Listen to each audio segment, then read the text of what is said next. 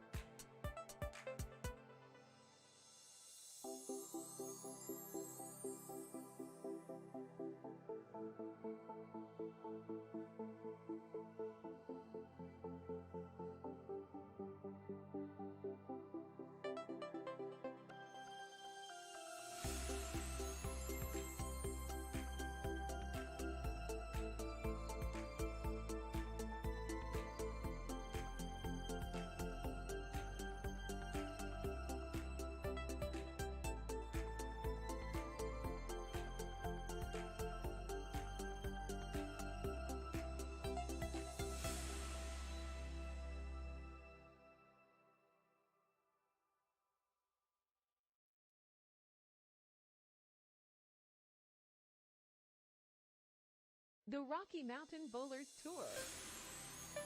Live from Sweetheart Tin Pin Bowling, where bowling is life. Brought to you by Storm Bowling Products, the Bowlers Company. Honest Ball Reviews. Real bowlers, real results. And Neoprism live streaming. When you can't be there, be here.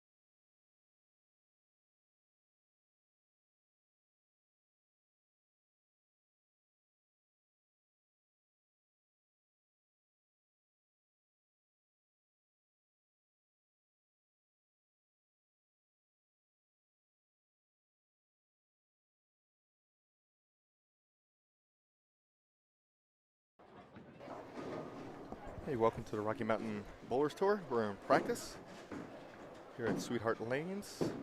We got about 8 minutes of practice left. Then we'll be getting started. We're gonna bowl 6 games. Seniors will cut to the top 14, I do believe, and ladies will cut to the top 7.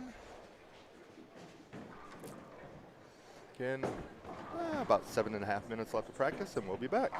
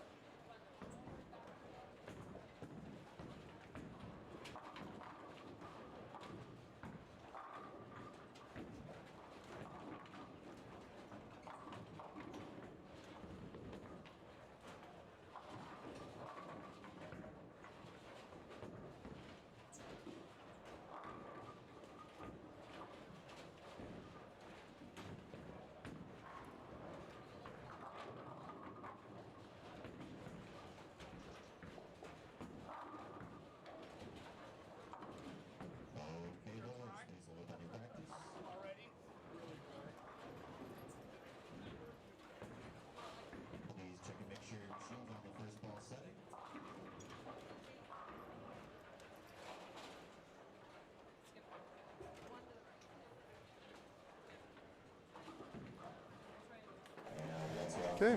Again, welcome to the Rocky Mountain Bowlers Tour here at Sweetheart Lanes. How about a good morning? Good morning, at work and as a well. Happy New Year. Hey. Our first show for the Rocky Mountain Senior and Ladies Tour of the year. And Yes, it is. Absolutely. I'll say good morning, Happy New Year's. Hope everybody's had fun. Hope everybody's recovered. Exactly. Absolutely. So we're at the lovely Sweetheart Lanes. Yep, very nice establishment. Very well run. Absolutely. No doubts about that. Yep.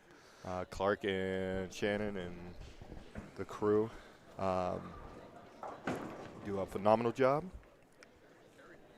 This week, we are on Beaten Path. Version number 2. Yeah, V2. Yeah, and I believe it's 41 feet. Yep. 27 mils? 26 and some change. 26 and change, okay.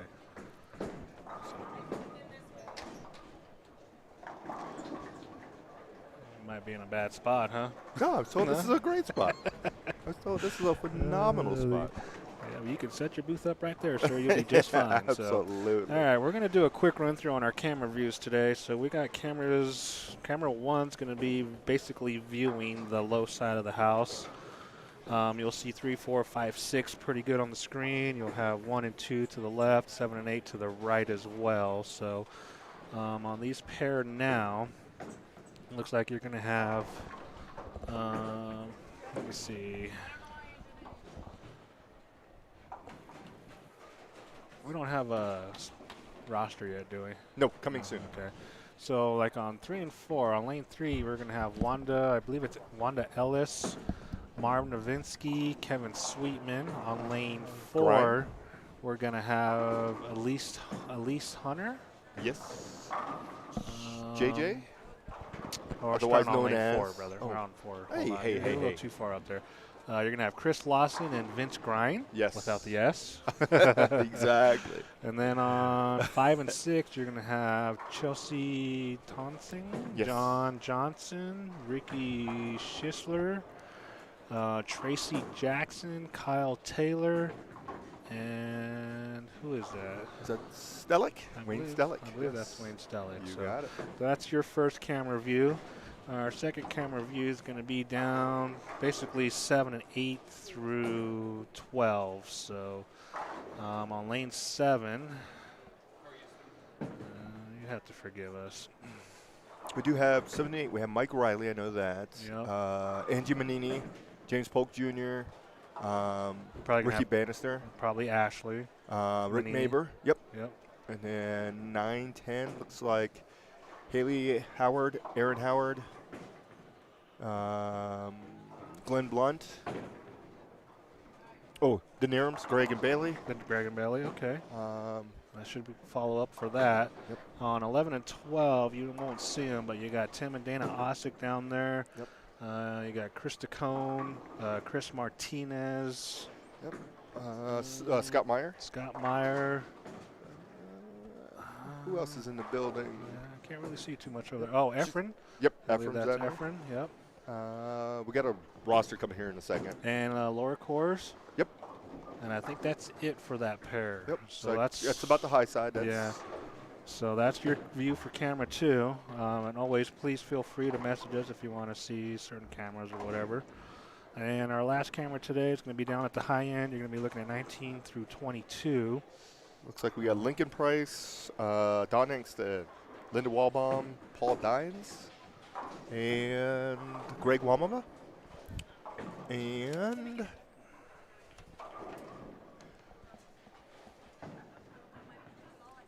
where are we at here? We're on 19 and 20, so here. So Linda, Paul, Lincoln, Rachel Ray. Yep. Greg Wabma, Don Angston. And then on 21 and 22, you're going to have Monica Tide, Dave Trujillo, Chris Webb, Tasha Green, Marco Popovich, and Chris Bergart. Yep. On 23 and 24, you won't be able to see them very well, but you'll have Carrie Enders, last month's women's champion. It's been a little. Yeah. Mike Diaz, Ephraim Pisano. So that's actually not Ephraim on 11 and 12. So that would be Chris Martinez. Yeah, I thought I had said him. Yeah. I think we said everybody there. Okay. Yep. So you'll have Ephraim Pisano, Karina Grasso, Mark Dahlberg, Scott Roberts. Yep. Who else is on the high side there? Let's see, on 17 and 18, you'll be able to kind of see them throw balls here and there. You'll have Shannon Cantfield, Emily Arndt, Paul Willett, Courtney Moon, Dan Streeter, and Ron Hostler. So there's only a couple of pair that you're not really going to see today. Yep. So But also bowling, we got Bobby Robinson, Dwayne Steinmetz, Tom Kreitz. Yep. Michelle Malley, Nicole Debbie Solano, and Debbie McMullen. Yep. You have Kathy Howells, Mark Shirless, Brian Usher, Christina Marshall, Felix Garcia, Joe Vickery. Yep. And I think we've named everybody. Let's see here. On lanes 1 and 2, you're going to have Michelle Martinez, Jason Pauly, Ernie Lloyd, Carla Lewis, Don Malin Sr., Jack Jackson, also known as Jack or John, I'm sorry. Exactly. Exactly. So, and I think we pretty much covered everybody that's bowling today. So. Oh, absolutely. Yeah. So, well, let's go over here to see what's happening in front of us. Looks like we got Lawson up on 3. Let's see what we got. Nice shot there. So during practice, I was watching some players throughout the house, and it looked like the lanes were hooking already. So that might be an interesting day. The surface is new. Pretty new surface. Yeah, it's maybe the a only year caveat, old. yes, Yeah. is they use a Brunswick Authority 22 versus a Kegel Flex or a Kegel machine. So Brunswick machines only oil one way. Yep. So going out. So the volumes are always going to be a little lighter when you're using. Yeah, the pattern won't be as defined. Yes. And that's what they run into a little bit on tour because they use Authority 22s. So then when everybody says, well, the auto patterns are playing fairly similar because it can only oil one way. Yeah. Now, the advantage of Authority 22 is the fact that you can oil board for board for board. Correct. No doubts about it. So you can put oil on 1, nothing on 2, oil on 3, nothing on 4. If you really wanted to be crazy and make everybody miserable. Yeah, definitely. Whereas a flex, it's defined across parameters. Yeah. So we do have we call him a new player today. He just turned 50 not too long ago. So this is a young guy. This is his first official senior event. Who's that? That would be Mr. John Johnson. Oh, yes, you're right. Yes. Absolutely. Yeah. Yep, It is. It absolutely is. We got the proprietor just squeaking by, eyeballing us. Around, giving us the evil eye. Yeah, it's a little warm in here, sir. I think he's turning all the heats out. Most bowling centers are cold. So yeah. It's a welcome difference. And maybe it's because we're so used to it being cold in a lot of places that they have no doubts about this. Their heat in here works no problem. That is definitely a plus, especially for spectators. Yes, absolutely. Yeah, you don't want to be freezing, that's for sure. Nope. That was one of the things, quick story, when we went to Bowl Regional in Houston. It was August. And the way Houston is, it's pretty humid. Yep. So they've got to keep the air conditioning just full blast in there to keep the approaches from being very, very sticky. So all the spectators in middle August, they got these big coats on and everything else because it's so cold in there. And in the pro shop, they had a heater. It was crazy. Yeah, it's crazy. But, I mean, if you're not a bowler, you probably won't understand, you know. So I used to bowl when I did regionals. I used to be out there in Angleton, Texas, which is just west, I believe, of Houston. So getting closer to the Gulf made it a lot more humid. And I tell you what, you learn how to bowl real quick when you bowl in humidity. If you never bowl in humidity, it's very, very different. Oh, absolutely. Like a good example is, so if you go to Nationals a lot, when we go to Baton Rouge, that's super humid down there. That's very, very humid. I don't think that was as bad as Texas, though. Yeah, Corpus is down there. You're right on the water. I mean, granted, Wichita's right on the water, too. The other funny story, too, is that when we went to Baton Rouge our very first time, so we're down there and stop at a store, give me some nice Ritz crackers, got a sleeve of Ritz crackers, and go bowl. Took them out, open the package up, took them out, go bowl, come back. They're just shredded because the humidity got it, just crinkled all the crackers. I was like, you got to be kidding me. You got some rich cereal now. Exactly. Things you learn as you do different things. And I'm sure you live down there, you came up here, you're like, man, what is going on with you guys? Yeah, exactly. Awesome with another strike there. No, we missed it. Oh, no, he didn't. Yeah. Oh, somebody's in my way. Sorry. I give Chris a little bit more credit than he deserves. Mm-hmm. There you got Kyle going on 5. Let's see what he's got going. Ooh, he crossed over. Left a 3-pin. Yep.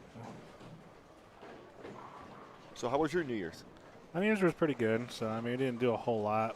Yeah, you're old. Yeah, you know, I hate to say it. Yeah, I mean, we made it to midnight. So it was short-lived, but we made it. 12:02, I was lights out. For 12:05, we were done.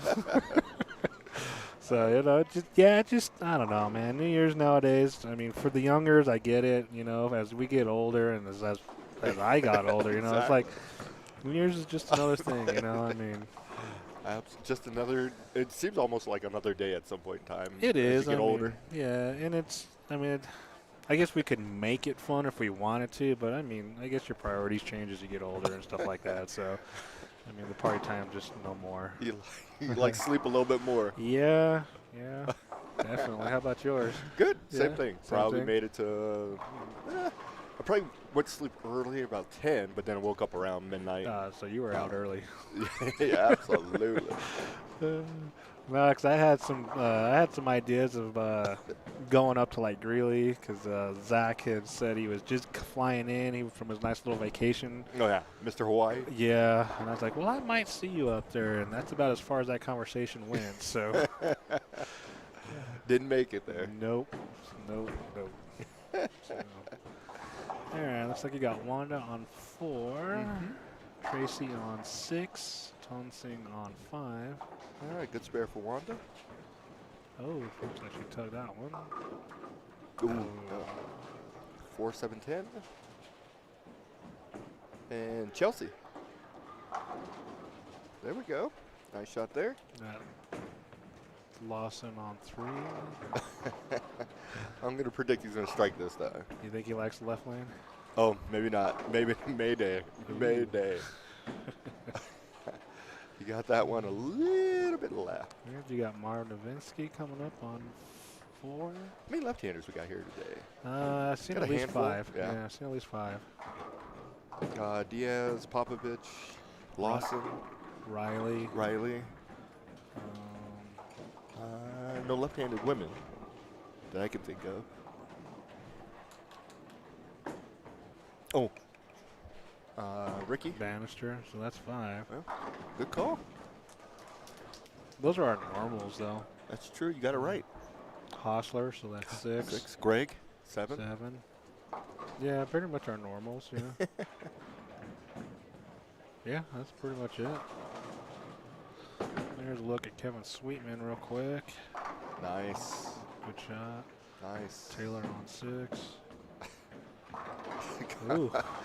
I think we're going to see a lot of Brooklyns today, to tell you the truth. Just on how this pattern's playing already. Gonna have Schistler up on 5. Stellick on 7. I got this rule. I was like, I don't want to see you no sooner than 24 hours later. So I went up to Stellick. I was like, hey, how you doing? He's like, it's not 24 hours. I'm like, what are you talking about? He's like, it's not 9 o'clock yet. I'm like, oh, you're right, because I seen him yesterday. There you go. You're at Holiday? Yeah, I was up there for a little bit. Getting some practice in? No, yeah, I did throw the ball for a little bit, so it actually felt really good. Good. Drilled the new ball from Storm that's coming out, one of them, which is the Summit Peak. Yep. What do you think of it? It's hard to say. I got this rule. If I drill a ball and I throw it on a house shot and it just looks totally horrible, it's going to be a good piece. Good piece for sport, tournament shots, stuff like that. So, and it was on that not too good looking. Yeah, so I mean it's very clean. Okay. But I also drilled. I put a stack drilling on it for me. So which was for my PAP is 4.5 by 3/4 up. So that put the numbers at 60 by 4 by 30. So that pretty much stacks everything up right next to my ring finger and all the way down to the thumb. And I do that because I want the ball to kind of lay off on the back end, Correct. be clean and then lay off. So for me, that's what works for me. And I drill a lot of my high roads like that. Every high road I get, I drill like that because that drilling for that type of ball and core works very well for all the high roads I've ever had. So I was like, you know what? Based on some of the numbers, I know the numbers are a little bit different, lower RG, a little higher diff. So I was like, you know what? Maybe I want this ball to just be kind of that piece to where I want the ball to kind of start up, still push, but be really clean off the back end of the pattern. So. Absolutely. And if you need to get it to start a little sooner, you can get on it a little bit more. Yeah, definitely. And I was going through all those motions, so I mean, still a little rusty, but whew. I'm like, man, do I really want to go through all this again? So, but that's what bowling's about, you know. So, Absolutely. Like Speaking I said, of bowling, we've got the great Dana. She's here. She just got back from. Yeah, I was gonna kind of wait until we seen her on one of the TV pairs so we can start talking about her a little bit. It's so good, we could talk about it early. Well, yes, it is. So I do have some stats, a few things here and there, and stuff like that. We'll get to that. We just want to give her congratulations for bowling extremely awesome. well. All the Team USA players that went out to Columbia, Columbia, I believe is what it was. Kind of weird, but it was Sharon, Tish, Dana, and Jody Warsner. There we go. Okay. Kelly Kulik was the team captain and coach. That was on the women's side. On the men's side, you had Chris Barnes, Tom Hess, and the great Parker Bone III. That was on the men's side. So, and I believe it was Tom Baker that was out there coaching the men's side. Who's the fourth man? I said Barnes, right? Barnes, Hess, Parker, and oh man! You gotta make me think this early in the morning. I'm gonna be embarrassed when we figure out who it is. Oh goodness. We'll get back to that. Give us 1 minute. Oh, it was Doherty. There we go.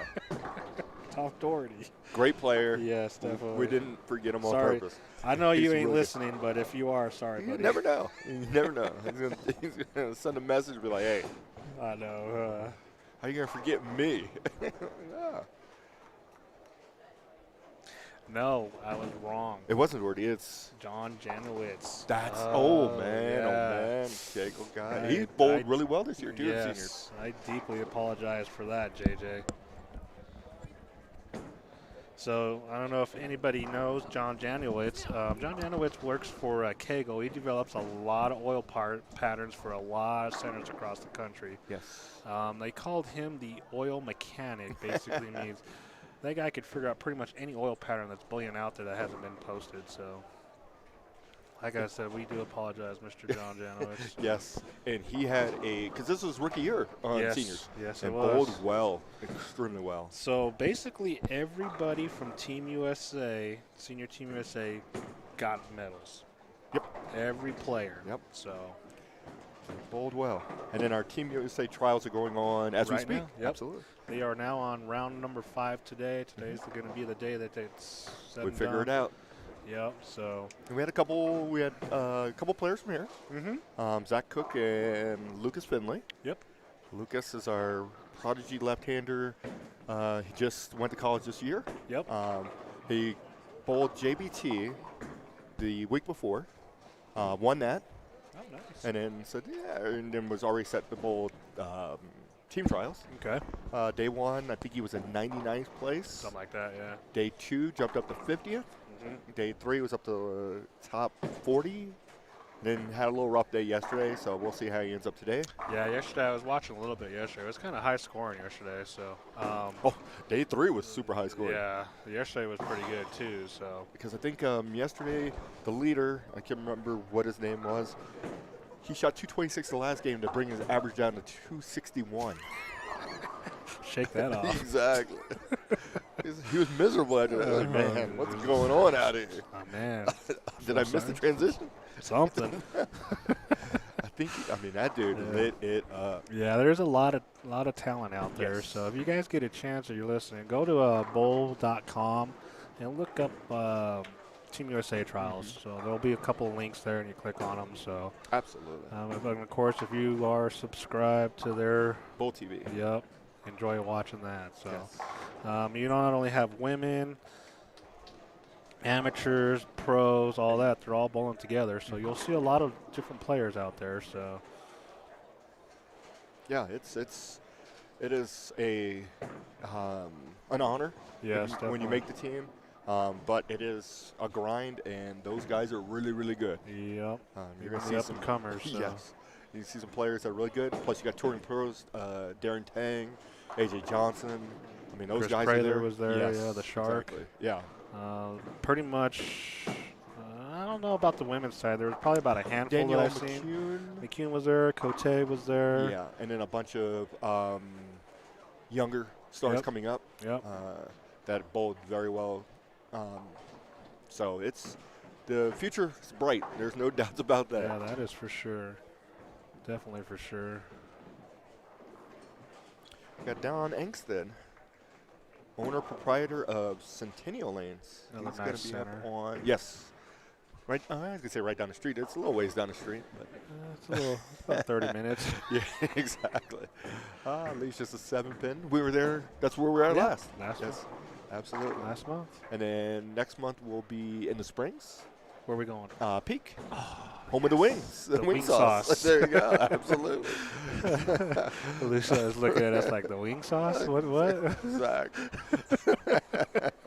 Once you taste it, you'll understand. Yeah. Oh, these do. Well, yeah, this sauce will go with anything. This sauce I is don't really care. good. The sauce will go with any sauce. It's okay. Oh. You'll have second thoughts. Yeah, she's young. She doesn't know. Yeah. Her taste buds haven't developed yet. Then after Peak, we are where are we at? Highland Park. February. Yep. Year in Highland Park. Yeah. Another phenomenal center. Highland Park, obviously, they know what they're. Obviously, they are the mecca of centers here in Colorado. Yep. They've hosted PWBA event, Which is coming back again this year. They did Senior U.S. Open, Which is coming back this year again. So they know what they're doing. Yep. I'm not saying that no one else does, because here they are.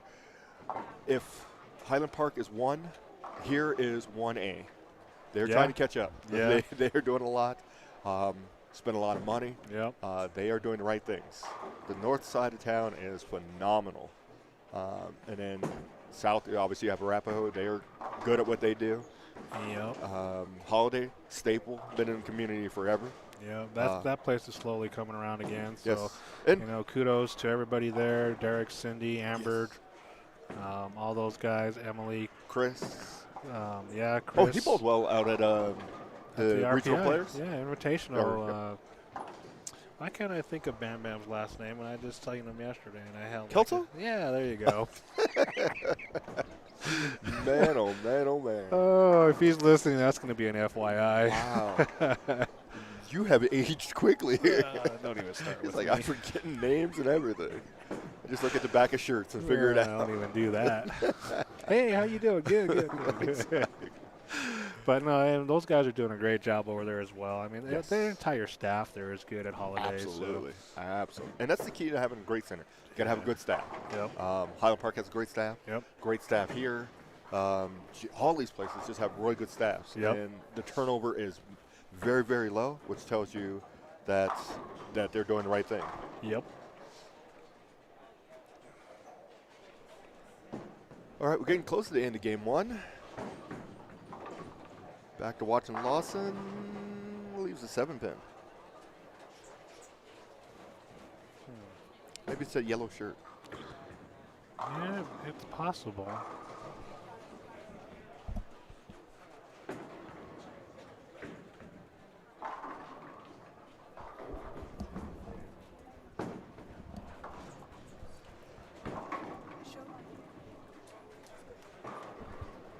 What happened?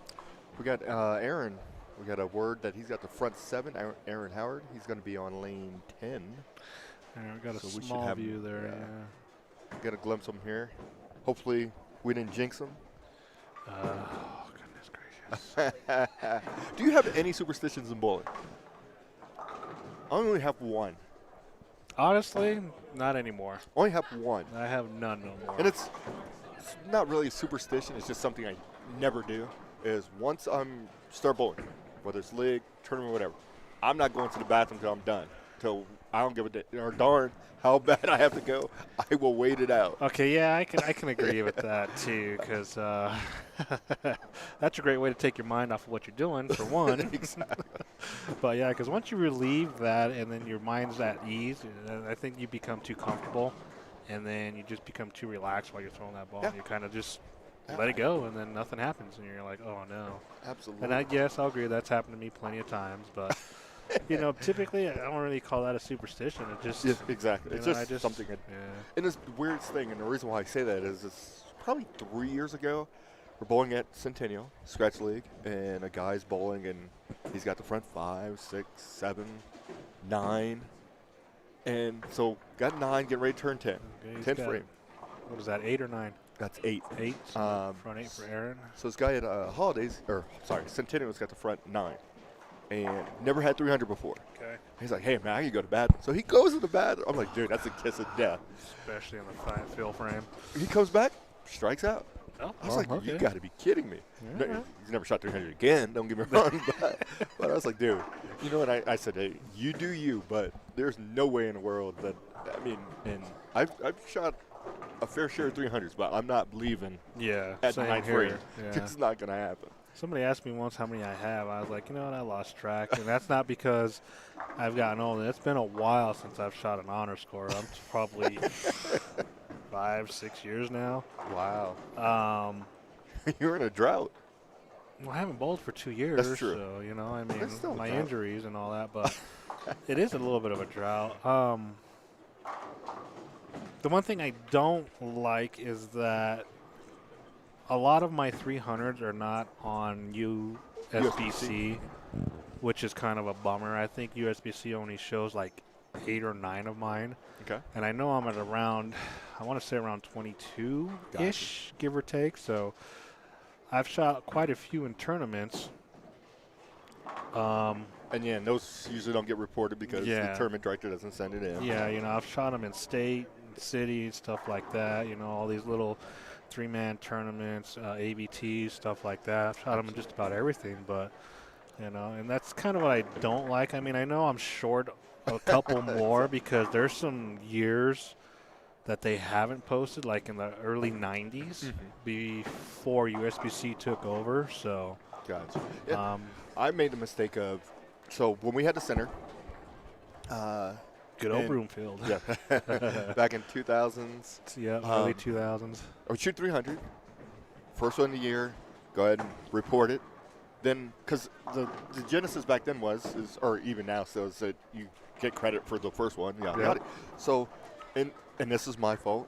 I shoot multiples in a year, but we don't even report one because I was like, well, they only care about the one for the year. Yeah. So then somebody, you know, years later, somebody's like, no, man, you got to report all those because then they stack them up online. Yeah. I was like, well, I shorted myself a good chunk of them.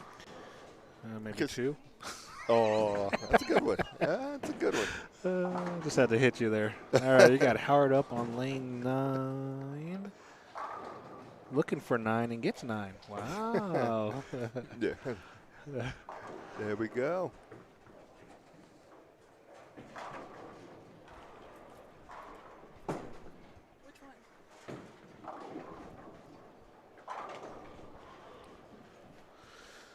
So we're going to stick around here for lanes 9 and 10. You got Aaron Howard on the front 9. So awesome, awesome bowler in his own right. Yeah. Won a lot of ABT titles. Yep. I got like 7 of those things. Yeah. Yeah. I think my last one came at Broadway. 64. Back in 64. Ain't that old. If your last one was at Broadway, that's a while ago. Broadway hasn't been around for a while. It hasn't been in 60. Yeah, well, you know what? Maybe 10 years? Yeah, it's been a while. Yeah. Because we're in 23, that would be 13. I bet you it's gone before then. It was. It definitely was. So probably this maybe. Time's flying. Yeah, maybe 15 years. Wow. It's incredible. Yeah. Incredible. I used to like the setup of that center. Yeah, I did too. That was a fun place to bowl. You had kind of like the stadium seating there, so the spectators always sat above the players, which was nice. Same thing with the Brunswick on Mississippi. Is it Mississippi? Or it's Wadsworth. They used to have that one that sat there as you're going south on Wads. It was up top two. You were up high, and then you had to walk down the stairs to get there. They had some events there. Some Are you PBA talking events about there. old Bowlmore or something like that? Broadmoor or something like that? It wasn't Broadmoor. On the west side of town, or? No, it's on south it's south and west. South and west. Well, Well, somebody will. I think we got our answer right here. Is there? Let me see. Let's see.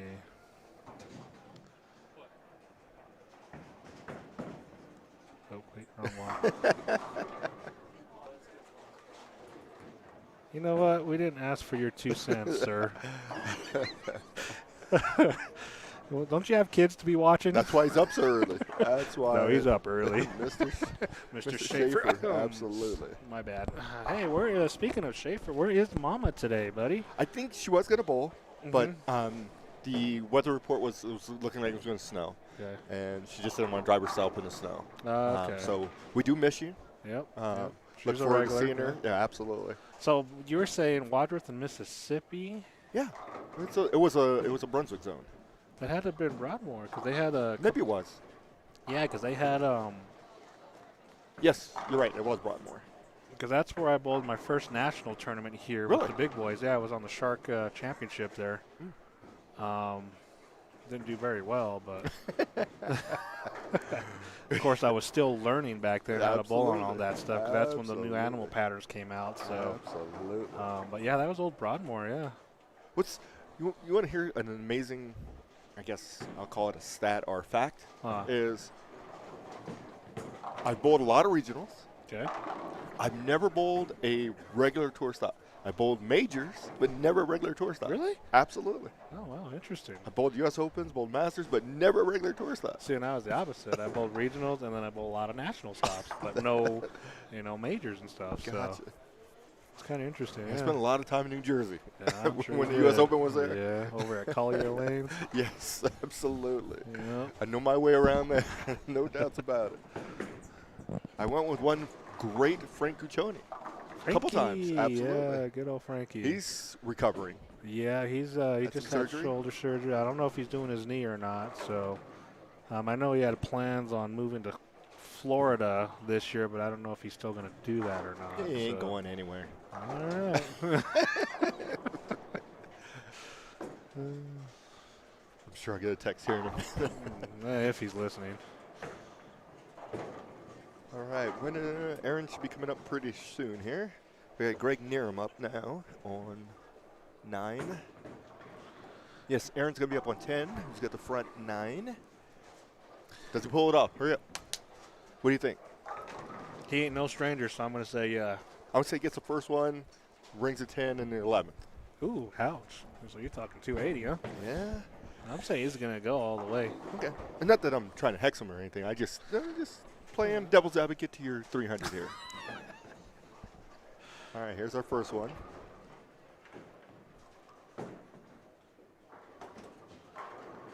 Ooh. Oh, look at The that. 10 was early, and it was a flat. So it looks like he's going to shoot 270. Keep in mind if he picks the 10 pin up. I don't think it should be an issue. But Shouldn't be. Oh, See what happens when people start watching? Glenn Blunt. Glenn Blunt Jr. Yes. You know, talking. He's another new guy. I mean, he bowled doubles before, but he just started bowling regular He started stops. bowling more, yeah. Glenn's got a great shop over at Sonesta. Sonesta. Yes. Staple over there forever. Yeah. Before there, they were at Sport Well, Lanes, right? Oh, Sport Lanes early. No. Glenn started at Sonesta when he first started drilling. Okay. And then Bill Shepard, rest in peace, he died Great guy. a while back. They went up to Sports Lanes up in North Glen, which was off of like 112 in Washington, right? In Washington or Yep, something like that's that. where I met them. Yeah.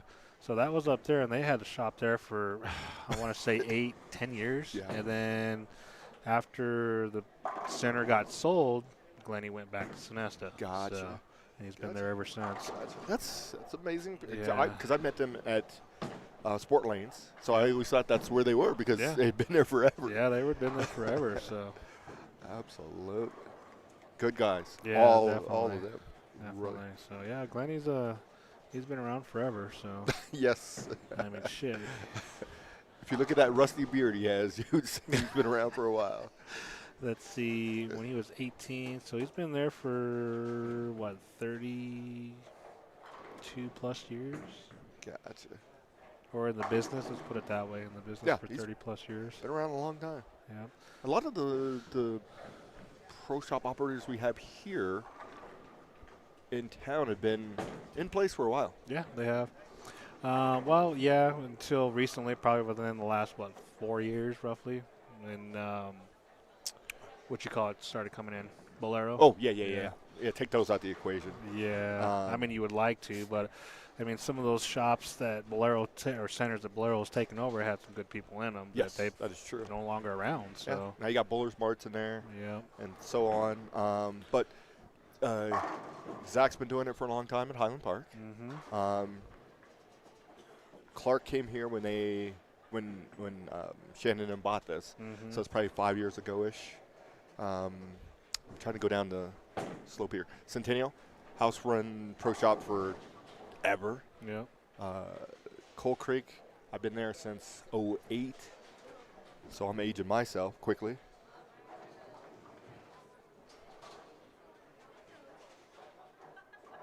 And then who else we got? Then we get the Holiday.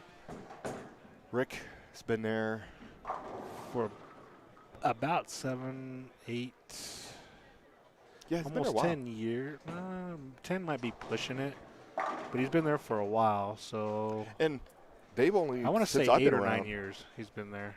Since I've been up here since 2000, they've only had in 2000 they had Tyler and so Tyler basically, and then after that was Wayne Stellick. Okay. And then Schaefer. Yeah.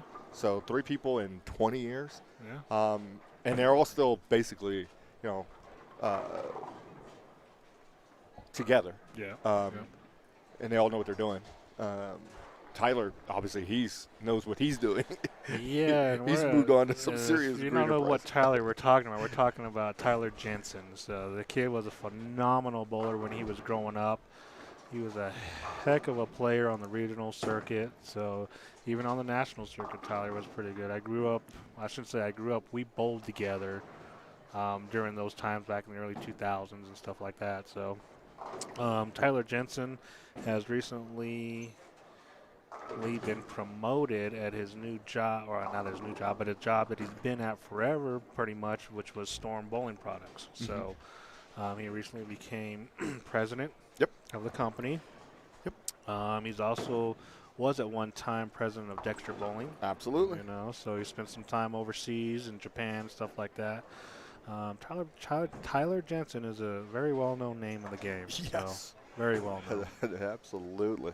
I remember back in the day growing up as a junior when we used to have the Colorado newspaper when they used to put that out for bowling. Mm-hmm. It's like every week you open it up, Tyler Jensen shoots another 300. It's like, okay, next week. Tyler's a Hall of Fame regional player. He is, yeah, so he's got a lot. Yes, he's the guy can bowl. And speaking of Storm, we're going to talk about another person who's been with Storm for a long time. Is Mr. Cooper. Who's Mr. Cooper? I know. I hate mentioning his name. It's so hard for me to say this. See that? Now then you wonder why. There's questions to be asked. Oh, Brett. I've known him for a long time. You know where I met? I met Brett first when we had a regional at Broomfield. Okay. He shot 300. He was under our ownership. He was the very first person to shoot 300. And he shot it on a PBA pattern. Absolutely. Nice. He always reminds me of that all the time. That's why I know. Yeah. But he's a great. You want to talk about another great guy? Yeah. Brett's really, really nice. Brett Cooper is the district sales manager here for Colorado, Utah, Texas, Oklahoma, Kansas, New Mexico, all this, basically here on all the states surrounding us. So Brett Cooper's a great guy. Does a lot for the bowling world. So, well, looks like we're about done with game one. Players are moving around here and there, so we are going to make some adjustments real quick. Bear with us.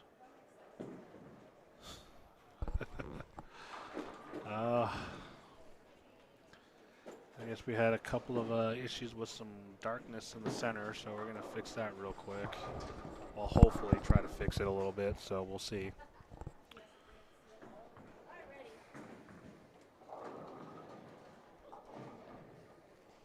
It looks like our moving, so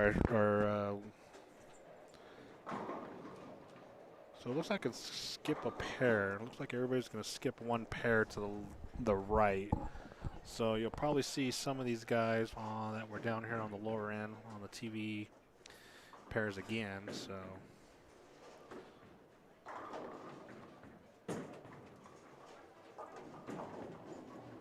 missed the bucket on that one. So yeah, you're going to be like on the camera view now for game two. We have the same players that you just seen on game one that were basically on 3 and 4, 5 and 6. So.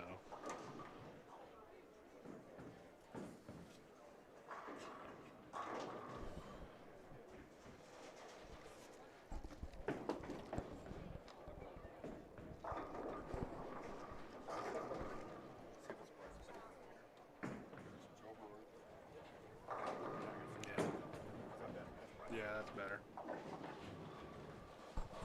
All right, so we should have, let me see here. Just had to do a little bit of camera adjustments. Yes, sir. We are golden.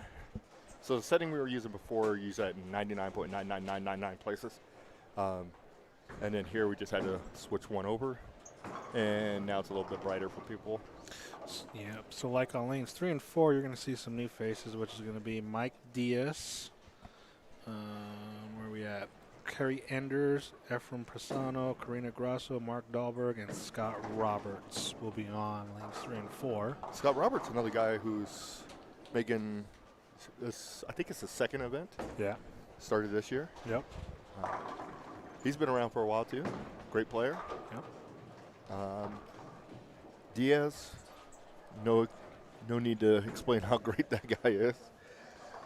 Carrie won the last one. Yep, she sure did. Let me see. Ephraim can bowl.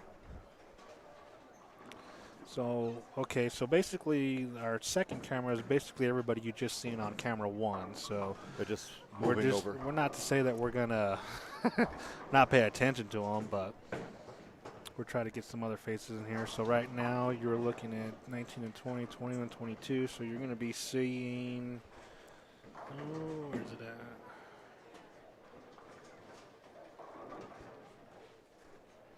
You're going to be seeing Shannon Canfield, Emily Arndt, Paul Willett, Courtney Moon, Dan Streeter, Ron Hostler, and you'll see Michelle Malley, Nicole Solano, Debbie McMullen, Tom Kreitz, Bobby Robinson Jr., and Dwayne Steinmetz down there on the end. For those that don't know, Debbie McMullen, phenomenal player. Yes. Got a lot of accolades. Yes, she was on tour back in the day, early or mid 80s, 90s, right around in there. So she's got some clothing on display at the National Bowling Stadium. I'm pretty sure it's still up, but it's been a while since I've been there. But the last time I was there, she had a few shirts and a couple other things on display there. So awesome. We got Mr. Kreitz up on 19. Dan Streeter on 21. Tom Kreitz is a legend. Yep. Nice spare there. There's a look at Danny Streeter.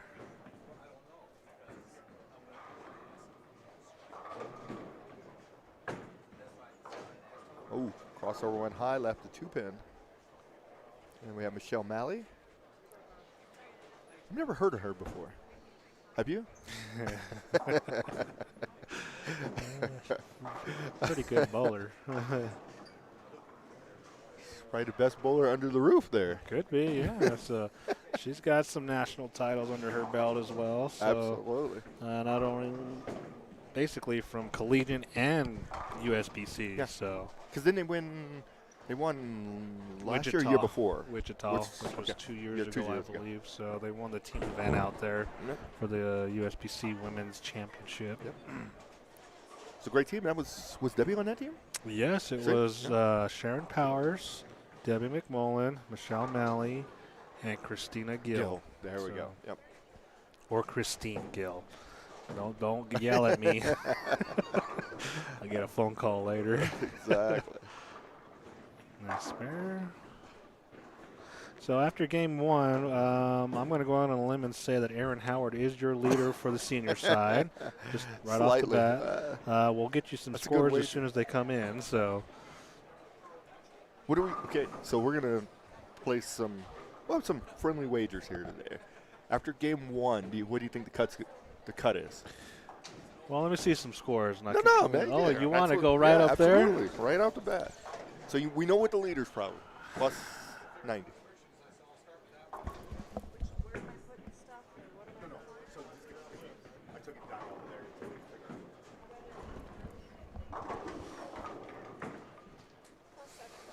Plus 7? Oh, no, it's going to be higher than that. Lucia at plus 70. You think it's going to be no, higher? she said plus 7. Oh, plus 7? Yeah. For the men or the senior side? No way. I'm going to say it's going to be around 50 to 60.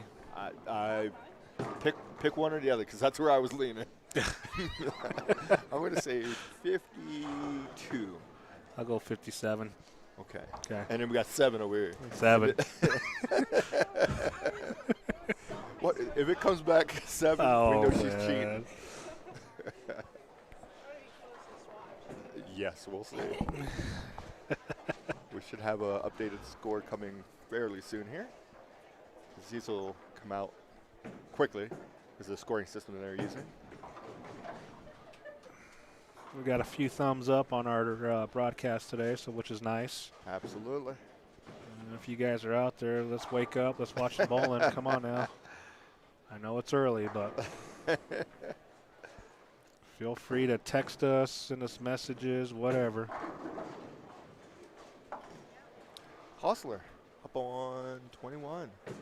Steinmetz on 19. Oh, yeah, Dwayne Steinmetz. We missed that left-hander. Oh, please forgive us. Oh.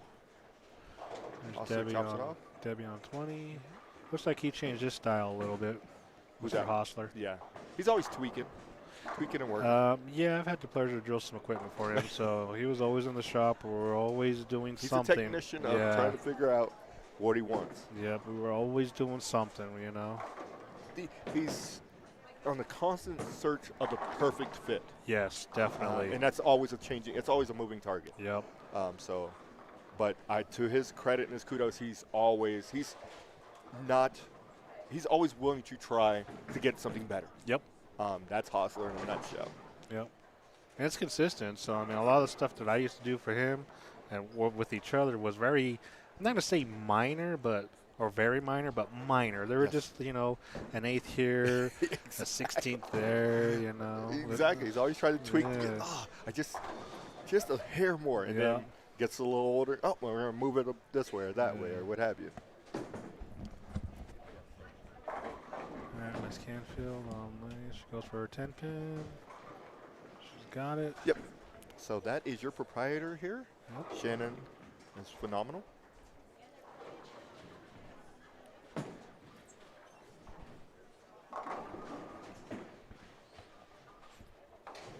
We got Michelle's up on 19. Yep, then you have Emily Arndt on lane 21. And there's Hostler again on 22. Crosses over. Again, leaves a 2-8. Michelle. Nice. There we go. Nice shot there.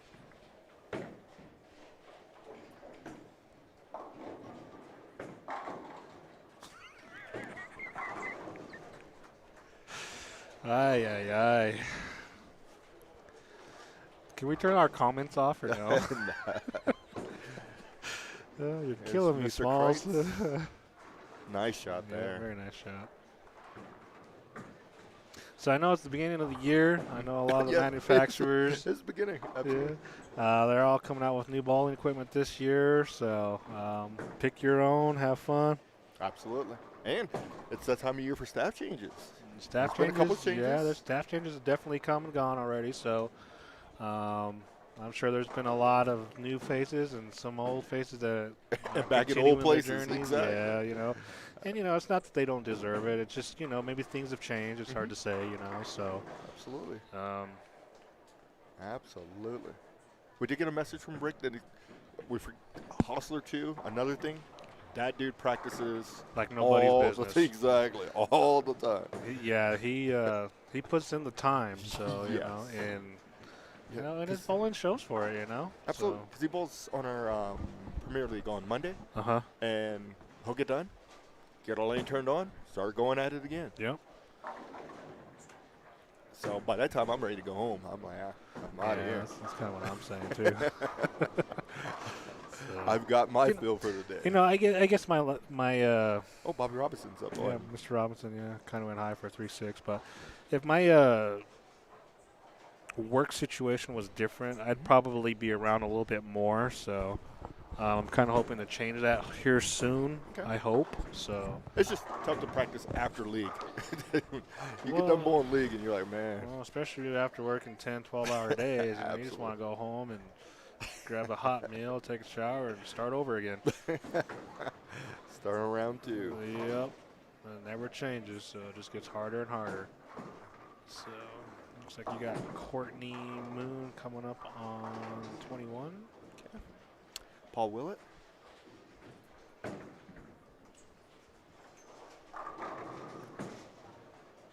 And there's Debbie with the spare. Nice. Take a look at Courtney real quick. Nice.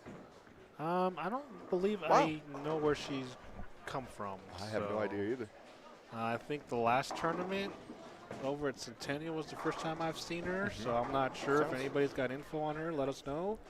We'll definitely try to figure out where she hails from. Yeah, we'll get our staff working on that. Give Lucia something to do. Yep. Let's move over to the low side. So here's a look at Miss Carrie Anders. 5. But I don't know. Yeah, he might still be there. There's a look at Ephraim going for a spare. Nice. That comes in a little light, leaves a bucket. We got Mr. Diaz up on 4. I like the color of that jersey. Yeah, that's nice. The name. It's a beautiful name. What are you talking about? Where it says Diaz, that's That's what I mean. No, I'm joking. The front logo looks pretty good too. Yeah. Comes in high. Ooh, nice. Yeah, didn't Diaz have a shop at your place when you were in the center? He did, right? No. No. So he had a shop he had 2 shops before I met him. And but I thought he had one in Broomfield. no, he helped with it. Okay. When I very first started, he showed me a lot of different things. You want to talk about a technician of drilling? Well, that guy's one. His motto is that if you're going to miss by less than a 30-second. Yeah. Anything over that, it's a big flaw. So that's how I got to be as good as I am by working with him and knowing, oh man, you can't miss it. Oh. You see, and I'm kind of the same way when I drill. But if I miss, I want to miss a little long, not short. If you drill balls and you're missing short, you might want to go back and redefine your skill a little bit, because there's nothing like having a ball that's short. It's the worst feeling in the world. Okay, we'll start with the seniors.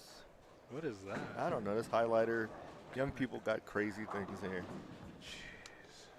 So, from our perspective here, first and foremost, the cut was plus 26. So, we were all wrong. Not even in the ballpark. Oh, you were talking after game 1. I thought you meant all day. No, yeah, after game 1. Oh, now you can just change the rules. Okay, well, yeah. Okay, you know what? We'll change the rules. After all day, you think it's going to be 57-ish. Yes. No, So that number's going up. It'll probably hit high doubles. I'm going to say right around 80-ish. I'm going to say 72. Okay, I like I'm those going to say twos. 80, yeah.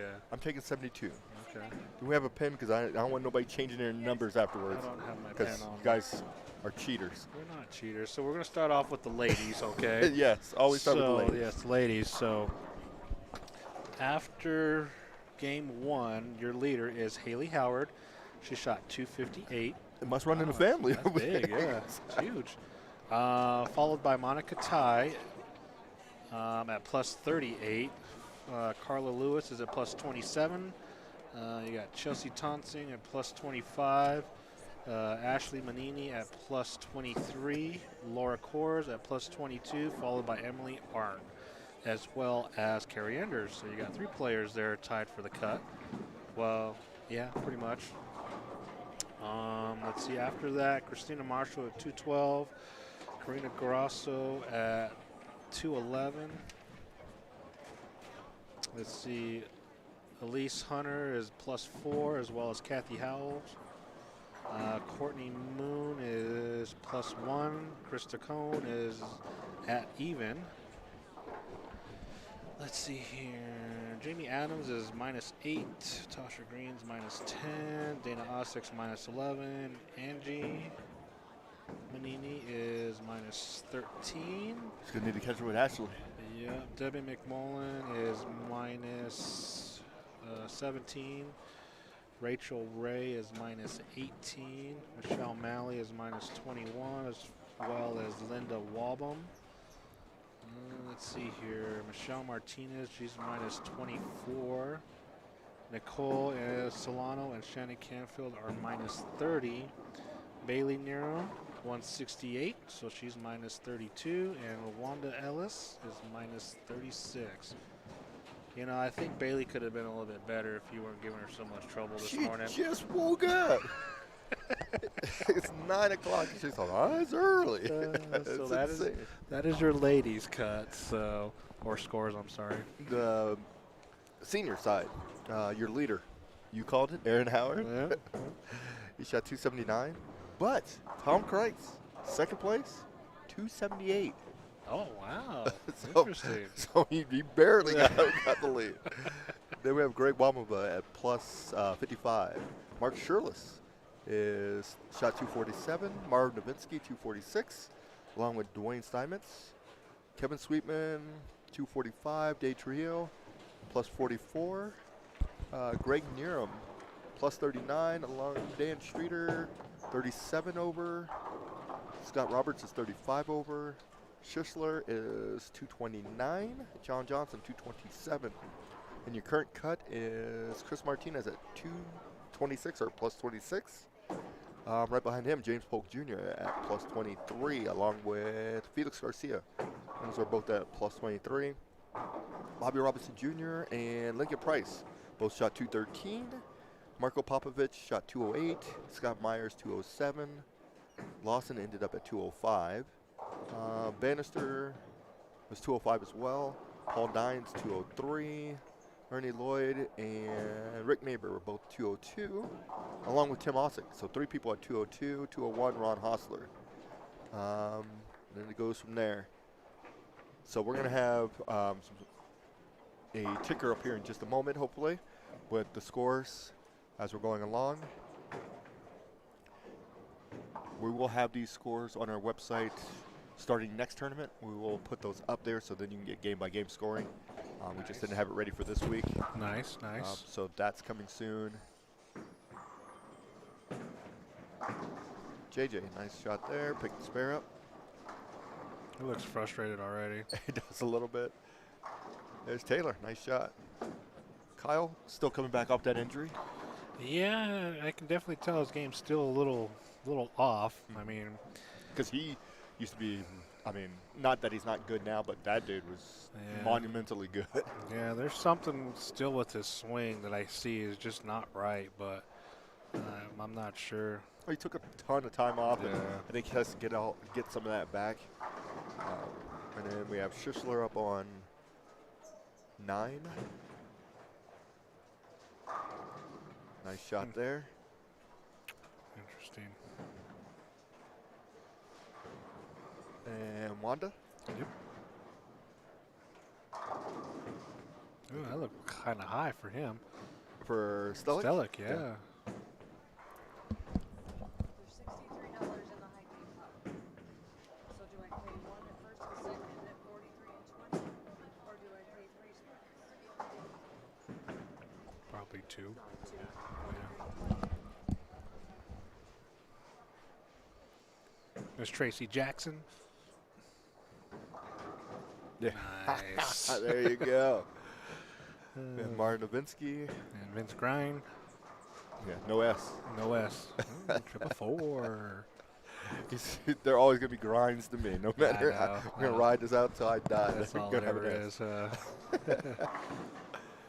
These guys are a little slow today, but They're making strikes and they're like, oh, man. Oh. It almost seems like when they're getting the ball to go through the pins the way they want, they don't strike. There you go, Streeter. Nice shot there.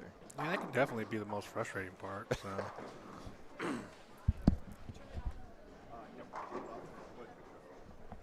Emily Arndt covers her pair. Got Michelle Malley up on 20. Debbie going to get at least 2, hopefully. If not 3. 3 is always a good number. Oh, maybe. Oh, that was close. that's as close as you can get right there. Yeah. All right, Hostler. Ooh. Yeesh. Ooh, that might be an outer range there. That's interesting. So what is that's That is the 6, 6, 7, 7, 8, 10. and you got it. The Greek church minus the 4 for the lefties. Exactly. Yeah, he didn't get any help with that shot. Michelle, nice. Bang. There you go. No, Yeah. slapping him out, too. Wow, Man, what what's is going on with her? What exactly. What happened? Boy, it's been hanging around you way too long. She got some new equipment the last couple of days, so I don't know what's going on there. She's definitely been liking them. She got a new Journey, and then the Evo, Okay. the Virtual Energy, Blackout, the Vivo. Yes. Yeah. Absolutely great ball. Oops. All right, Nicole Solano is going to be on 20. Oh, got that one left. It's okay. Didn't pay that bad of a penalty. I believe this her second one or first one? I think it's her first one. I'm trying to remember. Maybe one before. Yeah. Because Anthony's always trying to get her the ball. So I can't remember if this was the first or this is the second. One of the two. I see her every Wednesday. Yeah. So it kind of throws me off whether I've seen her here or not. Shannon. Boom. So, do we think this shot's going to favor your down and in, low rev rate players? Basically women players, maybe, or hard to I say? would say that, or it's a hard call because if we look at our leader, I mean, granted, it's only one game. Down and in, down and in, down and in, You think down so? and in, down and in, down and in. Maybe a little hook, Slow hook, Yep. playing the whole lane. Yep. What's the urethane? Aaron's gonna play third arrow. Yeah, but he doesn't loop the lane, though. He's more yeah. straighter up, Yeah, so okay. keeps the lane I'll in give you front of that. him. So James Polk. he might loop it a little bit, but Okay. I mean he's got a lot Bobby? of speed. If you say Bobby, just goes down and then me and you're gonna be Yeah, fighting. dude, no. He Okay. can. Yeah, absolutely, but I don't think he's doing that today. That's not his A game, but no. But I don't know. I guess it's hard to Yeah, say. and one of the straightest, 207. Yeah, and that's kind of where we're probably going to Correct. fall apart because then you got, you know, Yeah. Osick and Hostler as well, then Dahlberg, Yes. Vickery, Yeah. you know. They're down. I mean, You got will they come up? Will they catch up? You got Diaz and all that. I mean, they're not far behind, but I don't know. Maybe Yeah. Some of the straighties are struggling early. Maybe they come charging later. We'll find out. maybe, yeah. And then the women folk.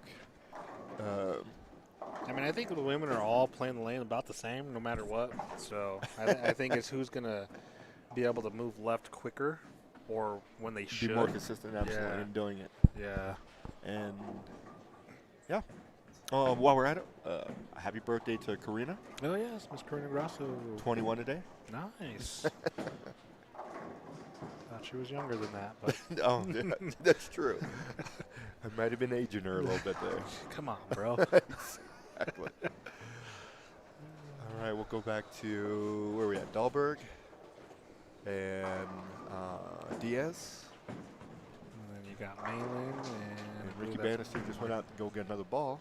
I think a whole bag. What do you mean? Ooh, Mike comes in high. 4-6-10. Dahlberg. He's going to go fairly straight. Yeah, he's I'll always give you going that for one. it straight. Yes.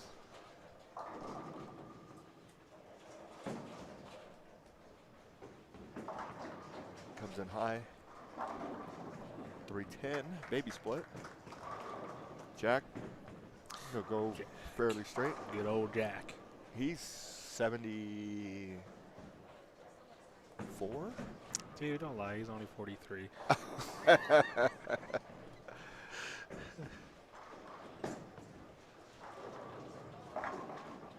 Mike will take 2 here.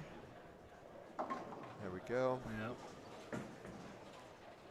No reason to do anything crazy there.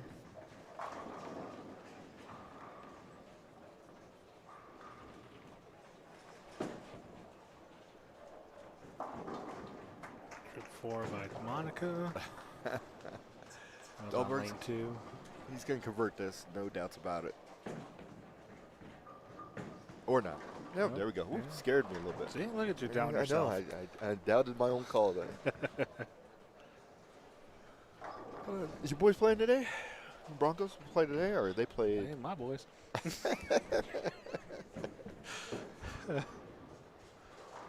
I'm surprised they even have a team after this year. To tell you the truth, with everybody that they cut and fire out right after every season. It's I mean, true.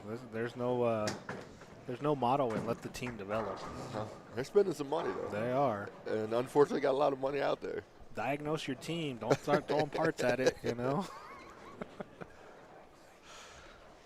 No, I guess they did okay. I mean, they did a lot better than I thought they would.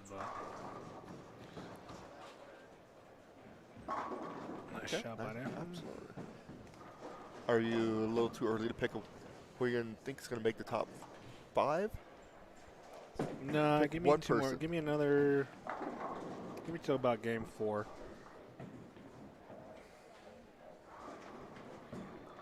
What, I got 0 or what? Yeah, what'd you say? I said 80.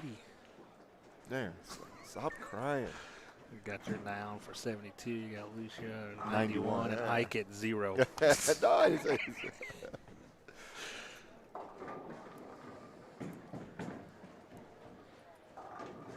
72. No, this is women's. Oh, for the women, huh? Where are we at? Plus 14? Taking 49 for the women.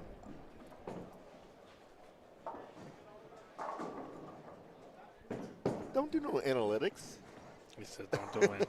What am I just write down a number? How about I just put the one that makes the cut? Yeah, there you go. This is what I'm working with around here. Oh, that's a pretty big number. It's a solid number. Let's put it that way. What's that? You're 49. Exactly. Hey, man, That's- you guys that's a have been solid here, done number. this.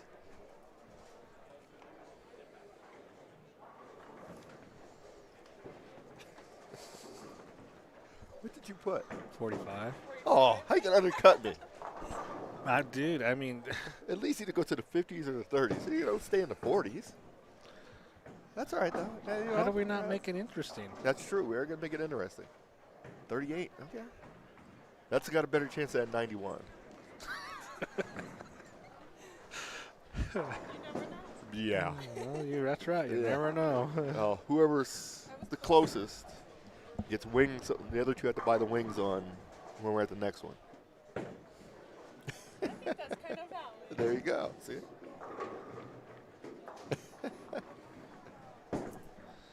You need to erase that picture. Get that out of your phone, bro.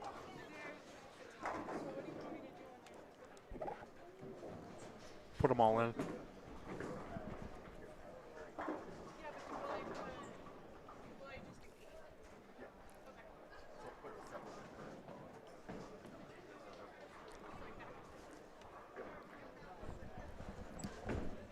I'd put them all in, but that's me. That's what we're.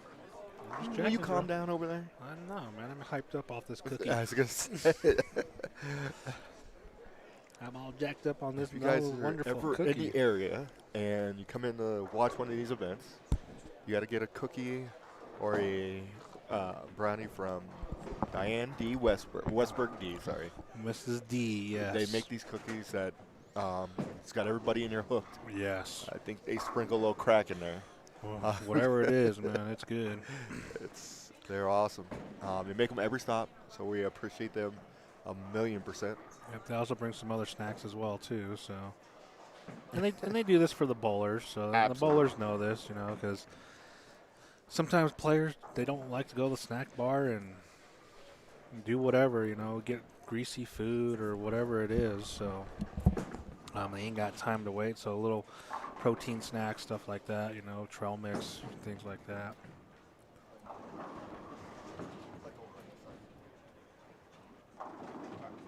Nice shot.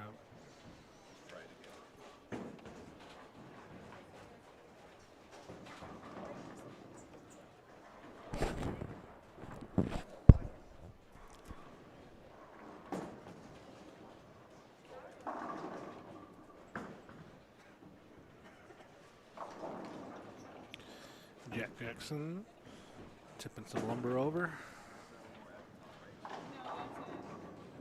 Karina gets away with that one. She might have gave it a little bit too much room, but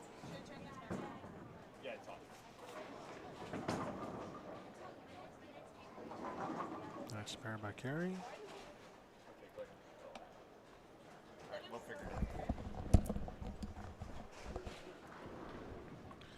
You'll see Marko Popovic on lane 2 going for his spare.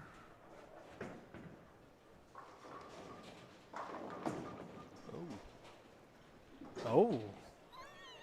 Jack. He made it interesting. Just a little. Jack leads a 10 on 5. There's Dahlberg. Nice shot there.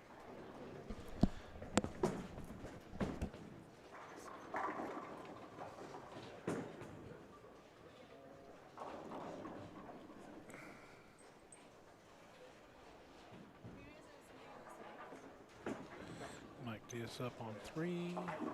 Comes in high again. Ooh. A little bit more carry would have been nice for him. Got Scott Roberts on lane 4. Is our first look at him. Oh, pretty good shot.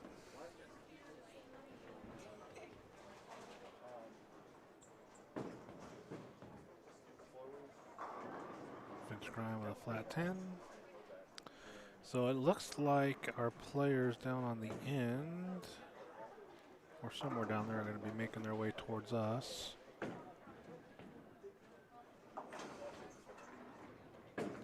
Kevin Sweetman on 7. Ooh, late is the 8 was late.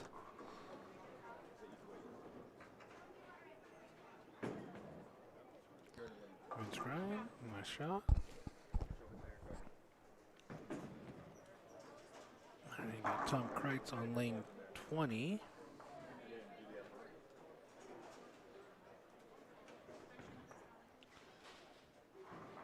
Nice shot by Tom.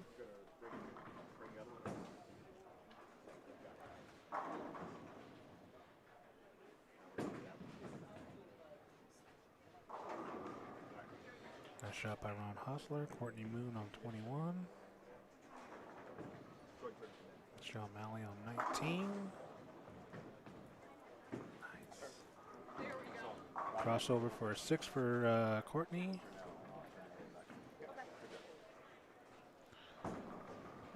Ooh, interesting. Okay. What's Bobby got going on there? Looks like a strike. Spare, strike. Spare, strike, spare. Shannon Canfield with a strike. It's a good shot. There we go. And Bobby, what was he after 1? He's a little bit behind pace. 13. About 10 down, yeah. Not bad. Not bad at all. Moon missed her spare. Michelle going for her 7-pin. She got it? Yes. Once you get yelled at a little later. Absolutely. No doubts about it. Oh, you try to get me in trouble, That's man, huh? my goal. Jeez. Every opportunity I get, I just I can get in my own trouble with her. Leave me alone. I Exactly. don't need your help. Steinmetz. He's from up north. Yeah. He's Greeley, right? I think so. Yeah, Greeley. 'Cause Nice. I believe his wife Greta, she is a dispatcher for the fire department in Greeley. Really? I believe. Yeah, Wow. I believe so. Little facts that you know. Yes, definitely. Wow. I'm impressed. Yeah, I know a thing or two about a thing or two. About a thing or two. I better add that in there. There you go. There's Streeter. Nice shot there. All right, a little, Where we at? Ephraim yeah. and Dahlberg. Dahlberg looks like he's got a strike spare open. Double, spare, double. Yeah, these guys are coming up on the end of their game now, so. Ephraim's got a 3-bagger going in. Yep. We have Don Inkstead in front of I think he just showed us his feelings. I like it. He's got the emoji grip sack from Storm with the, what is that, the angry face? That's or the angry face. the angry face, yeah. That's about the first. Ooh, Ephraim comes in light. We got Scott Roberts working on a strike. He's had that swing forever. Yeah. Ooh, yes. Yeah, not good. 3-4-6, 7-10. He got 5 out of that.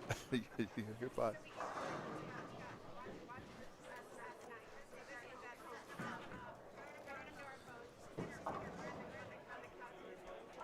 Yeah, so basically, camera 2, you're going to basically see just about everybody you've already seen already. They're getting ready to start game 3. Yeah, I think they are starting game 3, aren't they? Is everybody on game 3? Yeah. We'll go to, Let's see, these guys are finishing up down Yep. here. so that's our last ones that are left on game 2. Yeah. So we got camera 1 and camera 2 finishing up their game. We got Shannon. Looks like she's got a strike in the 9th. 3 will get her to 95, 225. Michelle comes up a little light for her 9th frame. Speaking of it, they're walking through the door, proprietor himself.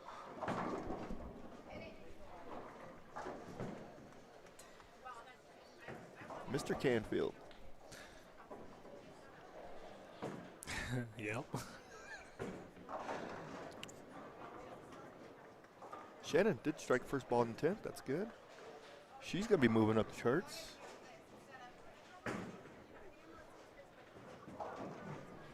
She's going to be plus, so that's good.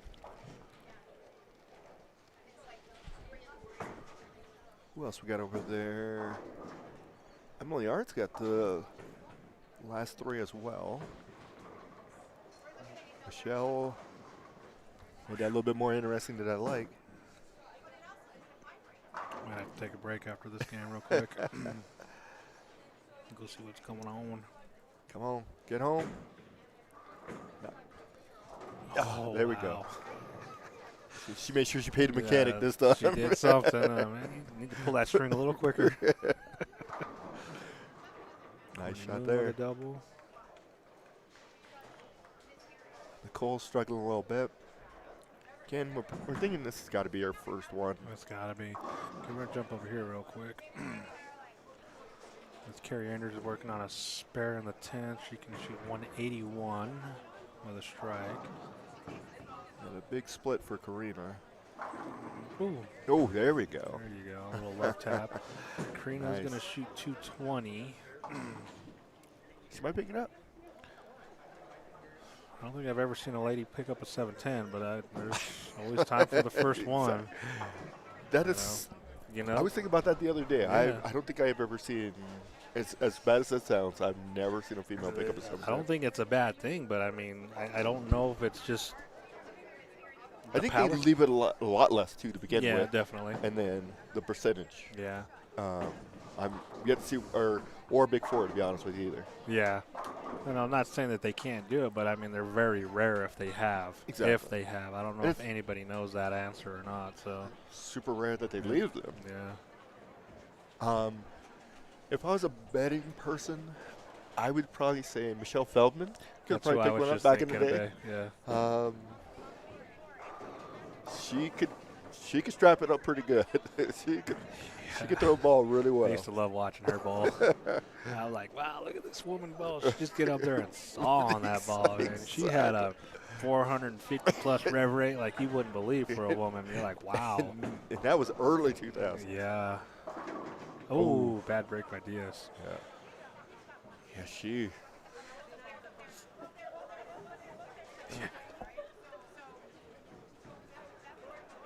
Dahlberg working on a double. Oh, no, I'm sorry. Working on a spare. He was working on 3. Does convert the spare.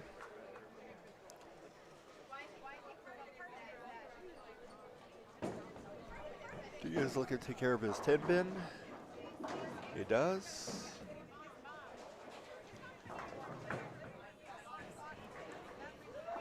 Oh, Monica Tai picks that up. Nice. There you That go. was the 3.6710, I believe. So portion of the 710 picked up.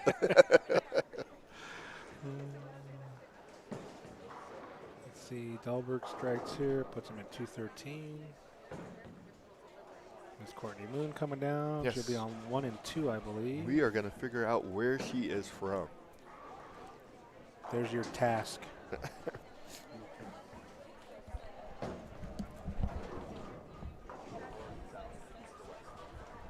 From the state, out of state, just moved here, something. Exactly. Old juniors, whatever, it don't matter. Give us some info. Arkansas. Arkansas. Which is just in the neighborhood?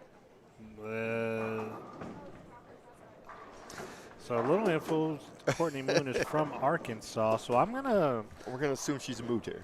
go out on a limb and say she moved out here because of work. That's a guess.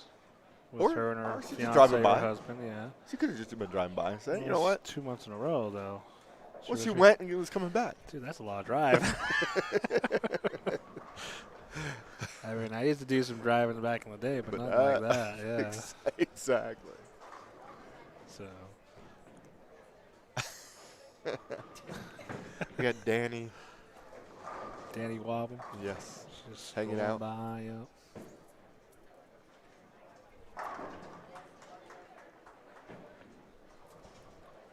So as soon as these guys finish up their games here.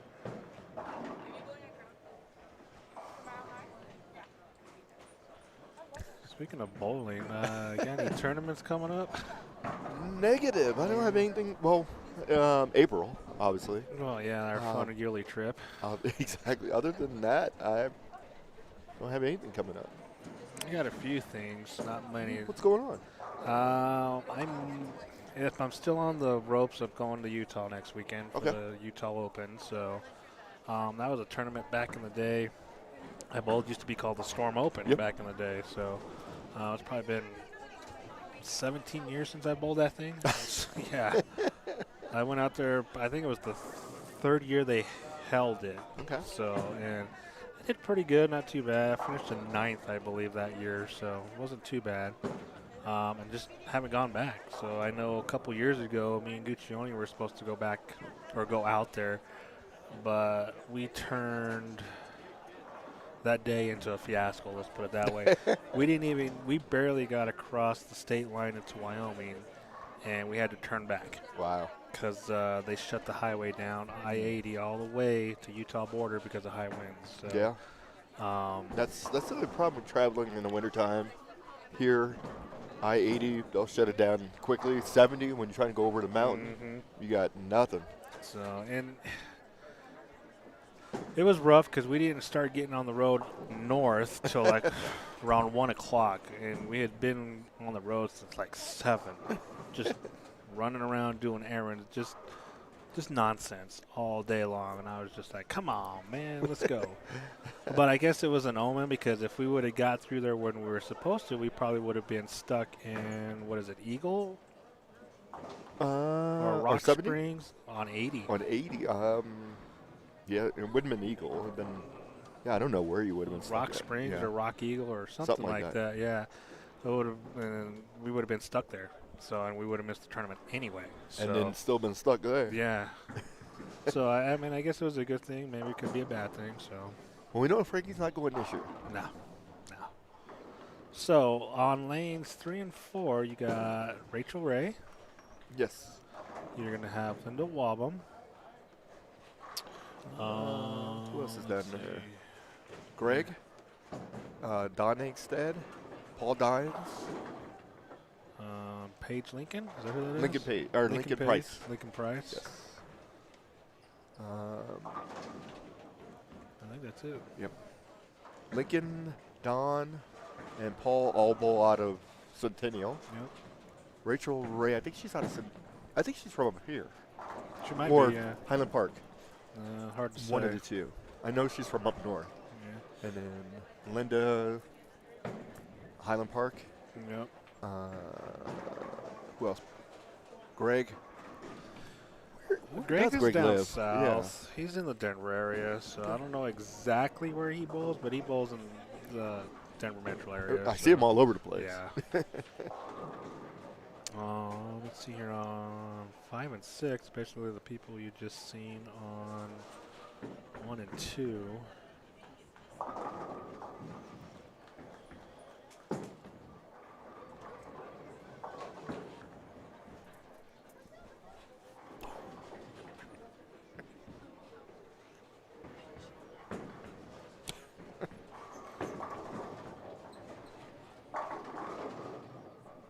You can go check on Mama. Yeah, I've been summoned. There you go. All right, we'll hang out, take a little We'll break take here. a break, yeah. And we'll be back Let's with see scores here in a minute. Give us 1 second.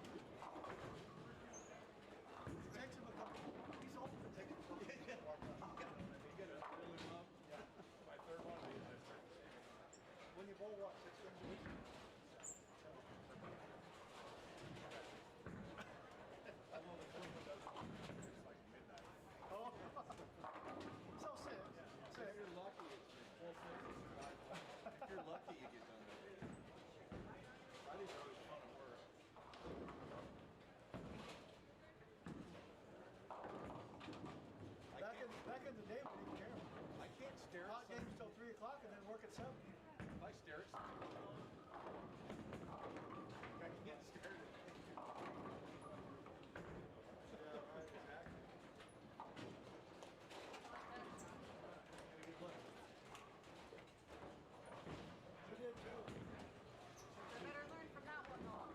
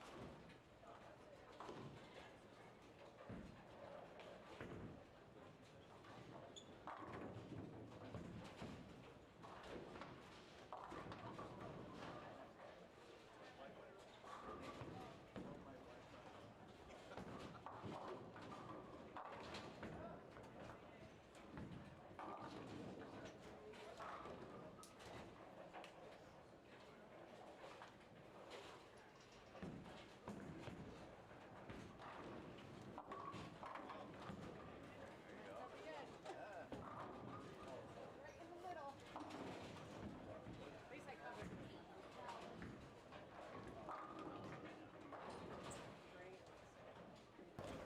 Here we got some scores for after game 2. Senior side, Aaron Howard's still your leader, plus 126. Tom Kreitz plus 14, or sorry, 114 is in second.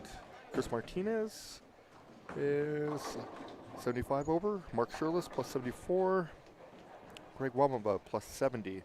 At plus 67 is Ricky Schisler. Greg Nerum is plus 66. Scott Myers 63 over. At 59 over is James Polk. Chris Burkhart is plus 47. Dan Streeter plus 44. Plus 37 for Gabe Trujillo. John Johnson plus 32. Along with Tim Osick, and that is your current number at plus 32 after 2. Bobby Robinson is 1 behind. And Marvin Novinsky is 2 back. For the women's side, Lori Kors plus 88. She shot 266 that game. Haley Howard is plus 77. Ashley Manini, after her 243 game 2, put her at plus 66. Plus 35 is Rachel Ray. Plus 34 is Karina Garasso. Christina Marshall is 23 over, and current number for the women is plus 21, Emily Arndt. And 7 back of her is Elise Hunter, and Courtney Moon is another one back of her. So that is our cuts for game 2. We're about halfway through game 3. We'll have Clark Friesen join us a little later. Isaac is still doing his duties as a ball rep. Hopefully it helps.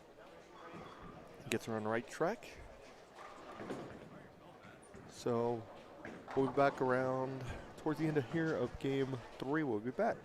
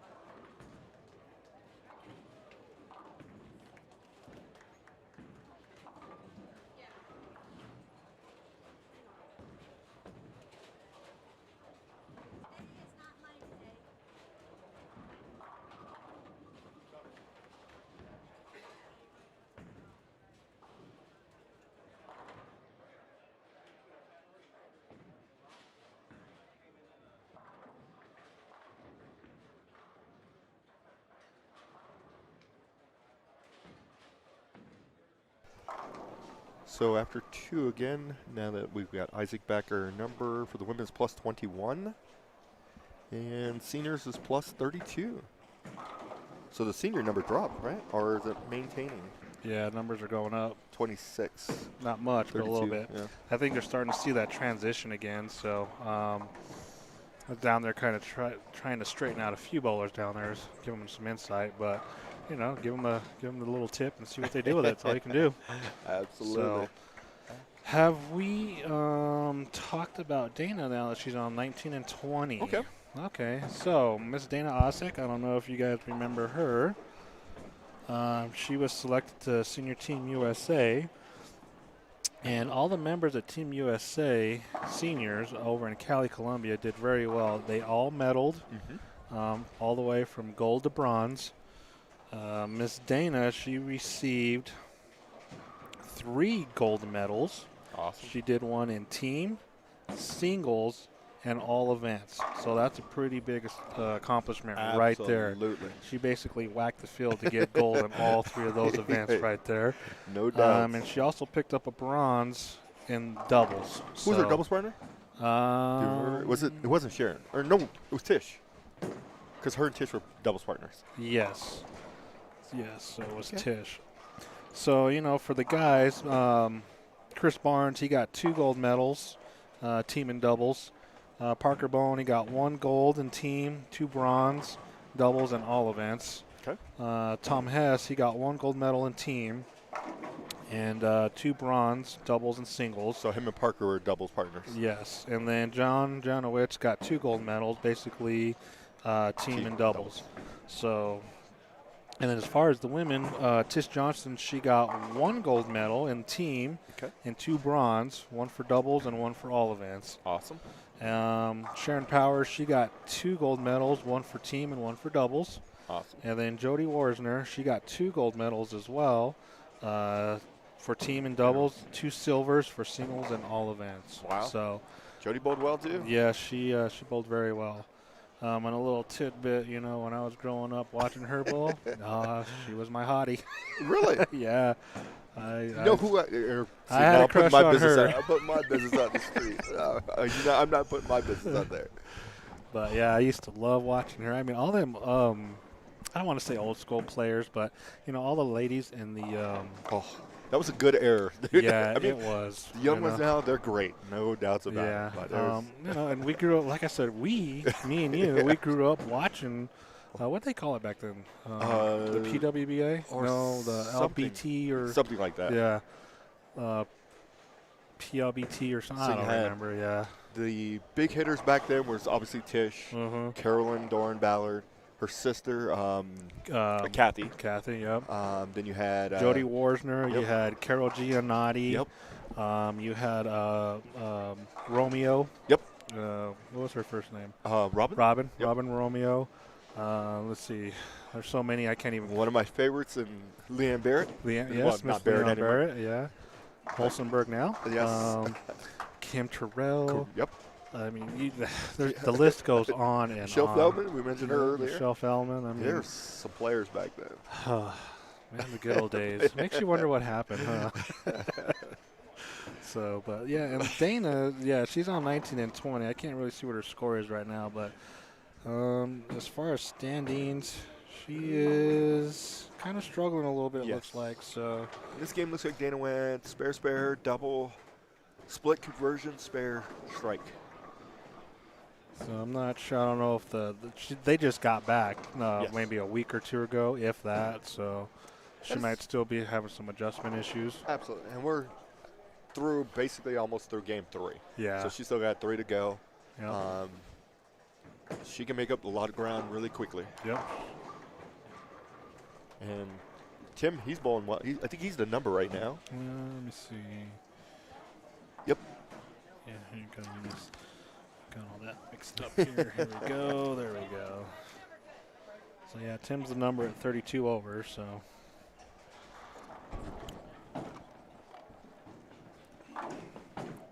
Yeah. So Aaron, 279, 247, and Kreitz, 278, 236.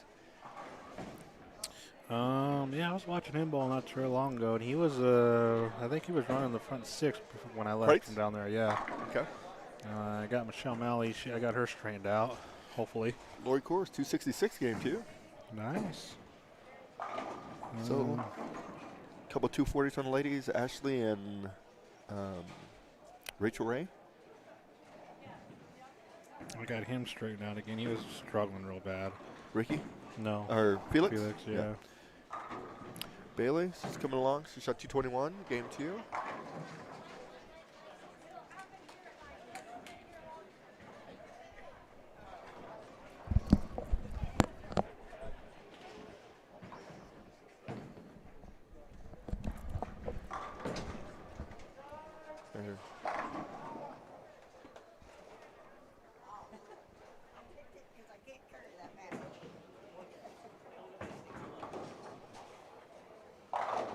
Uh-oh. Gaz is starting to run them out. You know what that means.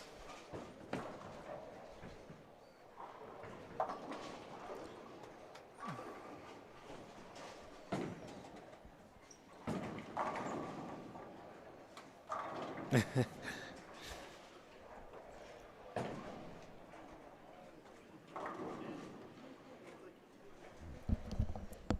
don't see her on there.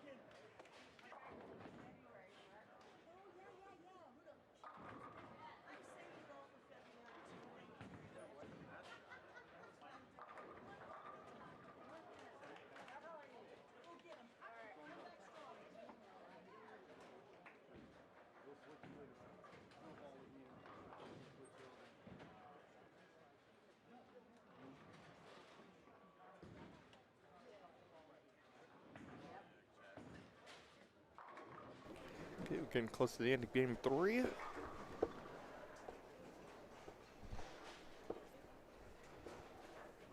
Christina Marshall there. 185 in the 8th, striking the 9th. That one crosses over, leaves a 3-pin.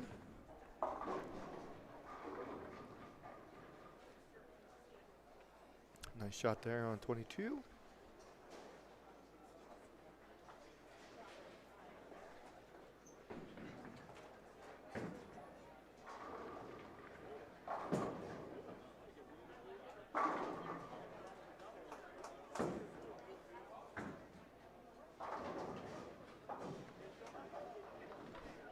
Nice spare there for Christina Marshall. Lori Coors going off that 266 game. Looks like she opened in the 8th, 152. Looking to get a strike here in the 9th. Unfortunately leaves a split. Either 5-7. Lori Dana Osick on 19. Nice shot.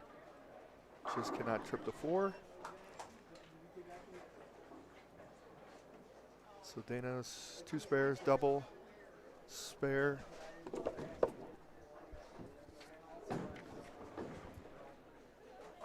Spare, double, 9 count.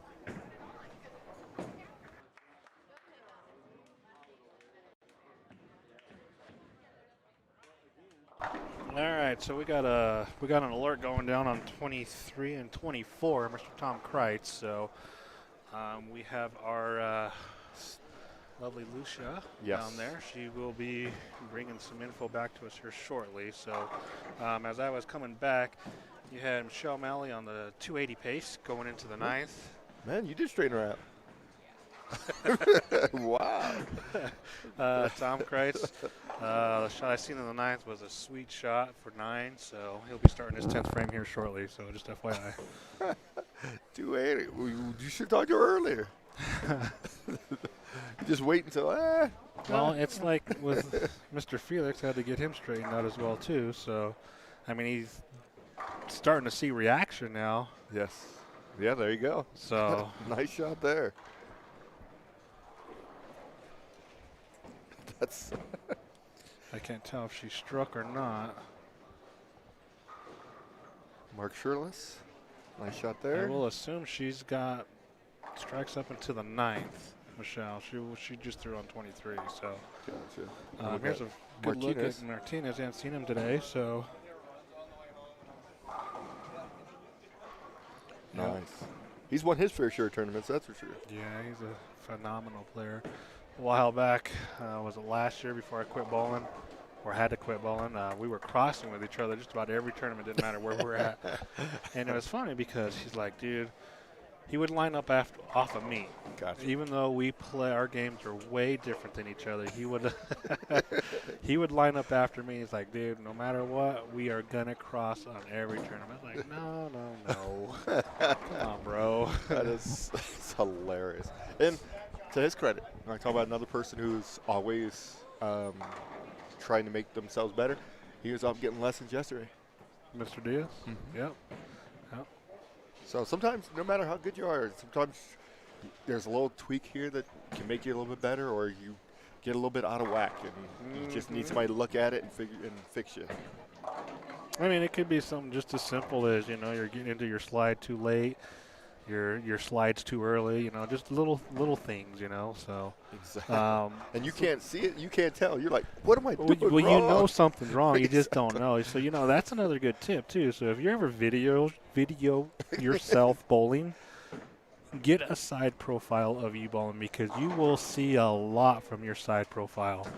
I noticed a lot of players, when they do that, they go off the back view. You know, you can't really see a whole lot on the back view. Nope. Not what's important anyway. You have no idea where the ball's starting at, I can tell you that. Unless you're starting way to the right. Yeah. Or left, I guess. I'm not sure what's going on the end pair down there. That lane's been. Vickery's putting up a nice number 2, by the way. Oh, is he? He got spare strike, spare sheet. 270. It's looking good. Oh, See what you get. exactly. Brutal. So Tom does have the front 8. Should be front 9. She's a little delayed on her. Yeah. Well, it's going to travel by pigeon and comes back across. So I'm high speed then. Exactly. So We had a big 4 over there, too. Yeah, that's 10 for him. He's on 23, so. So he'll finish on 24. No, that's his 10th frame right Oh, that's there. his 10th frame. Okay, Yeah. so perfect. So you're going to barely see it, but it's there. So focus on the right side of the screen on lane Exactly. 23.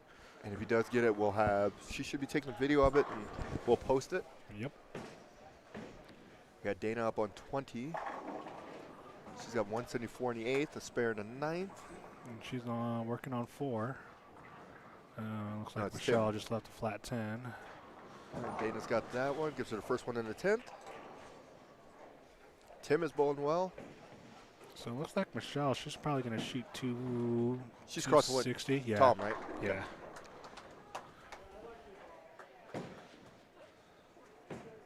Yeah, Vickery, opened in the 10th, gave him 237. Oh, ouch. There goes Tom. Bang. That's 11. There's no doubts about that one. No, those have all looked pretty good. Tim's got 5 in a row. Dana's throwing the EBO, which is the VBO, Virtual Energy Blackout. She gets hers. Michelle picks up hers. I'm pretty sure she's going to shoot 260. I'm just not sure what. Or is it 259? I have to do the math on that. 59, 69. Yeah, I think it's 259. We're gonna have Tom coming up in a second.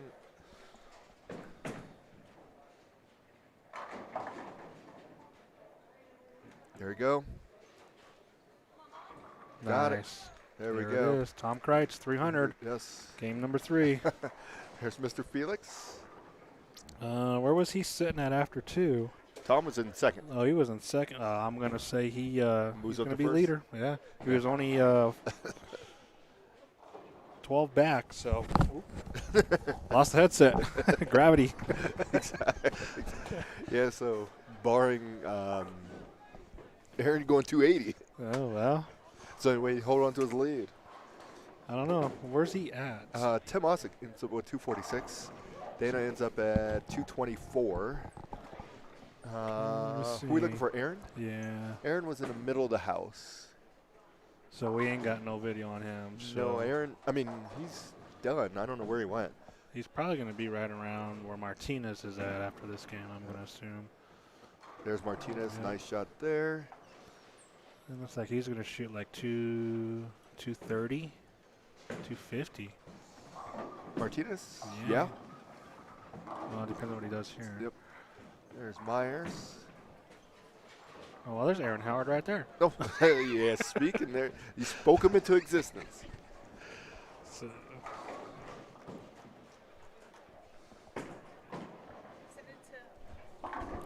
Yep, so Do we'll a- have that 300 video coming do a soon. couple of edits real quick on that. Make it real quick.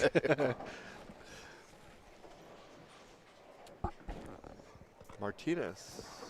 Martinez Nice. is in the 250s. He was in third. So he may go around. Aaron is, well, how far back Well, was it depends. He was almost 100, Oh, yeah. no, 50 back. he? Okay. So, Aaron, if he shot 2-0 even, yeah. which at the rate he was going, I don't see that happening. Scott with another one there. Yeah. Let's see where we at.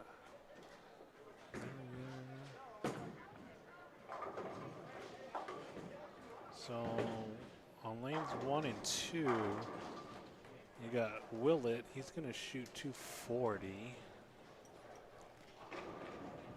You can't see him, but you'll see his ball coming in to play on lane 2.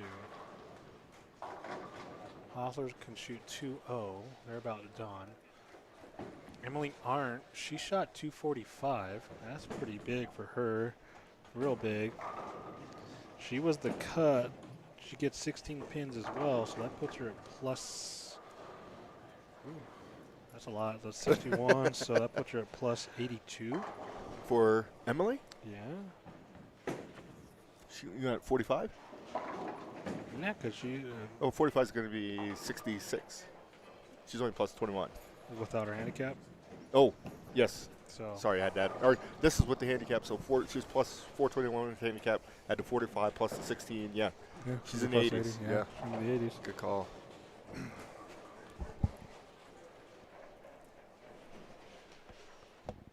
Natasha Green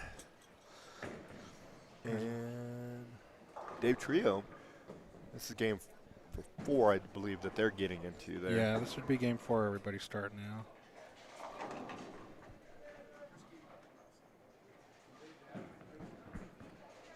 So Dave starts off with the front 4. So it seems they're starting to figure it out a little bit. I think so. You know, what I'd noticed is if you don't, even if you do have enough rev rate, what I'm noticing is you cannot get the ball past like 8 at the second range marker. If you guys can see that down there, I've noticed a lot of players, they get past 8 down there, that ball just will not come back. So you don't have the unlimited hook. No, you normally. don't. I mean, it's there, but it's not really there. Gotcha. So that's kind of how I straightened up Michelle and Felix and a couple others. It's just like, you know, get that ball to that rangefinder and that's it. How you get to it is up to you.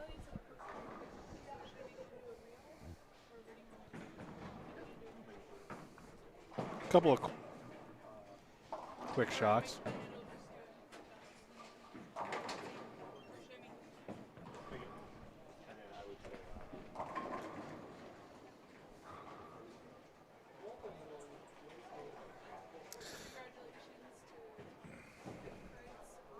How are you, sir? So we got Popovich down there.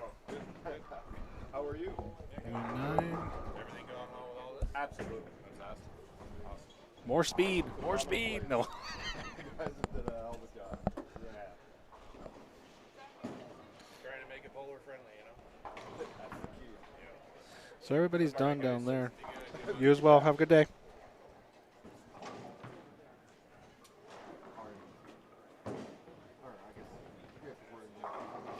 So 19 through 22, they are starting game number 4. So down there, you are going to see, maybe my sheet real quick.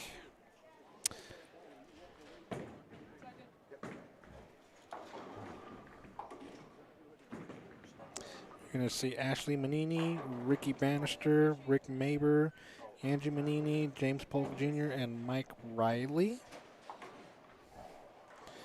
On 21 and 22, you're going to see Aaron Howard, Jamie Adams, Haley Howard, Bailey Nerum, Greg Nerum, and Glenn Blunt. And then, let's see, we know what we got there. On lanes 3 and 4, 5 and 6, you're going to see Michelle Malley, Mr. 300 Tom Kreitz, Nicole Solano, Demi McMullen, Bobby Robinson Jr., Dwayne Steinmetz, and you're going to see Shannon Canfield, Emily Arndt, Paul Willett, Courtney Moon, Dan Streeter, and Ron Hosler. So as soon as we get some scores tallied up here.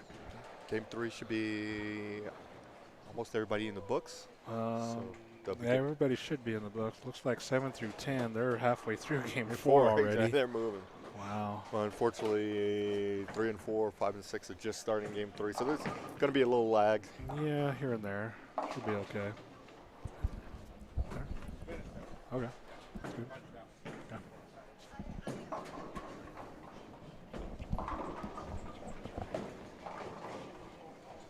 There's some pretty good excitement so far today. Yes. How many does Tom get in a row? We are about to find out. Yeah, well, we don't know how many he finished with the other game, too, because he shot a nice number. 236, but that could be anything. Correct. That could be the last 3. So we'll just start with 12. Yes. I'm going to say he gets at least 4 more. So you're saying 16? Yes, sir. Wow. I mean, the high side, so I mean, coming down the low side. I know. If he gets his first one, I think he's going to put up another monumental number. It's just the first 2, because you're trying to figure out, now you're moving to the next pair. Are these close to what I had over there? Yep. If they're close, then I could see him almost putting up a 270 here. There's no doubts about that one. The apple juice is flowing. It is about that time, ain't it? Yeah, pretty close, pretty close.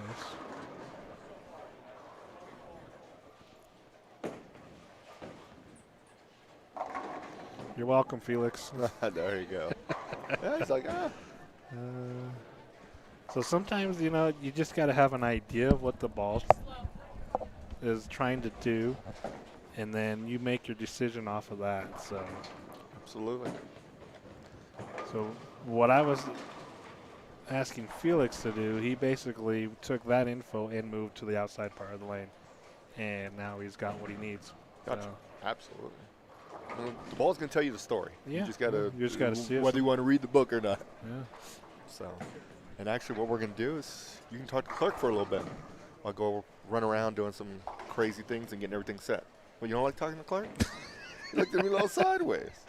Clark don't like to talk to you. That's more I like think it. Clark likes to talk to anybody, you know, so. He's shaking his head. Nope, ain't doing it. Yeah, he should be fine. Probably about the same, I guess. So we got Mr. Clark Rising. Yeah. Yeah, how's it going out there today? What are you seeing? What are you liking? How's everything going? Well, it's definitely pretty high scoring pace right now. Yeah. A couple people have that figured out. But you know, multiple angles, honestly. Yeah, definitely. There's a lot of the guys that are hitting it.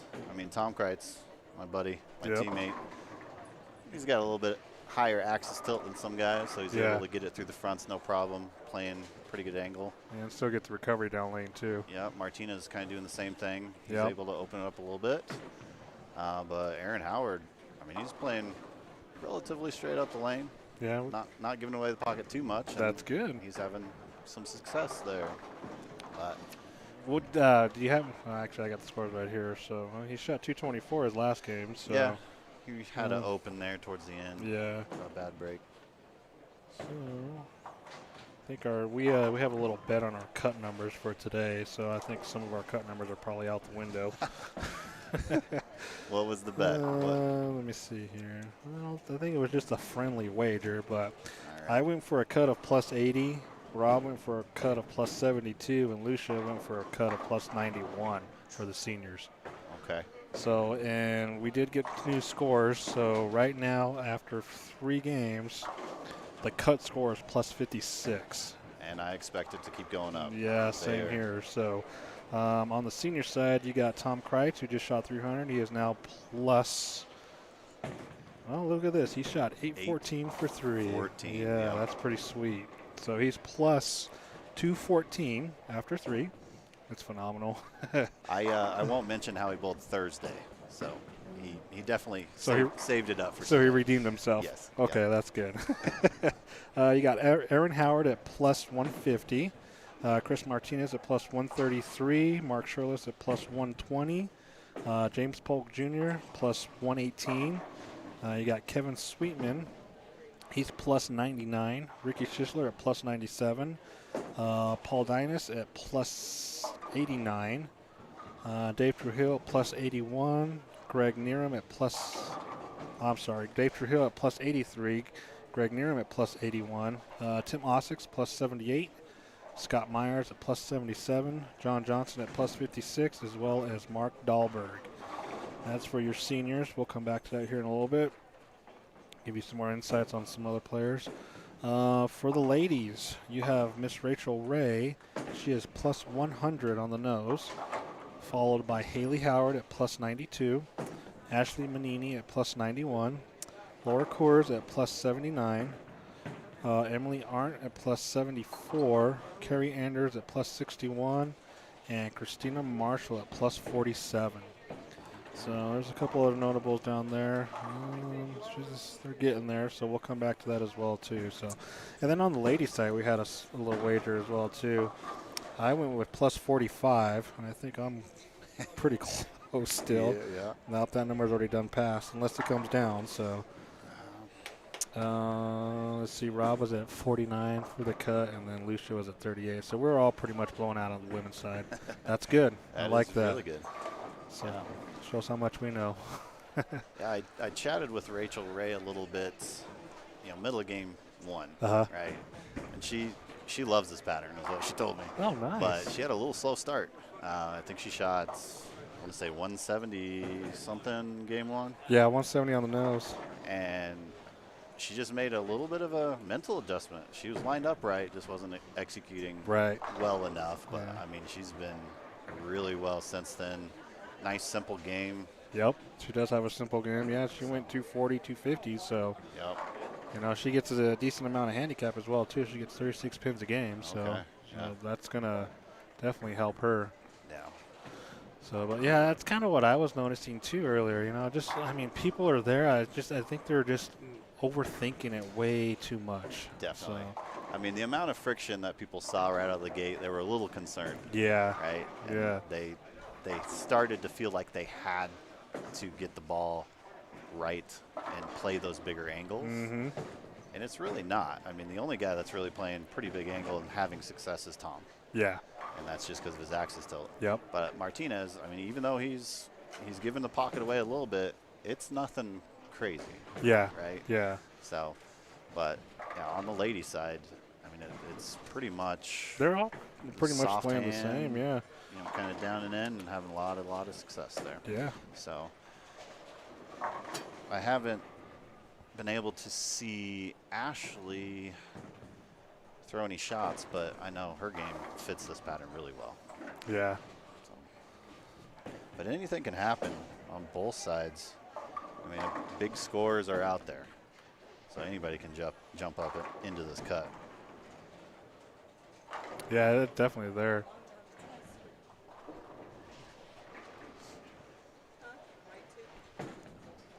Keep your break point the same. So, and I mean, that's kind of like what we did earlier. I got Michelle out of her head. She started thinking. I was like, "What are you doing?" She's like, Yep. "Well, I'm trying to do this." I was like, "Well, don't try to do it. Just get the ball to this spot. Make sure your feet in the right spot." If you're trying to do it, you're doing it wrong. Exactly. You know, and I think a lot of players do that. You know, especially your newer players. Yep. Some of the better players. I mean, we all struggle no matter what. Right. You know, I mean, we're all human, but I think some of your better players will see that and acknowledge that a lot quicker. Yeah. You know? I mean, your high-level bowlers, they see it before they ever make the shot. Yep. Right. So, I mean, most of the time, those guys, when they're on the approach, they're not trying to do anything other than exactly what they did before. Yep. But they've seen the shot, they've gone through that mental process, and they execute. Yeah. That's you know? it. Yeah, and keep it simple, you So- know. I'm always out there. It's like, see target, hit target, strike. Right. You know, if I don't strike, well, I better move Yep. or throw it better. And if I throw it as good as I can, well, then I better do something different. Yeah. Yeah, I mean, So- that alone separates your good bowlers Yeah. from your great bowlers. Oh, yeah, right? definitely. You know, so, and it's like I was mentioning earlier, I haven't really bowled in like 2 years since my injury, you know, and I'm slowly coming back. Everything's starting to come back. You know, when I first started bowling again within, the last 4 months, I'm like, oh, I was shooting 130s, 140s like there were nothing. I'm like, oh, goodness, what did I just get into? Oh, I remember that. I had a little bit of a break from an injury about 4 years ago, and I mean, being us, right? Yeah. That's super frustrating. It is. We know we're better than that, but I mean, it's part of the process. It is. I mean, at many points throughout your career, you're going to have challenges. And you're going to be humbled for a while, but Yep, and it was crazy because when I came back, I came straight into tournaments. I didn't really practice at all. I said, I'm just doing tournaments. You know, that's my practice right there. yep. So, you know, and my better half, she got a little mad at me there for a while because, you know, you're just over here doing this and doing that, and you're not bowling well. You do okay, then you throw a 130, 120 in there. I'm like, just letting everybody know I can do it. Yeah, so- I like Darren Tang's philosophy on league. Yeah, I I hate hate league. I hate I'm- league. I'm the kind of bowler that I want to challenge all Yeah. the time. I mean, even any tournament that I go to, I don't want it to be a strike fest, Yeah. right? I want to have to execute the shot perfectly. Well, Every yeah, time. you know, and then you bring that up because was it last year or the year before in Cheyenne? I think it was 2 years ago. Uh-huh. I don't know where the communication got mixed up, but I think they put out the house shot, and it was a strike fest. And I was just like, you know, people look at me weird when I say house shots are tough. You know, I don't know if you agree. I don't know how many people would agree or disagree, you know. But to me, the players that we are, we strive on making the shots, being pinpoint, and doing everything the same no matter what, not relying on just stand left, throw right. Right. And when you have that, it's hard to just trust that because Yeah. you're not trained to do that no more. No. Yeah. You know? And it's crazy, and it's just funny because people are like, "It's a house shot. You should strike it well. You should tear this up." And I was like, "You don't Not understand." necessarily. I mean, our area is a lot smaller than league bowler Yeah. areas, right? So, Yeah. And house shots are built to spray it. Yeah, You you know. hate to say it, but it is. So, But and it's been fun. So I mean, this is how old are these lanes now? About a year, a little over a year. just barely a year old. Barely a year, So, yeah. Yeah. They're growing on me. I mean, just like any new lane surface. Yeah. There's some growing pains, right? When we first had them installed, you know, with the patterns, they all played really, really tight, and carry down got really bad really quick. And now that they've been in for a year, it's kind of settled down, and you can kind of see it now in the Yeah. scores. I mean, it's definitely not as clifted as it would be last year at this time, Okay. because it used to be bad. Ooh. So, but no, they're very good. I'm very, very happy that Shannon and Chad were able to make that investment and keep us going with some of the best lane surfaces for the next 15, 20 years. Yeah, right? definitely. So You know, I've always liked these lane services. You know, it's like you put me on these Brunswick lanes with the tracers on them. oh yeah, I'm gonna give you a run for your money because yeah. I get lost anywhere else that doesn't have those markers, but tour. No.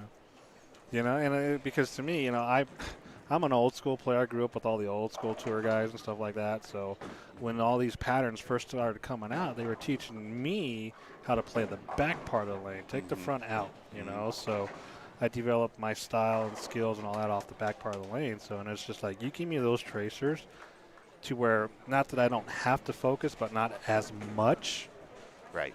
I'm like I said, I'm gonna give you a run for your money because I'll play that second rangefinder like nobody's business. You know, Right. look in the beginning of it, the middle of it, the end, and kind of just move things here and there. So, 6 on 7 and 8. Okay. so we are gonna. Well, he's right here in front of us, Amy. Yep. He's got a string going Yeah. on there. So there's been a lot of strings going on so far. So. Yep.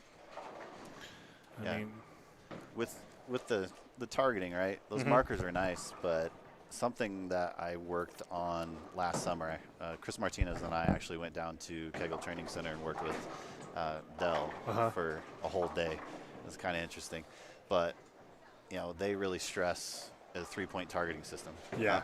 I guess he missed. All right, Oh, did that he? string's broken. So, and I really never thought of it this way, but I mean, your ball's going straight till it hooks. So there's something that's the same in every single bowling center across the world. Yep. That's where the pin's set, Yep. right?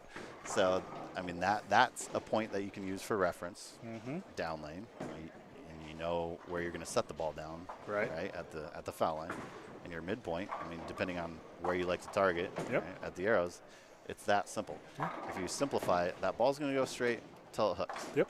So no matter where you are, I mean, you can get the ball going in that direction. It's just being able to read your ball motion from there. Yep, and how to adjust to it, yeah.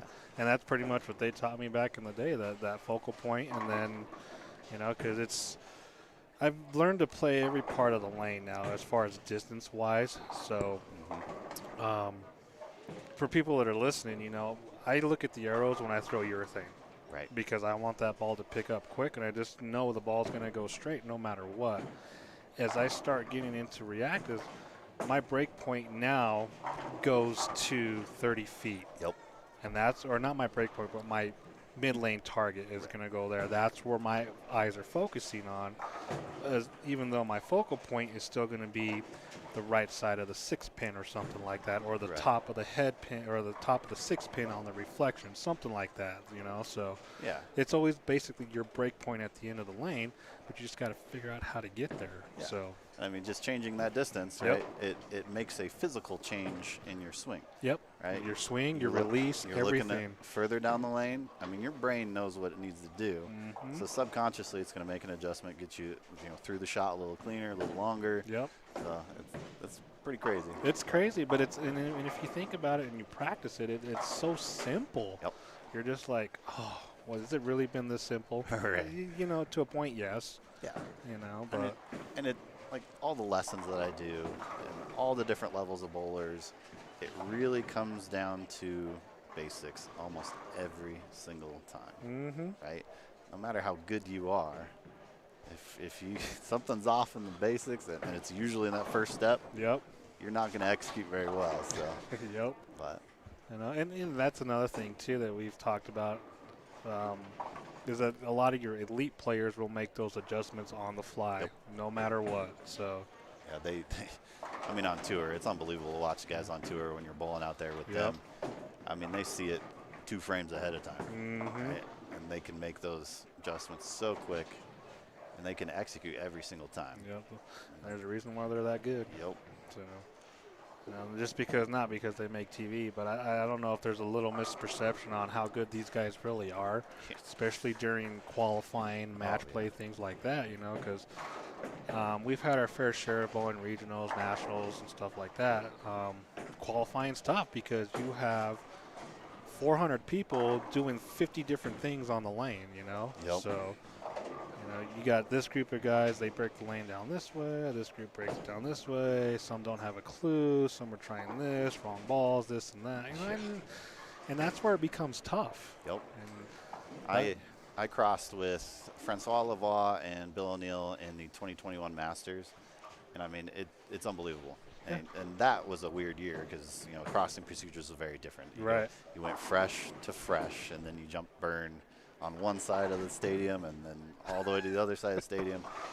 But these guys, I kid you not, they'd throw one shot, take the ball out of play, grab a different one, move 8 and 4, and they're lined up. And they're like throw 8, 4, 5 in a row. Yeah. Like, oh, okay. It boggles the mind how Yeah. quickly those guys can pick it up. Well, it's just like anything, that it's their job, and they're good at their job. So Tom had a little stick there. he's been doing some approach cleanup later last couple of games. So It's always hard to make the turn, right? Coming from the high end to the low end, walking across the carpet, you never know what you're going to get. yeah, that's the hardest part. To me, I'd rather do it right off the bat, or not even see it. Yep.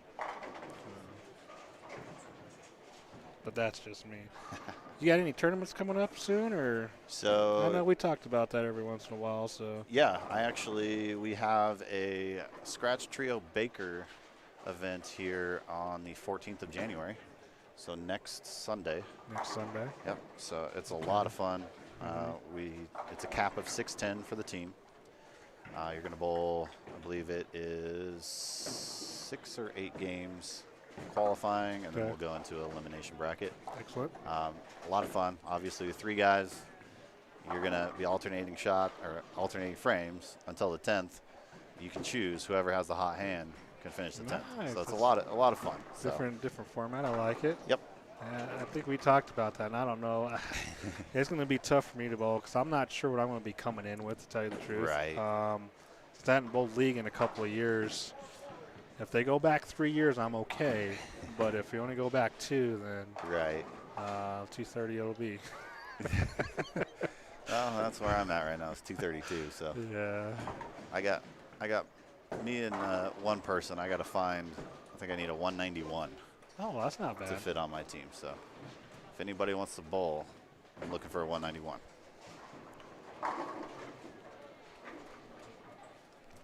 I'm not watching.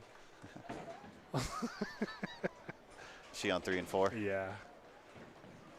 Let's see. So typically, So from what my experience, 3 is a little bit tighter. Yeah, I can see that from what I've seen from the high end to down here. So there's a few little things in the house knowledge here. Not as many as some, but yeah, 3 is usually a little bit tighter.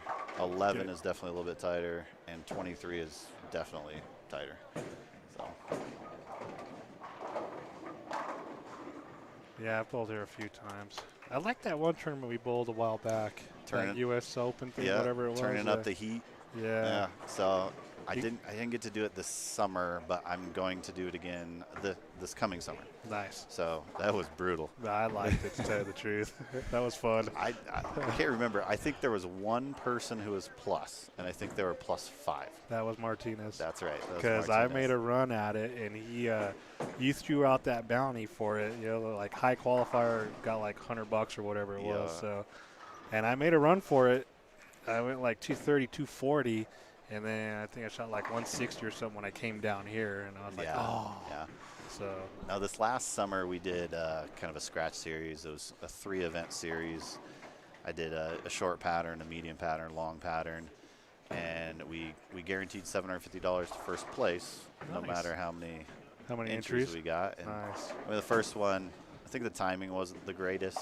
There was a lot of bowling going on at that time, so I think we had 20 guys that came and bowled. But I did 2 different divisions. Okay. So we had the open, and we also had seniors and ladies combined. Okay. $750 for first in both divisions. Oh, wow. So that's pretty cool. It was guaranteed. So it was a lot of fun. I took second the first one. And I think Heath Schwartz beat me out on that one. And then the next round, same thing, $750. First place both divisions. I took second again. I can't remember who beat me out on that one, but no, it was a good series. Trying to get it to grow. I mean, Loveland's not always been known for the tournament bowling, but it's getting better. Yeah. Right? So. Yeah, that's definitely the truth, you know. So, I mean, I know I bug some players or places like that. I'm just like, hey, what do you got coming on? I know you get texts from me every once in a while. What's Yeah. going on? What's going on? I wish I had more I know. weekends available. Like, and- you know, but and so do I. You know, I guess that's just me being out, and I just want to bowl more. Yeah. And I'm not practice. I want to bowl. You know, so. yeah, we do have the PBA 50 regional tours coming back here this summer. Nice. We're nailing down the dates for that. You gonna have the ladies come back too, or? So we haven't been able to get the ladies to Okay. come, and the USBC and PWBA, they require 32 lanes Regardless. at any level. So we've been trying to work on them. We hit them up every year. We want to do it, but they haven't taken our offer yet. Yeah, so that's kind of sad, to tell you the it truth. is. I mean, all we want to do is grow the sport, right? And you're being held back. And, you know, I hate to say that, but Yeah, I know they got to make their decisions, right? They do. And maybe there's been some bad experiences in smaller houses with how, the pin setters are running. And if you have less lanes, one goes down, what do you do? Like, Right. I get that as, somebody running a tournament at that level. You don't want to encounter those hurdles. But, I mean, give a center a chance, right? I mean, that's all And you can do. That's what we did with the PBA 50, Yeah. right? So we talked to them for a while. They agreed. They came in, and they loved it. Yeah. I mean, zero problems. Everything runs smooth. And they're coming back every year. That's good. I mean, as long as we have them, they'll be here. So, and same thing with Highland Park. They're amazing, right? Everything runs smooth, and look at them now. Yeah. And they're hosting the PBA 50 U.S. Open. Yep, 2 years in a row. So, I mean, we're both trying to do the same. We want the sport to grow. We want high-level events, and for our bowlers. Yeah, and I in mean, this part of the country, because there's really not a lot. There, now we were talking earlier. Back in the day, 20 years ago, 15 years ago, when bowling was a little bit better. I hate to say it like that, but it's the truth. Yeah. Colorado used to have 2, maybe 3 regional stops a year, and 1 national stop a year or every other year. Right. Back in the day, and people loved it. I don't care who you were; they came to watch it. Right. Unfortunately, the only bad part about that was that they went to more of the higher-end centers, and that's what made it somewhat difficult for players that lived up north or way down south or east or west, because you'd have to travel an hour and a half or whatever to go watch one of these events. So and I think it's sad that you're limited to what you want to do. Right. And there's been some decisions up on the USBC level that's just been astounding. We don't want to get back into all that, but there's just some things that just, they just need to let the sport grow, because that's what makes USBC. Yeah. You're not going to be like, well, I need 60 lanes and your 42 lanes ain't enough. I mean, why? You're right. Why? But I mean, I've been to plenty of tournaments where they limited the field. right. This is what we got. This is how many can enter, And it sucks because sometimes they only offer it to your members, which is fine. But if some of your members don't want to bowl, then open it up to your non-members. Right. So Yep. who knows? Yeah. So I did see, I think it's Harmony in Colorado Springs will have a PBA regional. Yep. This year. Yep. So They did that last year too, I believe. I'm excited about that. So last year, Peak Bowl did a regional. Yep. I bowled in that one. So, no, it's good to see these higher level events coming back to Colorado. And I mean, there's so many good bowlers here in Colorado that go under the radar. Yeah. I mean, there's so much talent. There's 20 guys in Colorado easily that have the ability to win these regional events. And I mean, they just have the skill and the talent to go out there and compete regardless. Right. And it's nice to me that a lot of these independent centers are doing it versus the corporates. So Yeah. even when the corporations were AMF Brunswick, they still did what they needed to do. But You know, now that the other corporation has come into play, it just seems like they're not interested in it. You know, I could be wrong, but I don't know. It's difficult. It is, man. I mean, it's a business decision at that point, right? It is. Now, I mean, if they have the centers, of course, they're going to use their centers. But I mean, at the regional level, at least they're going to still those smaller centers and all that. It's good to see. So. And you know, to me, I think that's what helps keep the sport interesting and alive. Right. Because you know you're just going to enjoy it more. You know, we've always talked about going to independence because independence will. Here's a player that's not here. Shoot up. What's up with that? Mr. Maloney. Oh, okay. So, yeah, Mr. Maloney here can't stay healthy for some reason. Uh-oh. He was the hottest player there for a little while. I think he tweaked his back Ooh. grabbing a drink out of the fridge or something. I don't Jesus. know. That was after the last time he bowled. Just tweaked the back a little bit, but we've all been there. Done that. So don't ask me about the last time I tweaked my back. I did mine about a month ago. So I actually had to withdraw from a tournament, my first tournament ever. Mine was last Sunday, New Year's Eve. I was bowling left-handed, so I tweaked the right side of my back. Oh, that's perfect. That'll teach me. Yep. Never bowling left-handed again. So, have you been keeping your eyes out on all these new releases coming out? Yeah. I know we're Storm guys, so. Yeah, I was just looking at it. I'm like, another 3? I'm like, we just released 2 more this month. So this month we got the Absolute Power from Storm and then the Summit Peak. Yep. I never threw the Absolutes, so I'm not sure if I'm going to try it or not. I threw the Absolute a little bit. Mm-hmm. The R2S Deep cover, honestly, was a great cover. It is super clean through the front, but it didn't bite super hard. So it had really, really good smooth transition down lane for me. But my favorite out of these was the Summit. The original Summit? The original Summit. Yeah. I love that ball. You can ask Martinez about all those guys. Like, oh yeah, it's a Summit. But so seeing them come out with the Pearl version, I'm super excited. Yeah, it's. I just drilled mine yesterday, as a matter of fact. Threw it for a little bit on a house shot, and we talked about this earlier today. I was like, anything I drill and throw on a house shot, and if it don't look good, it's gonna be good. It's gonna be really good. Yeah. For me per se. So. Right. And I did a drilling on it that I do on all my high roads, not based off of numbers, but based off of what I wanted to see from the ball. The one thing I did notice is the Summit Peak is very clean up front. And if I would have drilled it a little bit weaker, I'd probably have that big snap on the back end. But that's not what I was looking for. Yeah. Because I have enough stuff that does that. That's still in the lineup. So, I kind of drilled it to where it's still going to flare decently and be a little bit smoother off the back end, but still strong. So, continuous.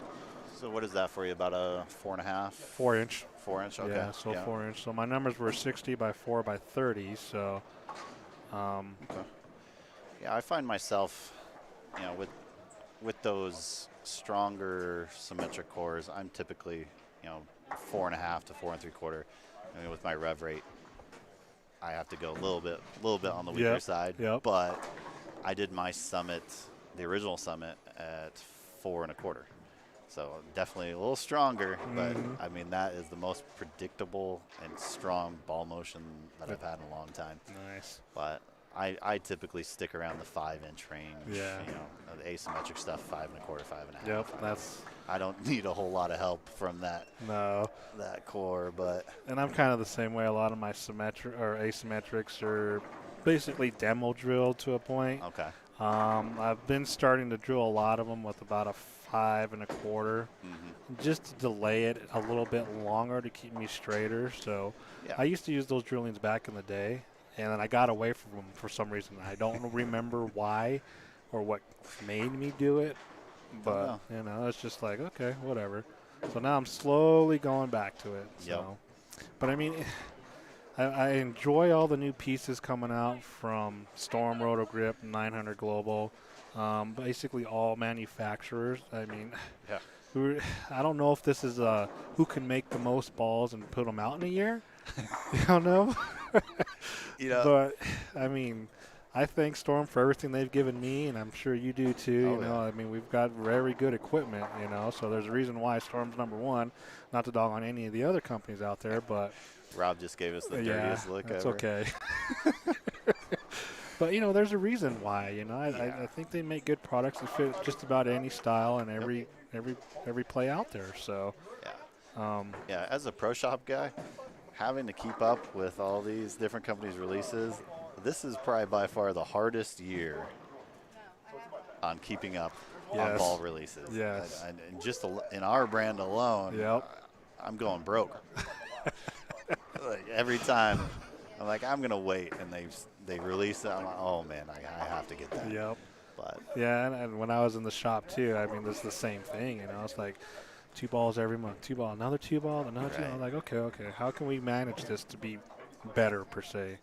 I went to a seminar one time, and they were talking about how many bowling balls are actually released a year across the brands. What's your guess? And I mean, at all levels, so entry level polyester all the way up to the high end. I'm going to say probably around the 60 range. It's 230 Yeah, that's too much. on average. So That's ridiculous. thank your pro shop operator for keeping track of all that information, because Wow. man, it's a So you're talking all brands, even all off brands. even Okay, off so brands. But you think about it, I mean, typically every couple months each brand releases 3 bowling balls, Yeah. right?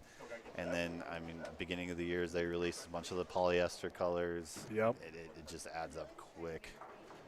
But it does. It adds up too quick sometimes. It's like it's almost like we don't have enough time to get used to what we've already just got. right. To me, you know. So Yeah. I mean, I've got a 3 ball bags sitting at the house with balls that I've probably got a game on or just practice, you know, because I just don't have time to use them. I remember, you know, when I was 20 years old, I'd have the same ball for 4 or 5 years. You know, I'd have like 2 or 3 of them. Yep. Get so attached to that bowling ball. Now I'm like, this is good, but I got to try something else. Yep. So, Yep. but That's exactly where we're at. Yep. all right. So it looks like Mr. Aaron Howard is making the turn down here. Is he coming down here? He's Are coming they down about done here. over there? Let's see. Yeah. Yeah, they're pretty And close. Yep. Tom Kreitz. This pair's a little bit more tricky than down there. He's working on. Let's see. He can shoot 215 if he strikes out. Yep. Still, I mean, It's still good no matter what. It doesn't. yeah. I mean, it's got such a big lead right now. Yep. Where do they go?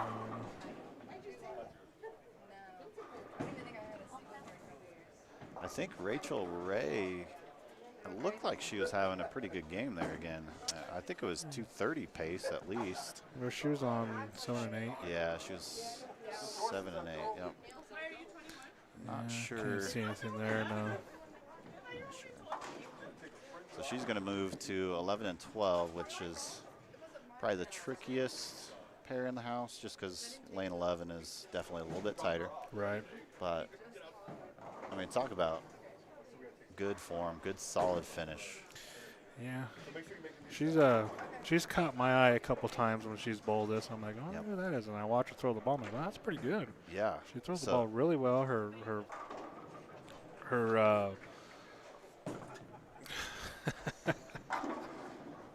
her physical game, it looks really good and solid. She gets to the line really good.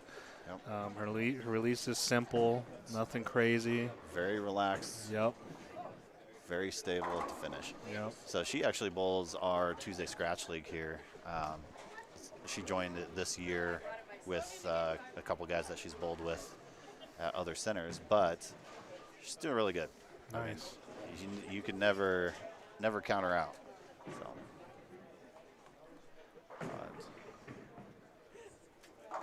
All right. We were talking about Courtney. Courtney Moon. Yeah, where's she? Is she from up here? or- She's from up here. Okay. Yep. So she bowls.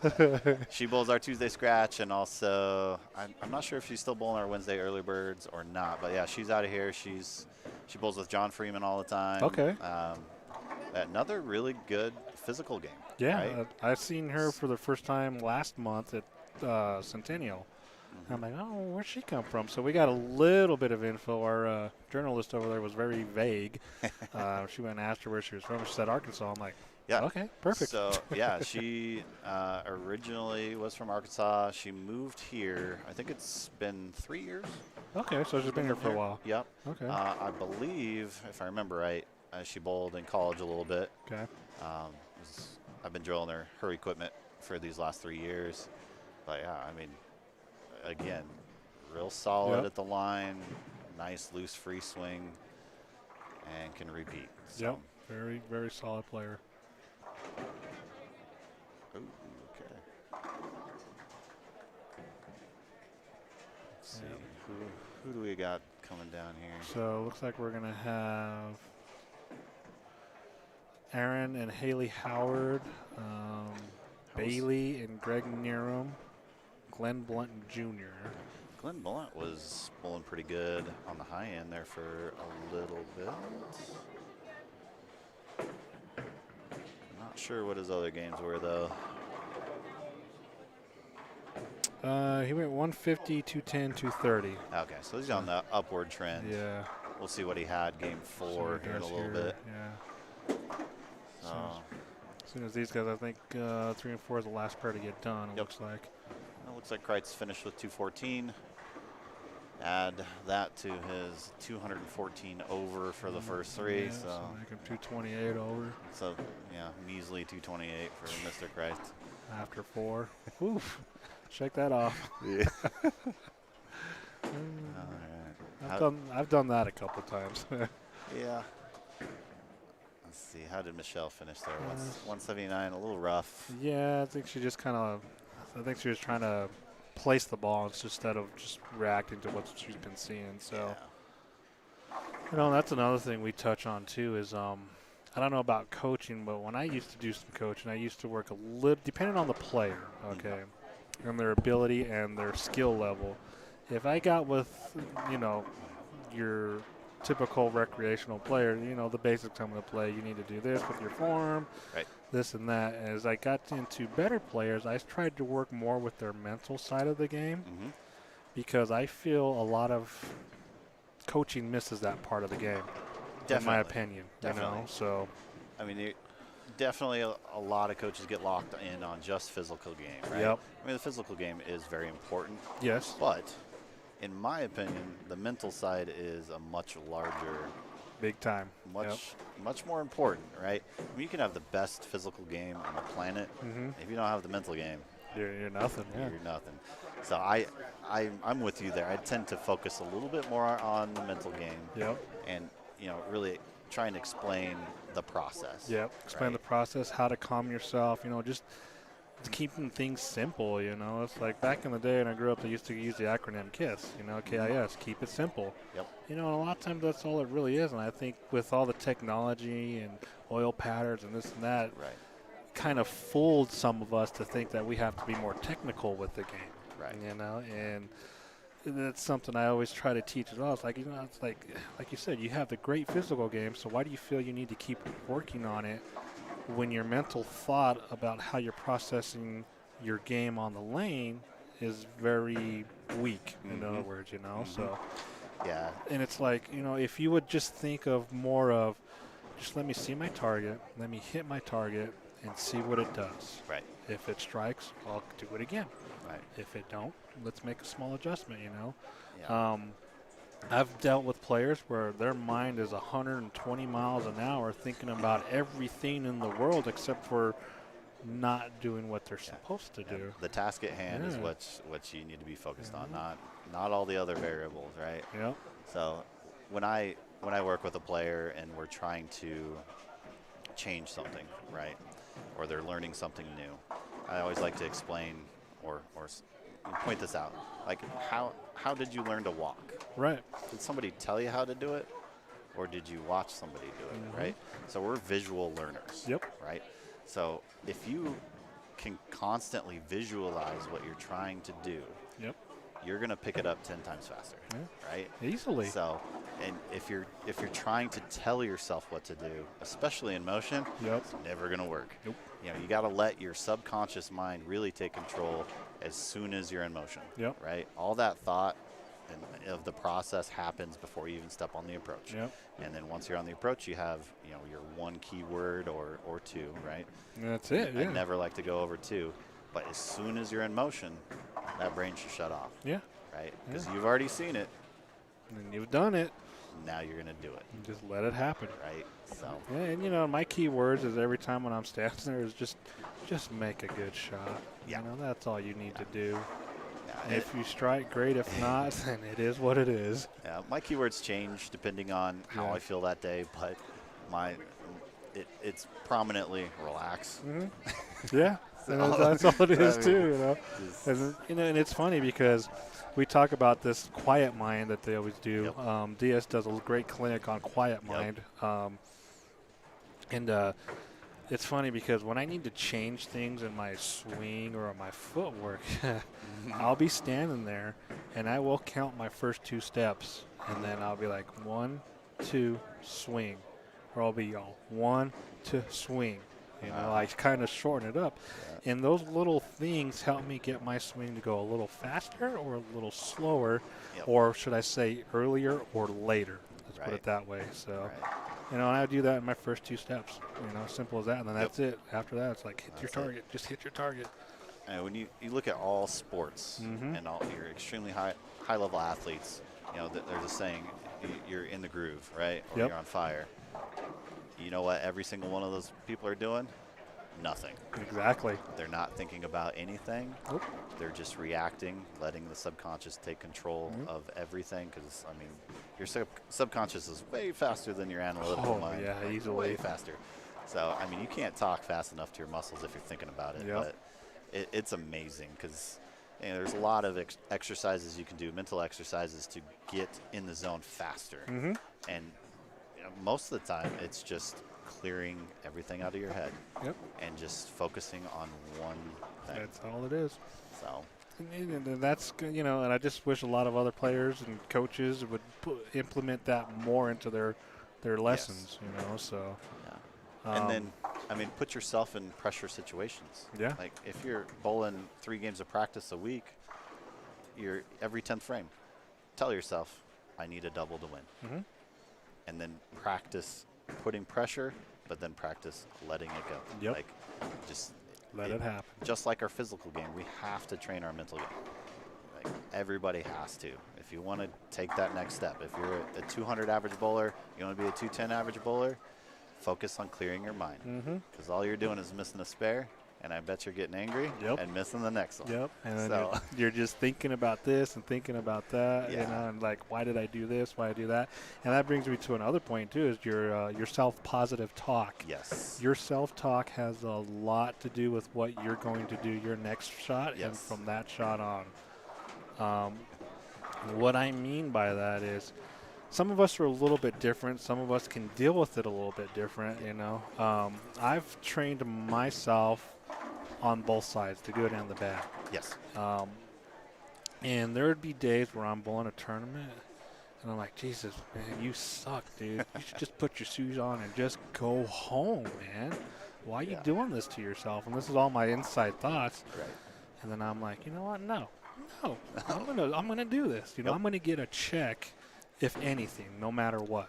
You know, and then that's where that positive comes in. It's like, okay, let's do this. Let's make a shot. Just get a check. That's all you were asking for. If you make the cut and go further, so be it. Right. You know, so, and that's just one of those things of your positive talk, you know, and I try to use like examples, like the minute you start saying, I can't, nope, won't, cannot, or whatever, anything that's negative, you're done. Yeah. You're done. You're done. Yeah. You have to be careful too on the positive side as well. If you're too positive, that can have the same effect as being negative, right? Definitely. You really want to be neutral. Right? So there's a really good book that I read. I believe it's The Inside Game of Tennis. Yes, I've read that book too. Yeah. I have pushed that on some players as well. You got to be as neutral as possible, right? So you throw a bad shot, so what? I mean, it was bad. Can you do anything about it? Nope. Just move on. So you move on. Yeah. Right? You're like a judge in tennis, right? Yeah. It's either out or it's in. And that's it. Yeah, that's Right? it. And you move forward, right? So that's something that I've really kind of implemented in my game, my mental game. I mean, you've seen me bowl a lot. Yeah. I don't show a whole lot of emotion ever. Nope. So, I mean, I'm the same way. but that's Yeah. also me as a person. I don't show a lot of emotion ever, but Same here. you know, Is that just the competitive nature of us, or? for me, it definitely is. Yeah, I mean, same here. I've played sports my entire life. Same you here. know. I have that killer mentality. I just don't like to let it be seen. Yeah, I'm the same way, you know, and I can totally agree with you because, you know, when me and Michelle first got together, she's like, you really don't show a lot of emotion in bowling. I'm like, why? Yeah. I mean, why am I going to show somebody what I'm doing to give them an advantage or whatever, you Right. know? So I've always learned to stay neutral, no matter what with my emotions. Yeah, I'll get excited here, I'll get excited there, but it's not every shot or whatever, you know? So it looks like we got Mr. Martinez down here on 3 and 4 now for game 5. Yep, we got Tim and Dana. Let's see. Yep, Krista Cohn, Mark Shirless down there, Laura Kors, Brian Usher, Joe Vickery, Kathy Hawes, I believe. Yeah. I think that's it. Lori Coors had a 266 game 2. She had a nice big game in there. Where'd she go? Oh, she's the cut currently. She went 266, 191, 174. So a little bit of a struggle after those first 2 games. That's up on the high end. So plus 53 Yep. currently. Well, So- that didn't change a lot. No? That's surprising. The women's cut went up 5 pins. 5 pins? Yep. I was expecting pins. a little bit more than that, honestly. Yeah. So we did get some updated scores. So right now for the ladies, you got Ashley Manini. She is now plus 122 as well as Rachel Ray. So they're battling for the top spot. Haley Howard at plus 105. Carrie Anders is making her move at plus 101. Emily Arndt is at plus 75. Christina Marshall's plus 59. And Laura Coors is plus 53. And then there's kind of a decent gap between the cut and Courtney Moon at plus 38. Yeah, it looks like, what is that? That's 15 pins. Yeah, it's not a big, behind. but it's enough. And then Bailey's only 18 behind. So, I mean, anything can happen. Yeah, with 2 to go. Some notables. Let's see here. Yeah, Karina Grasso, she's at plus 32. Alicia Hunter's at plus 29. Angie Manini's plus 9. Kathy Howes minus 4. Michelle Malley minus 6. Shannon Canfield is minus 24. So it looks like the numbers are kind of going up at the top a little bit. Not by a lot, but probably about a mark and a half or so. But the field seems pretty solid still. And then as soon as we get the seniors, we'll see what's going on there. It looks like, so Scott Myers is on 3 and 4. It looked like he was a little hot there for a little bit. Well, after game 3, he was plus 77. Okay. All right, we got Okay, now we got the senior side. So you got Tom Kreitz, he's at plus 228. Kind of looks different there, you know. Followed by Aaron Howard at plus 184. So Aaron shot 234. Chris Martinez shot 246 to go to plus 179. The cut already is, I just have to throw this in there, is already at 100, let's put it that way, after 4 games for the senior side. Let's see, Ricky Schischler is at plus 154, followed by Paul Ninus at plus 144, Kevin Sweetman at 135 over, Mark Shirless at 134, James Polk Jr. at 132, Greg Nerum at 116, as well as Tim Osick. Vince Grine is 1 pin at 115 over. Mark Dahlberg is at 107 over. Scott Myers is 103 over. And your cut is Greg Wapama at plus 96. Wow. That is just crazy. Jeez. Strike Fest? Yeah, I'm glad I'm not old enough. Yeah, I'm about that with you. Wow. There's such amazing talent we got Yeah. in our senior bowlers. I don't think any of them think of themselves as seniors, but some really good talent. Yeah, you know, I remember when I first started doing commentary with these guys for the seniors, I'd walk in carrying Michelle's bags, and they're like, "You're bowling?" I'm like, "No." What are you doing? I'm like, "These are Michelle's bags. You still got like 6 years before aging myself." So I got 13. I'm Yeah. just a pup. I here, got so. 4. I wasn't gonna ask. It's all right. I don't care, dude. You know, I mean, everybody you see out here, I grew up bowling Yep. against, no matter what. So You know, I'm just the oldest youngest, or as you can say, yeah, the youngest oldest out here. all right, yeah. So we have a good group from Colorado going to the Masters this year. Yes. So I can't believe that it sold out in an hour and 58 minutes. Yep. Luckily, I was entrant number 10. Oh wow. Were you just sitting I there was waiting sitting for there it? waiting. And the server actually crashed. I Oh. think a lot of people encountered that. So Yeah. I was getting a little stressed there for a minute, but Well, it came up pretty quick. But yeah. yeah, I think myself, Chris Martinez, DJ Grind, Chris Kelso, Rick Schaefer. Mhm. I think there's at least 10 Yeah. guys that are going out there this year. It's going to be a good time. Yeah, and so the only way for anybody to go now is to win one of their master qualifiers throughout their cities or states or whatever they have. So, If those associations bought the entry. yep. So a lot got caught off guard there, Yeah. So my best chance would be in roughly about a month up at Cheyenne. So Okay, so you're in there. yeah.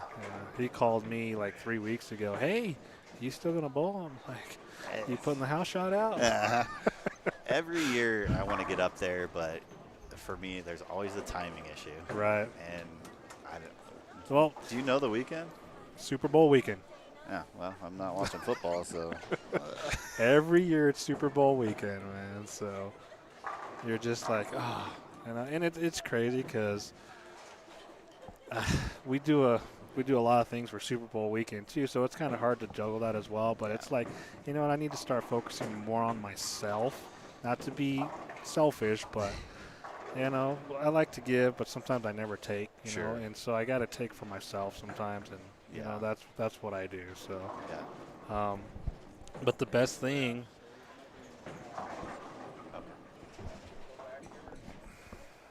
No, we should be fine. They've only got two games left for this round, and then we should be fine. We got John Faust as our mechanic. he's the A2 wizard. Nice. I think we've had one call. That's good. So far today. But That's good.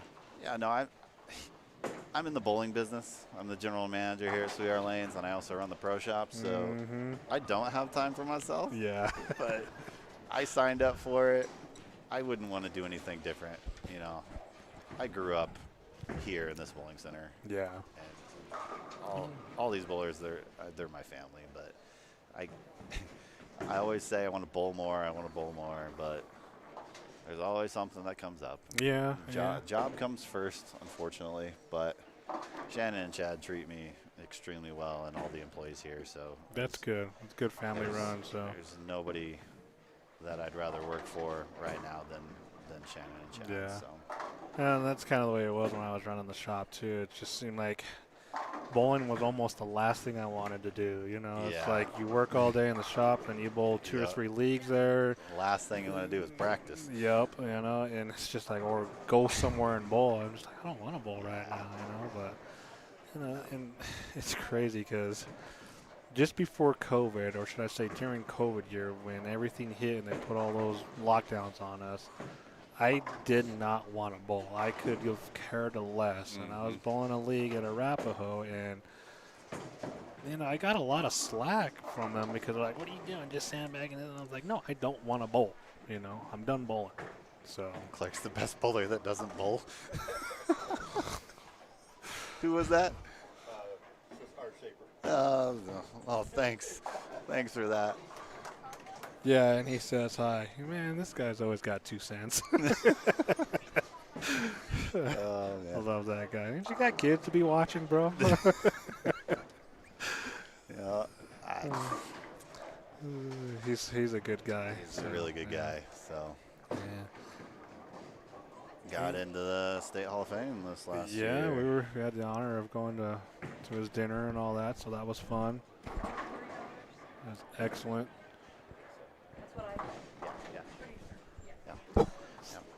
So, and I mean, had a really good outing at the Open Championships. Yes, he did. I think he As took well. second that one year. Yeah. He needed a strike or something in the 10th to take the lead, I believe.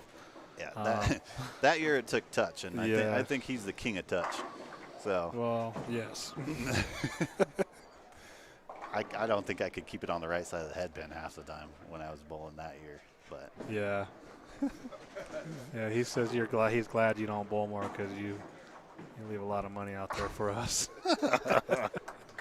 This guy. I posted something about the Summit Peak. I think it was yesterday or the day before, and Josh Kerbeck commented on it. You could strike with a champagne cork. So I thought that was pretty funny. Yeah, that's a good one. I'm gonna have to try. We'll see. That'd be awesome. I have plans to bowl more. Yeah. You guys will see me a lot more here pretty soon. And but and that's me too. I mean, this year I'm just, like I said, I was calling any and everybody at the bowling centers. What do you got? What do you got? Let me know. If I have to start traveling, then so be it. So, I mean, don't really want to, or should I say, not that I don't want to. I just don't know if I have the opportunities to do it a little bit more out of state. Sure. Only with work and stuff like that. So. Although they did just release the Southwest Regional schedule for the PBA Tour. It looks pretty good. I'm eyeing that. I tell myself every year I got to get out and do it. And at some point, I just got to do it. Yeah. Right. That's the best thing, And I get a lot of slack from players around here too. Why you keep on the regional? So it's like, I don't want to say been there, done that, but been there, done that. I mean, I guess you have to have a special desire to want to keep bowling regionals. Do I want to bowl them? Sure. Or should I say what I like to? Sure. Do I want to? Not really. Yeah. Only because my desire is not really there to compete on that level right now. Sure. So. And it's a whole different level. Yeah. I mean, if anybody has aspirations to bowl on tour, right? Go bowl a regional. Mm-hmm. See how you fit. Where you fall before you ever do a national.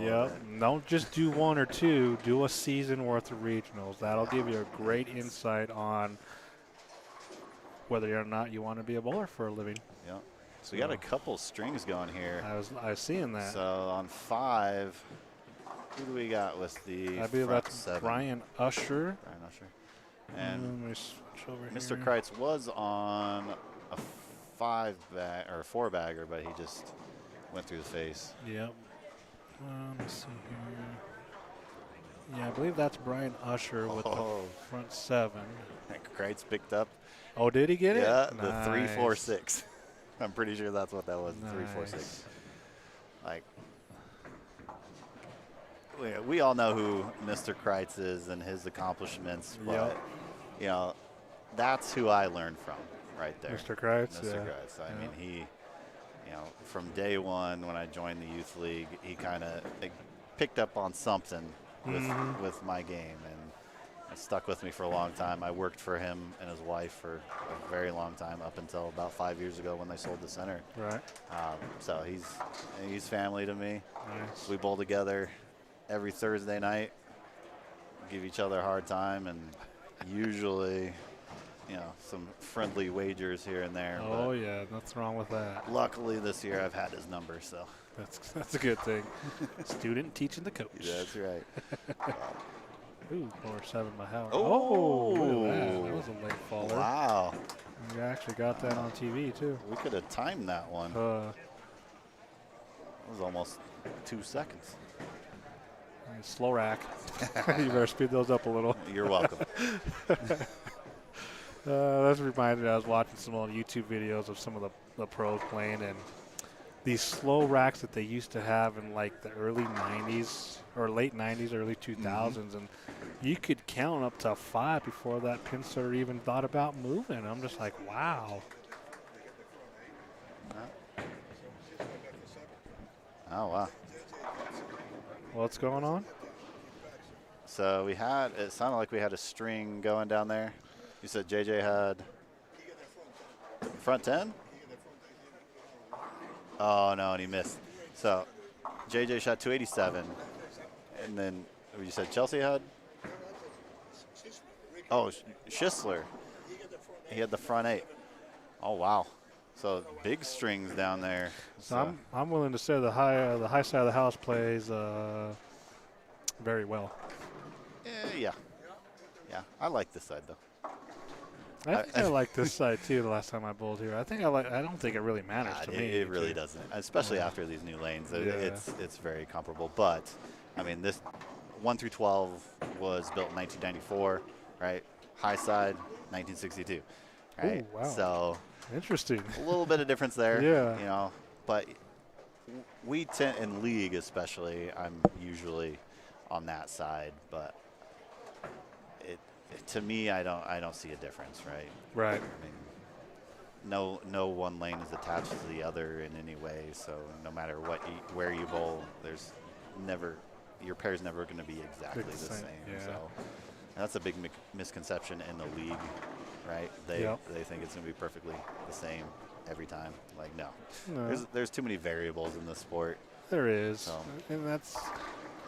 I mean, it's like when you go bowl nationals at the National Bowling Stadium. You know, I think it's what is it? The first lanes before the ramp are probably your best scoring lanes. Yep. Everything after the ramp, good luck. That is pretty crazy at the National Bowling Stadium. It's like 3 different centers. Mm-hmm. So the low side, so I'd say 1 through 27, whatever. Something like that, yeah. Hooks a ton. Yep. The high side doesn't hook much. Doesn't do anything. The middle's right between. I learned that lesson in 2021. That was interesting. But for me, like the Bowler's Journal was last year there. Holy cow. Yeah. Hooked like crazy. Yep. I remember the last year I went there, it was like that. And I'm like, oh. Yeah. So, and it's really funny because our team this year it was 47th. Oh, that's pretty so good. we had a pretty good outing. Yeah, The first time we bowled together was myself, Kevin Maloney, Heath Schwartz, Jack Jensen, and Oliver Fiji. So good group of guys. Yeah, Oliver's a strong player. So we gave a lot away. Third game, 9th frame. I think 4 out of 5 of us opened. Oh, ouch. But no, it was a good time. But nah, hey. They're all good. It's just one's a little bit better. Yeah. They're number 1 for a reason.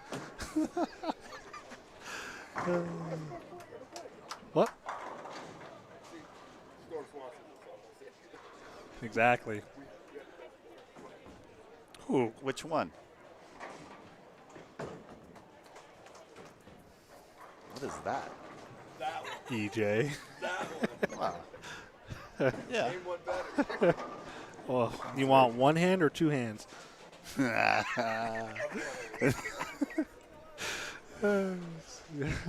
You got a finger. We got 1 hand, 2 hands. I mean, you're 1 player versus our 10, 20, 30. I had the pleasure of meeting EJ a couple years ago. Yeah. Everybody thinks he's tall. Oh, he's not. I got pictures. Yeah, he's about my height, and I'm not very tall. So, So we had a clinic. It was about 6 weeks ago, I think. Sean Rash, EJ Tackett, Matt Ogle, Danielle McEwen was here.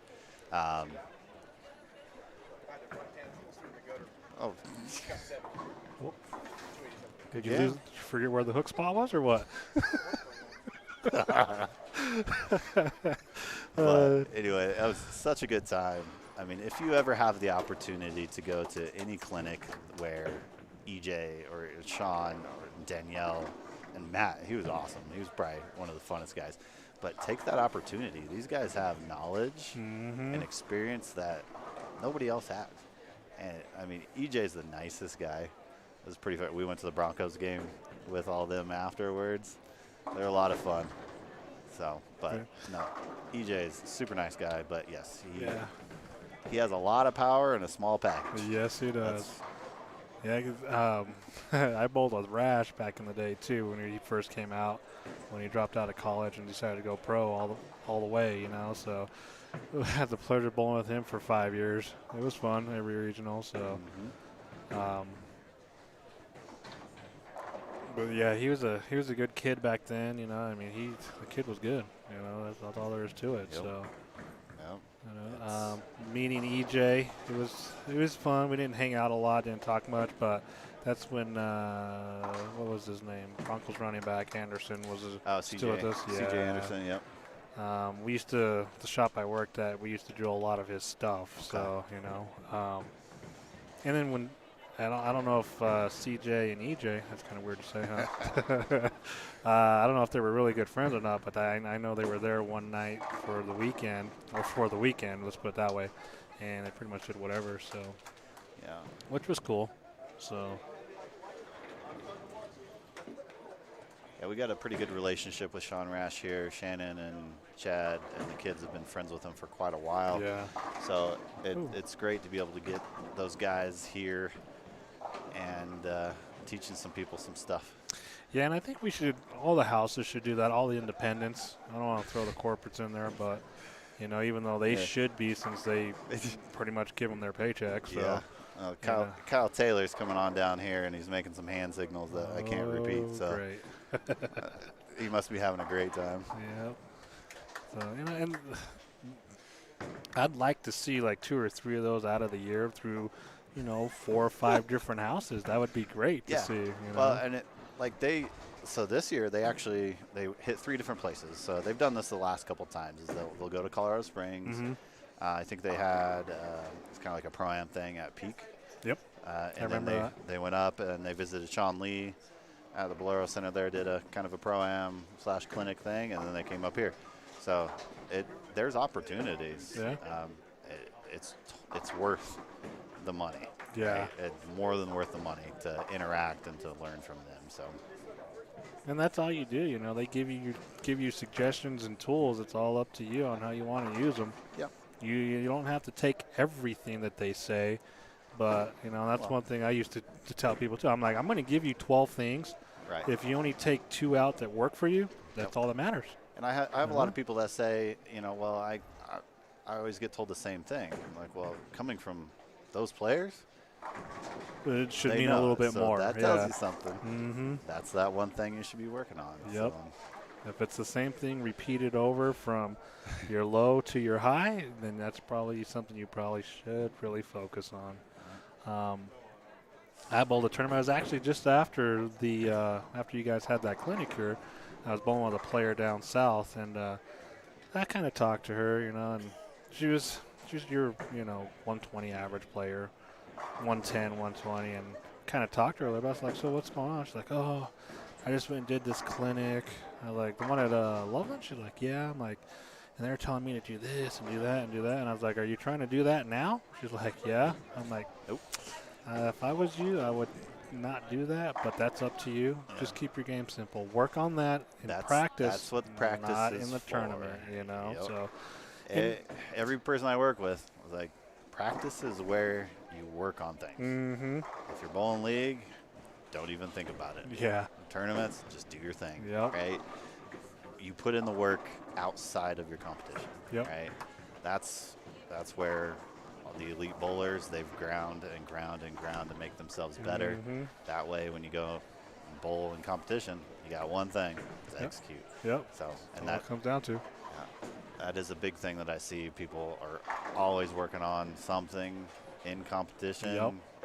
You're tying your hands behind your back. Pretty much. Might as well chop your feet off, because then the next thing, you know, and sometimes when you do that, you create yourself, or you put yourself in a slump, and then you're just upset because you're like, well, nothing's working. Not even what I used to do is working and this and that. It's like because you have trained yourself to not let anything work the way it's supposed to. Yep. Like, You know? there again, it's a process. Yep, that's all it is, you know. And You got to enjoy the process. when I bowled leagues, I used league as practice. I know it Yeah. sounds weird, but that's what I used it for. Yeah. You know, it's not that I didn't care. It's just I didn't care. You know, it's league. Yeah. You know, like you said, Darren Tank says, I hate league. That's what he uses it for, is practice. He's going to work on this. He's going to work on that. He uses it for views too. Yeah, I watch a lot of his stuff. It's awesome. I always watch his videos. I had the pleasure of my last game at the Lucy last year was against Darren Tang there in qualifying. It was a lot of fun. Yeah. I think I'm even in that vlog. I have to go back and look at it. Yeah. I think you might see the side of my face barely, but That's enough. You made it. yeah. Or watch out. Yep. It's crazy because a couple years ago I went and bowled the New Mexico Open, and I got to cross with Francois.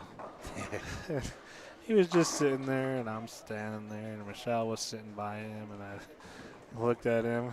He just looked at me. He gave me the nods up. I was like, "Hey, babe, watch out for this guy." She's like, "Why?"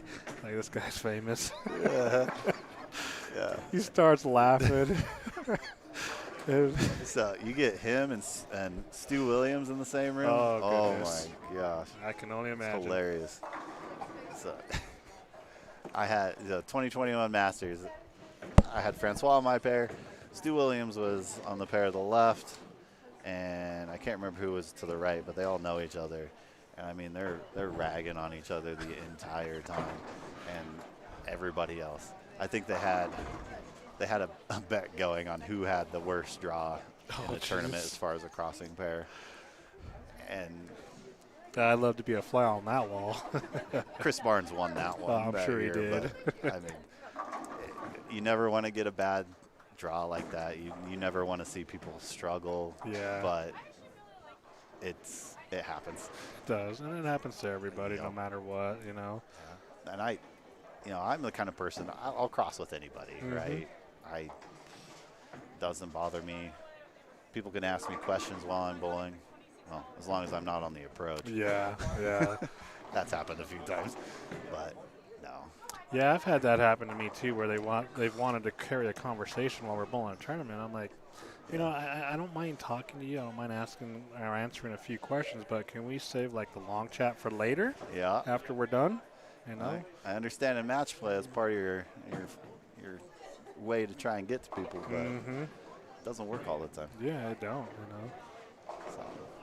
So we got game 5 finishing up here. Aaron Howard, a nice game there, 250. Yep, so he might jump Tom. Tom's having a little bit of struggle over there on 8s. Tom can shoot 22. 22. Okay, Yeah. so not that bad. So that puts him at 50. And that puts him at 34. 230, yeah. So yeah, Tom's got a nice little cushion going in the last game. Or is it 6 games? Yeah, 6 games. Okay, One well. more after this. So Don't tell the guy that programmed 8 games in there. right? It's a good thing everybody probably knows to stop. Yeah. You would hope so. We'll find out. I'll take the blame for that one. It's all right. We won't judge you. Rob didn't give me the roster till last night. Oh, thanks, Rob. It's all right. Yeah, it's okay. He does a good job with his media thing. So Yep. it's actually grown. He's got like 3 people or 3 sets that go around, so which is nice. And Lucia is helping out all the time. Yeah. No, he does an amazing job getting bowling out there. He does. I mean, we are always open to comments, suggestions, and whatever. So I mean, if anybody's out there listening, watching, throw in your 2 cents. We'll take it. You know. Yep. Anything to help make the sport better. If we talk too much, just say we talk too much or whatever. You know. I mean, being bowlers, we talk about bowling. That's all there is to it. We live and breathe bowling. Yep, that's what we do. Oh, is this at Sterling? All right, so yeah, we got the Sterling Masters going on right now. Interesting.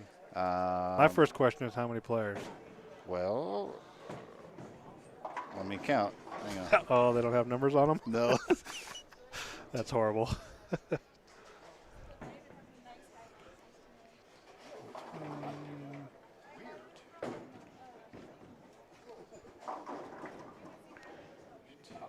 You know, and I used. Looks like 35. That's it? At least this only shows this is Kyle Taylor's phone. I don't want to flip around in these No, pictures. I hear But on the first page, there's 35. So currently, after 4, Keith Guerrero is leading the pack.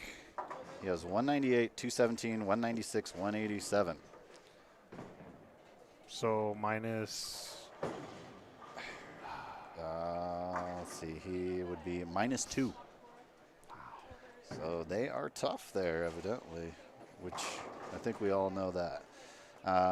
Second, Aiden Van Bieber at -6. He's kind of been on a tear here lately. Yeah.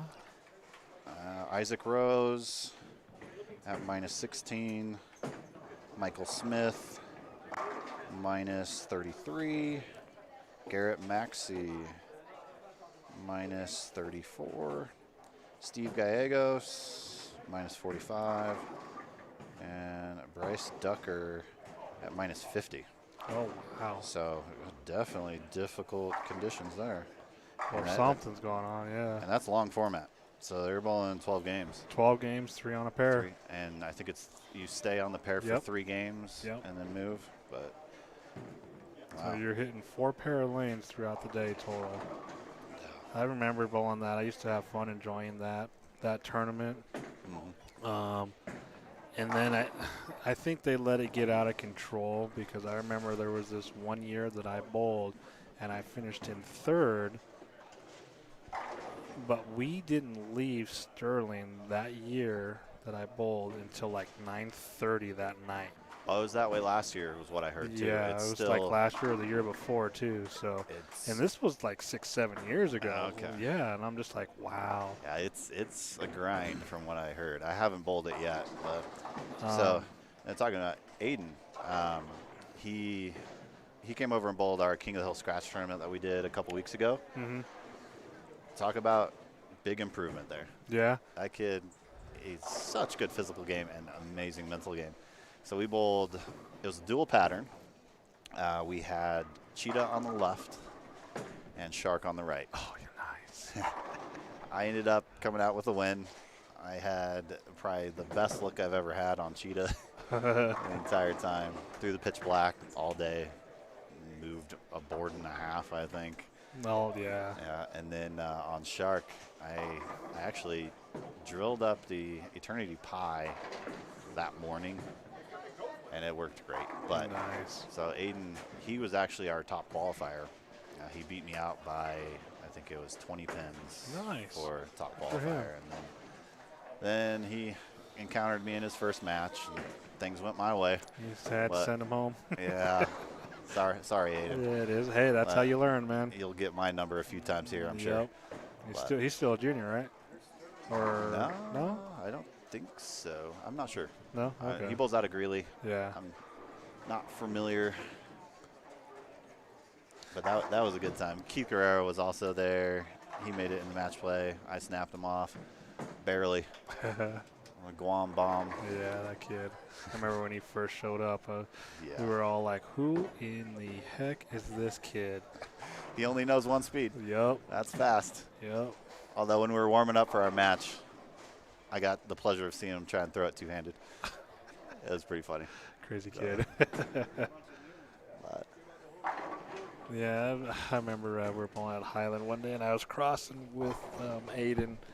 And I was, I like to be a smart ass when we're warming up and stuff like that. So I just was like, man, I don't know what to do. This is my first tournament, this and that. And I was just, I had Schaefer there, and, I think there's just a bunch of us there, all the guys from Greeley. And I'm like, I don't know what to do. What do we do? And Aiden comes up to me. He's like, just know that playing straight is better. I'm like, smart guy.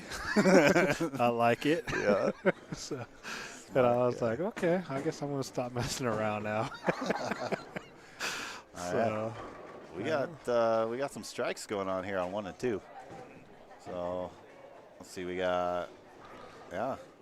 Chelsea Tonsing starts with a double. John Johnson coming off of a 287 last game starts with a double. Ricky Schisler on a double as well. So I think Ricky's up there. Yeah, he's in 4th place after 4. So, what game are they in? So they are starting game 6. So we should have game Okay, 5 those here guys in a are little while. 5. Yeah, there's a couple pair that are still in game 5. So we don't have updates yet? Not yet. No. Looks like our last 2 pair are just wrapping up. Yeah. So just some notables that I've seen here. You had Vince Grind, game 4, shoot 277. Oh, wow. Yeah. Nice. That bumped him up in there. You had Mark Dahlberg, who shoots 251. That guy, evidently. I mean, I put up some weird numbers. Huh? So, Yeah. 251. 251. I'm not even sure. You had to have missed something in the 10th somewhere. You have to go on like a 5-4 yeah. count, get 1 or 2 or something somewhere, Right. one way or another. I mean, I've shot some weird numbers too. Oh, yeah, me too. I think my favorite was 272. Ooh, ouch. Don't ask. Yeah. I've shot 294 before. Okay. Yeah. I haven't gone that low. 296 is my low after having 11. It was just horrible, dude. Yeah. That's a hard one to walk away from, I'm sure. It was, man. That's the lowest I've got. So the only ones I need in the 90s is 1, 2, and 3. Okay. And I don't think I can. Two is going to be the. It's the going to be hard tough, yeah. And I don't think I'm. If I get to that point, I'm Do you have the definitely going guts? for. Yeah, that's what it is. Do I have it? Are you willing to throw 11 in a row away for a 2 count? Or a 1 count? I'll do it. I'll do it. All right. All right. Here's the goal. Give me 60 days and see if I have a 291 or a 292. We'll do it. Okay, if you do that, yeah, let's do that. Okay, I got you. I want to see it. Okay. And if you do, I'll have a surprise for you. All right. Sounds good. Watch you do it next week. Yeah, maybe. I've been on a little dry spell of 300s, but that's Yeah, okay. Same here. Anything over an 8 in a row, basically, for me. Yeah. I've had, I think I shot 280s, 3 of them in the last month. And then I had a 290, but I just can't catch a break here and there right now, so. Yeah, I kind of feel you on that too. But it's league, who cares? Yeah, that's right. And if you're counting, you don't have enough. Exactly. Exactly. Kind of interesting tidbit I heard the other day. I was reading through something. I don't remember what it was, but there was a player, I don't remember what his name was, but it was like the record 300s, record 800s. So, was it Adam Barta? No. He doesn't have the record? No, it was somebody else. Because I know Adam, so. But this guy had 200, and I believe it was 72 300s. Wow. With 240 800s to go with it. That is crazy. And I was just like, are you kidding me? That's like a 300 every time you step on the approach, and an 800 to go with it every time, too. I want to know what his Open Championships average is. Same here. Yeah, I was like, why is this guy not on tour or whatever? But, I mean, there's a lot of good players that are ain't on tour. It's just because they don't want to do it or whatever. But when I had seen that, I'm just like, holy crap. To have, your 300s and 800s to be that close in number is extremely impressive. Yeah, it's phenomenal. 800 is way harder. So now I'm curious. You going to look him up? Yeah. Well, let's see. So we're in game 6. John Johnson, that just came off shooting 287, started with a double, 8 spare, and just left a weak 10. Ricky Schisler started off with double, 9 spare. So we've got one that says, yes, it might have been Barta. I don't think it was Barta because I would have remembered that name if it was him. I'm pretty sure. I thought he was. He held the record for a while. There's one here that says Williams Ferreros has the most, Really? but maybe that's at the championships. Oh, okay. Yeah. I'm trying to remember where I seen it at. All right, so we got some updated scores after 5 games for the ladies. Ashley Manini is leading at plus 146. Nice. Carrie Enders in seconds at plus 114. Rachel Ray, third place, plus 111. Emily Arntz, plus 100. We got Lori Coors, plus 79. And our current cuts, Haley Howard, plus 60. So that cut jumped up again, what, 7 pins? That was after 5. So this is after 5. So I think it was 53 before, if I remember. Yeah, it was 53 before. So yeah, it jumped up another 7 pins. Interesting. So That's pretty good. and here, I was gonna say something. Don't count Karina Grasso out. So she was a little bit out, but now she is just outside the cut at plus 37. Oh, wow. So she's right there. She's clawing her way back up.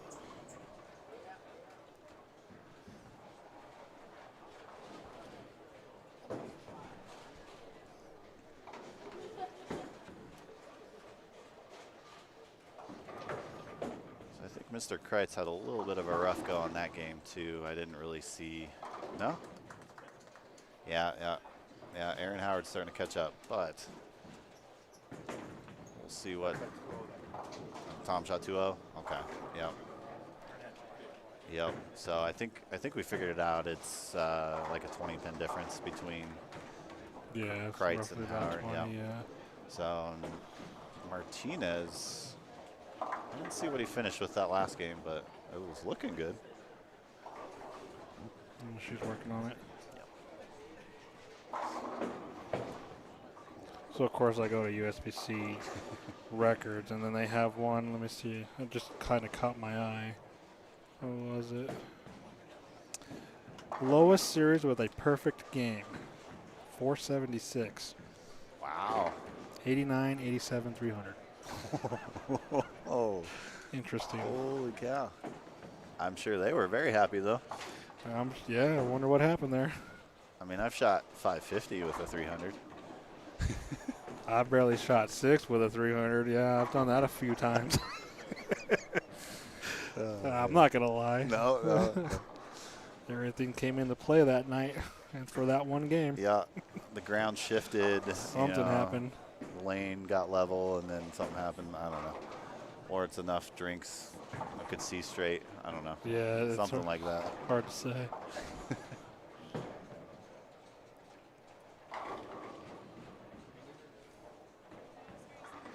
Yeah, I can't remember where I seen that. Now it's going to be bugging me for a while. But once I find it, I'll send it to you. Yeah, I'd like to know, because I thought it was Adam Barta, and I thought he's held it for a while. I know at one mean, point he did, yeah. There's so many big hitters in the Midwest that just, they put up numbers. That's crazy. Adam Barta for the last 27 games at Nationals is 226. That's very impressive. Very impressive. Yeah, I was able to watch their team. I think it was the last time their team won. They were actually in the same squad as us. And talk about 5 guys that can do exactly the same thing over and over and over again. All right, so we got some updated scores for the seniors. So Mr. Tom Kreitz is still currently in the lead. He is plus 237. Wow. Aaron Howard is in second. He did make up some ground there. He is plus 234. And Mr. Martinez somehow quietly has clawed his way up to third at plus 222. And he was at... He shot 243 that last game. So he was at plus 79. So. Yeah. So that's crazy. And then Ricky Schisler, plus 220. So our top 4 bowlers are really kind of tight. So from 4th to 1st, it's only 17 pin difference. That's pretty tight. Yeah, that's pretty All good. right. So then Greg Woberman, plus 165. Greg Kieram, plus 163.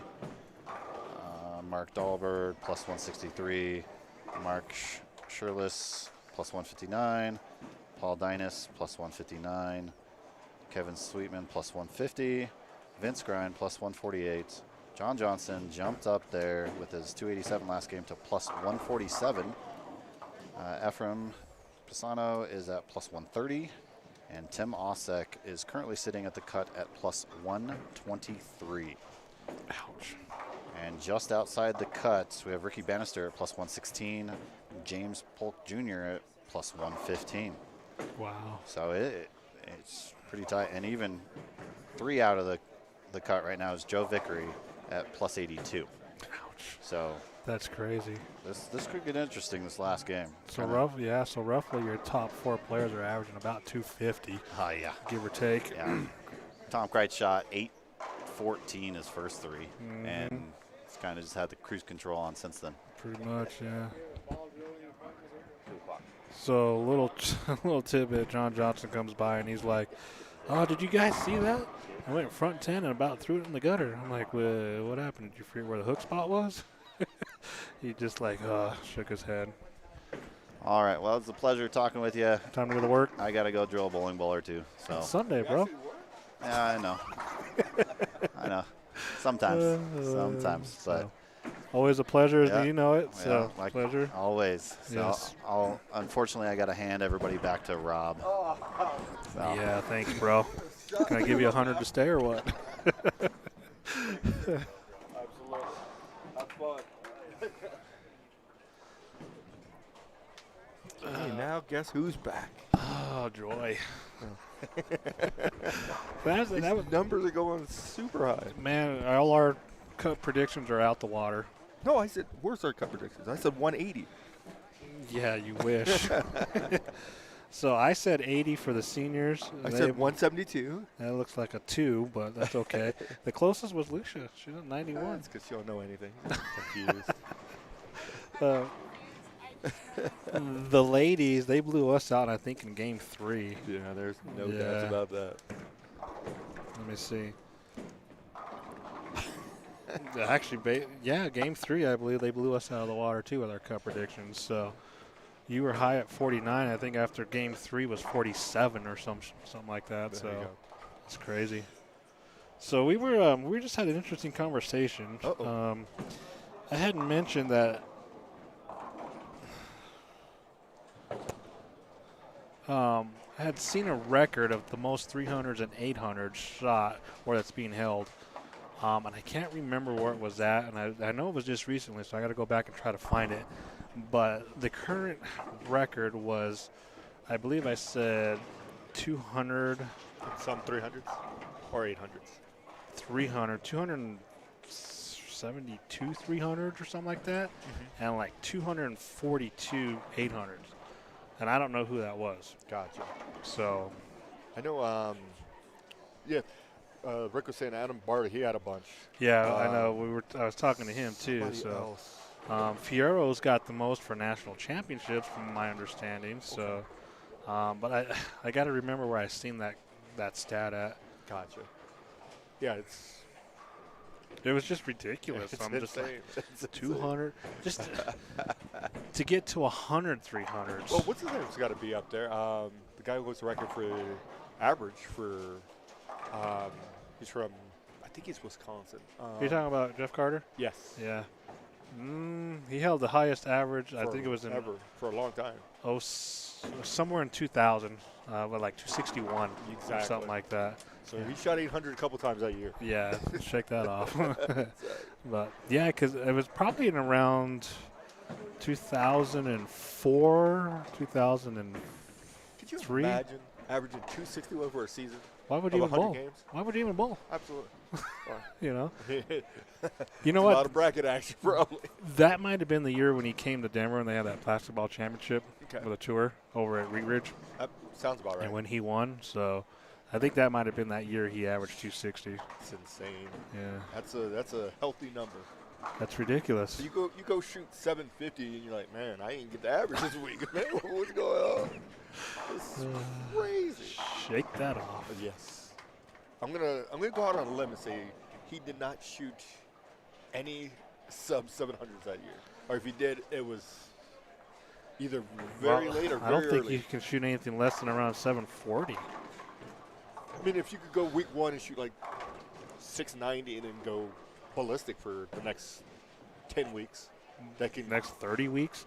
that can cover some of that up. But Yeah, but still. or I mean, if you're that's averaging ridiculous. 267, then you shoot 690 the last week. There you go. Give me some of that. That is, oh man, oh man, oh man.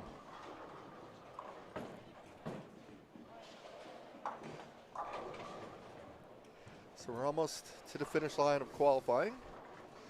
Lane 1 and 2 is going to get done soon. And the answer to that question is the 78. Actually, no. He's just a it's- what shot now? Ricky's just a tropical, right? Don't tell me he's throwing a tropical. I think so. He was using the A 78. 8 earlier, but not anymore. I'm telling you, it's a tropical. That might be.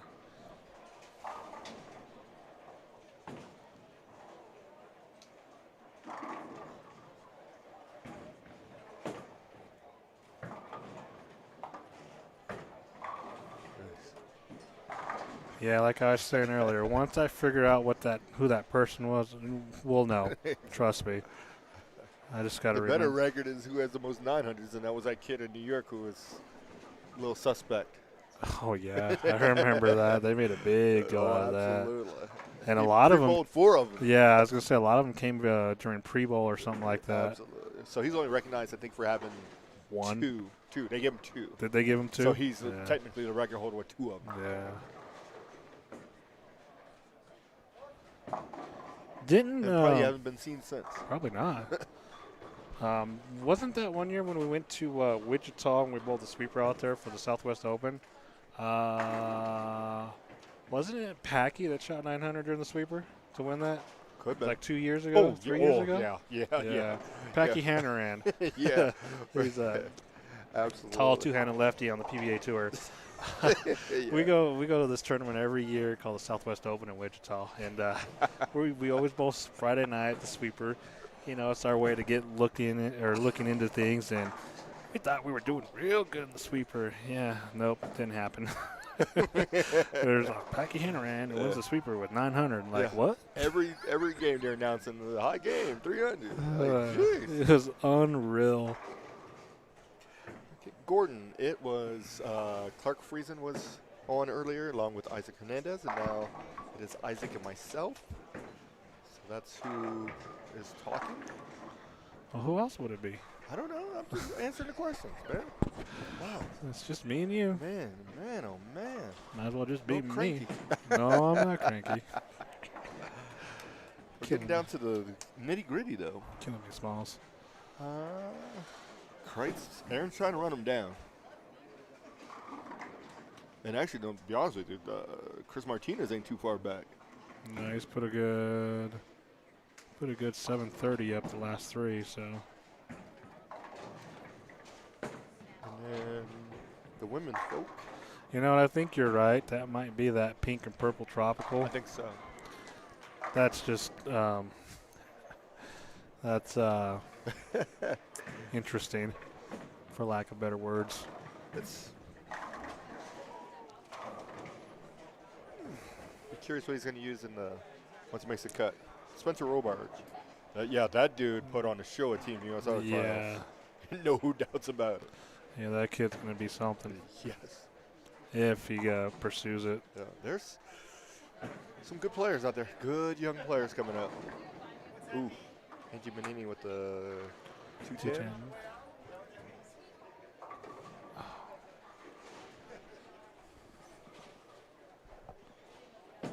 here. Looks like Dory Coor start off with the spare. 4-bagger.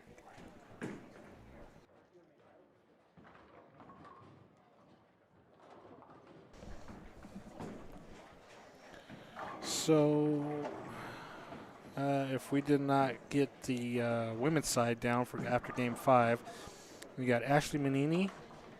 She is leading at plus 146, followed by Carrie Enders at plus 114, followed by Rachel Ray at 111, followed by Emily Arndt at 100, Christina Marshall at plus 92, Laura Coors at plus 79, and Haley Howard at plus 60.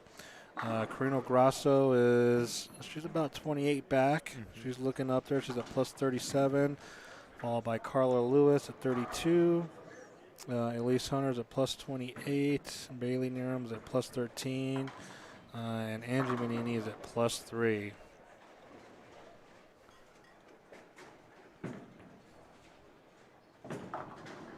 I almost wonder if some of these ladies ain't used to seeing so much hook. Is that possible? I mean, I don't know. I don't know. Art's in the wrong part of the lane for them. Because they're just, they're treading water. They're not like shooting 120s. No, But no. they're just treading water, can't get much going. Well, I think they're And I think they're trapped, to tell you the truth. I think it could be to a couple things. One is after about Game 3, and not just for the women, but some of the guys too as well, got caught up in, okay, I got to shoot 260, got to shoot 260. So you keep pressing. Right. Then you ring 10, then you make this big move because, okay, I can't leave any more of these, and then you get yourself in trouble instead of trying to stay the ship. If you go 230, 230, 230, you're probably better off than trying to shoot 260 to try to catch the leaders. Right. And not saying that's what that is a tendency that a lot of people get into. Yeah, it's the press mode. Absolutely, especially as you get closer and you hear a score come out. You're like, oh man, okay, man. Because a lot of people, they look at the leader and like, okay, that person shot this huge number, and they're like, oh, I got to catch this guy. No, you just got to catch the number to get in the cut. And that's good. We were talking about that earlier about the mental side of the game. So, that's where your elite players come into play. They don't worry about anything other than what they're doing. Absolutely. Absolutely. Because that's all you can control. You go out there, you bowl your game, and let the chips fall where they fall. And that's all you can do. Yeah. And I'm not saying it's easy. It's super tough. And it takes a lot of experience and a lot of bowling to realize that. Because as you're young, that's your mindset is, okay, I'm going to put up these big numbers, go ballistic the whole tournament. And then as you get older, you realize, hey, you know what? Just tread water for a little while to get going, and then I'm good.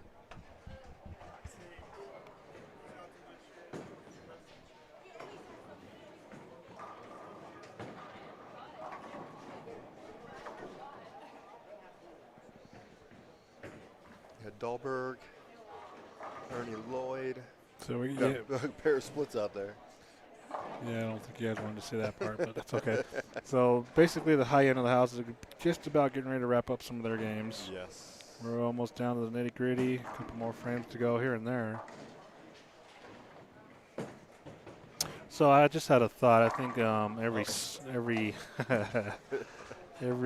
stop we do a month to invite your general manager, your proprietor, or something like that to come and spend some time on the air with you. Absolutely. Or me or whoever. So absolutely. Just to and talk. That's what we try to do. Yeah.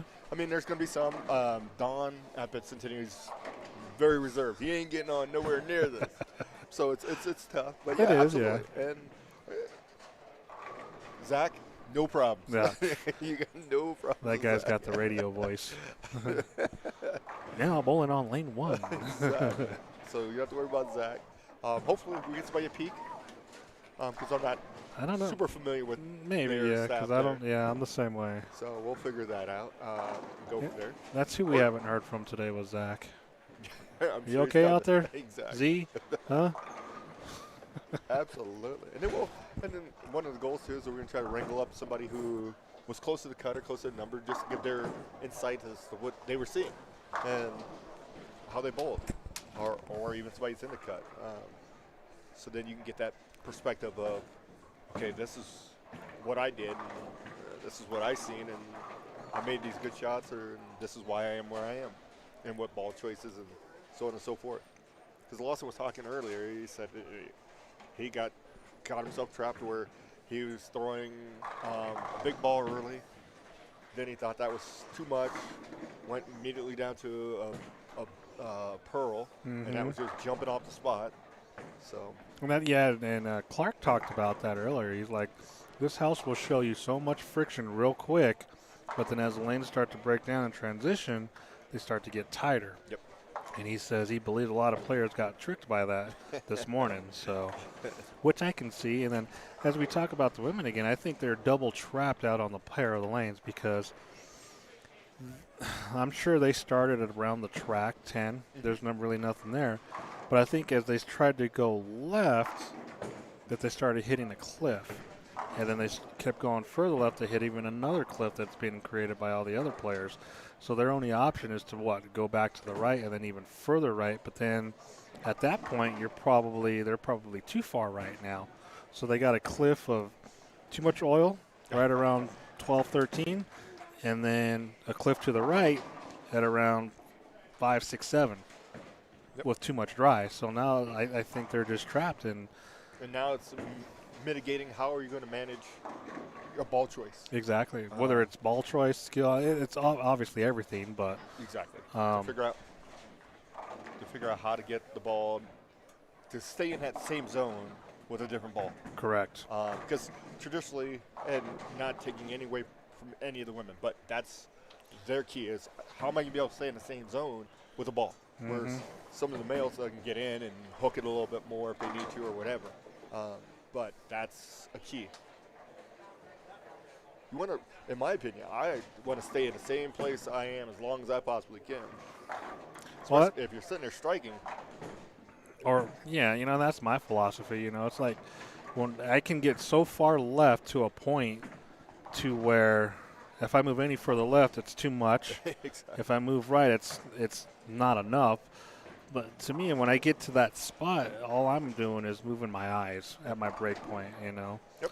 Read the lane front to back. Yep, back to front for me. Yes. Yeah. And that's all I'm doing. So a lot of times you'll see when I'm so far left, you'll see me stay in the same spot but create different ball roll, different entry angles, stuff like that. Just by moving my eyes, Absolutely. And that's the next level too. League bowler or even not beginner, but that intermediate going up to the next level. So you're going to learn to read the lanes front to back to front versus side to side. That's right, yep. Because, you'll be surprised if you move on how much your ball reaction changes when you look further down the lane or closer to your normal spot or whatever, So you can create a lot of different angles by doing that, a lot of different ball reactions by doing that. Not to say that looking 20, 35, 40, 50 feet down the lane is going to do this all the time. There's more skill involved in it. Absolutely. And that's all about Speaking of skilled. Hey, I think I found your dry. And that's all like hand position, ball speed, stuff like that. And it all comes into play to one. So you can't just do one and expect it to work all the time, So there's so many variables in this game. You've got physical, you got mental, then you got, and a little bit comes into both places, then ball selections. So even when people, because you hear a little bit of the old adage that, the game was much harder back then than it is now. In theory, yes, the balls hook much more. They create much more friction. But if you get the wrong ball in your hands, you're in trouble. You are in trouble. Whereas back in the day, you only had 2 balls to pick from. And you mentally made it work. So you figured it out. Now, you can mentally try to make that ball work all day, and it ain't going to work. Yeah, that's true. And then you get yourself in trouble, and then you're like, oh, man. Especially if it's right on that edge, where you just can't get the 10 out. You're like, okay, well, no, I got it. It's me. And then next thing you know. It's funny that you mentioned that because the last tournament I bowled on a dual pattern, I think it was like the bear and I want to say the wolf or something like that. Okay. I was watching everybody in the house use urethane on the short, big ball on the long. And I'm thinking to myself, I'm like, Why are we doing that? I used one ball for both patterns and was dang near playing them almost identical and getting to the pocket Oh, absolutely. consistently. So I was just thinking to myself, I'm like, why are people doing that? Is that because that's what they've been told to do? Or is that experience, lack of experience, or they just don't have a clue? That's a good question. You know? Because Diaz, the last tournament he won, which was that Super Senior Shootout, they did a Mhm. dual pattern. He said, I used the same ball on both pairs. These other guys, and he's like, sometimes people get caught up in, okay, I'm going to use a different ball because it's got this great look or whatever. But then now you're adding too much to the equation. Now I got to remember, okay, I got this ball. Oh, yeah, I was playing here, this, that, or whatever. Yes. Can you do it? Absolutely. Yeah. But why add more More to the thought process. exactly than you Mhm. have to? So, and that's kind of where I was at too, and I was just like, I don't understand. There's even some good players that I knew. I'm like, dude, why are you using two different balls and I'm able to use one and accomplish the same thing? And the answer I got was, well, you're just that good. I'm like, no, that's not the answer. No. It's not the answer that I'm just that good. And so, sometimes people give up on a ball, and then you got the opposite of that. People give up on a ball too quick. Yep. Oh, no. Let me go get this other one. Oh, Mhm. let me go get this other one. And then you're chasing, and then you eventually get back to the ball that you started with, and you're like, oh. Why didn't I stay? Why didn't I stay? Exactly. Why did I do this? Why did I do that? So and it's just weird. I meant to ask Clark that, see what his thought process was on that too, because like I said, it was just weird. And honestly, the shape that ball made on both lanes was almost identical, and That's I'm all just you can like, ask for. wow. That's all you can ask for. And because of course I was a little bit further right on the shorter pattern, throwing it towards the gutter just to bounce off the gutter, and I was probably standing, I want to say right around 15 with my feet. But then when I went to the long oil, I was standing 20 with my feet and getting it to about 10. So, like I said, just dang near almost on top of each other, but the motion was the same. So, Yes, which that's was what you're crazy. looking for. You want to have See you. similar emotions, because if Yep. you get that, you got to see. Yeah. Your eyes are seeing the same thing going down the lane, and if it's striking, that's great. Yep. And you don't have to make too many adjustments. And if you miss something, well, then that's your fault. Exactly. Exactly. And we won't even talk about the spare games. And my spare game's phenomenal. And that's a key too. A lot of people, especially I see some juniors that are just like, okay, I'm gonna throw 7 strikes a game. Okay. Until you get to something that you can't throw 7 strikes, then you've never practiced spares, and then you can't figure out why you can't make cuts. Yeah, exactly. And I'm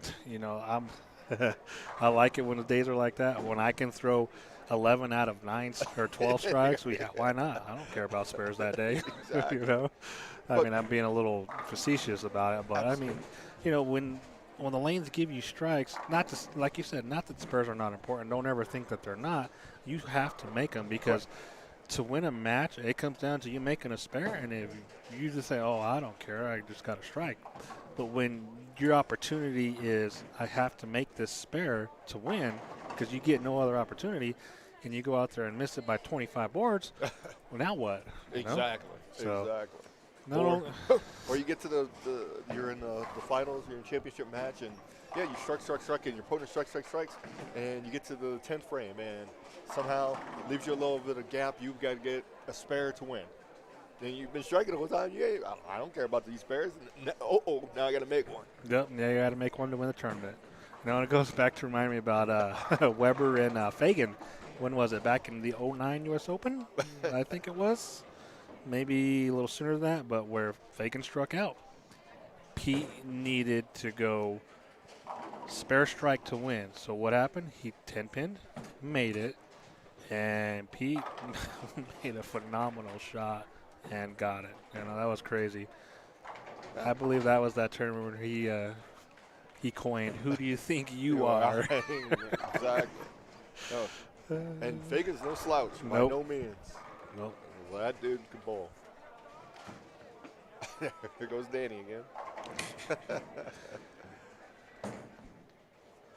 So as everybody starts to wrap up here, they're getting close to ending up down. We got a really good game by Tim Ossick going. He's got What's the Tim doing? Turkey Open 6-bagger. Oh, he's the number after 5. So We just talked about not making spares. And, he's proven us wrong. He's like, hey, I don't need a spare. well, he better finish out the game because He's 260 on the board. he needs one more. Huh? Well, it don't matter now. So Yeah, he should be. if he's He's gonna be the 260, cut. Can he get to the top 5? That's going to be puts the him at next 180 over. hurdle. Okay. And right now, 180 was 5th. So Would be gets him, 5th. So Gets him close. She needs a ball that hooks early, a big solid that's early. who? Sand her ball to 500 up. Or 180. 180 to get it to tip. 45 foot wasn't her friend. Just take that thing to the parking lot. Throw it a couple times. Get a little bit of asphalt stuck to it. Correct. And the biggest issue, and I wasn't there, and they took our ball down to 180 or whatever.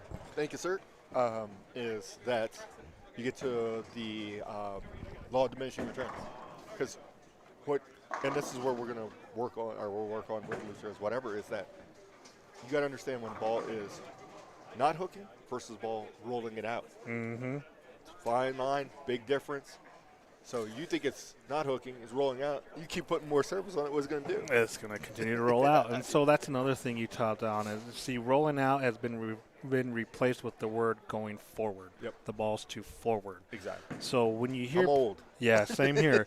So when you hear players talk about, well, my ball's hooking and then it just goes forward, what they're saying is my ball's hooking and then it rolls out. Exactly. Basically, there's nothing there and the ball's just going forward, straight to the pins, not through them, but to them.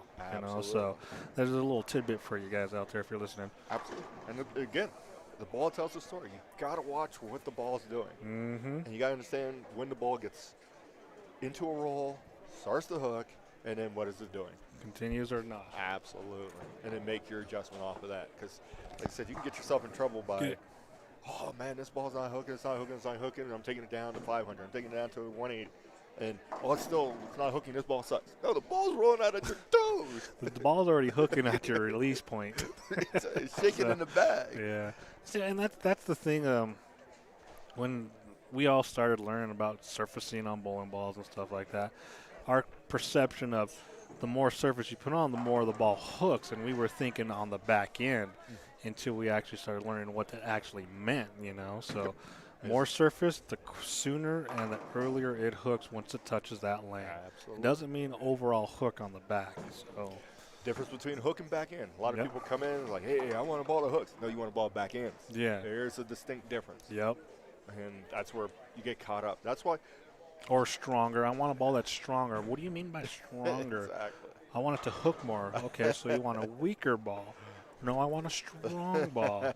Okay, and then you got to go into the, the 101 of, okay, this is what happens when you go to a stronger ball. This is what happens when you go to a weaker ball. Exactly. Weaker ball is going to do this down the lane and then give you that pop that you're looking for.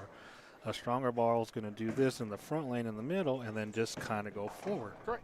Basically. So All you got to think of is like ASIMs. They're the biggest pieces that we currently make. mm-hmm. And usually ASIMs aren't going down and going sideways. No. They're very mellow because they're starting to hook earlier. Mm-hmm. And this is why it's important that people go into a pro shop or a coach or whatever to understand these factors of what a ball is doing. Yep, exactly. And go from there. All right, where are we at? We are done. Done there? Done. Let's see here. Yeah, the house Done is completed. All right. Well, as soon as we We're gonna get take a break. Yep, as soon as we get some finals, we'll get back to you. Yes.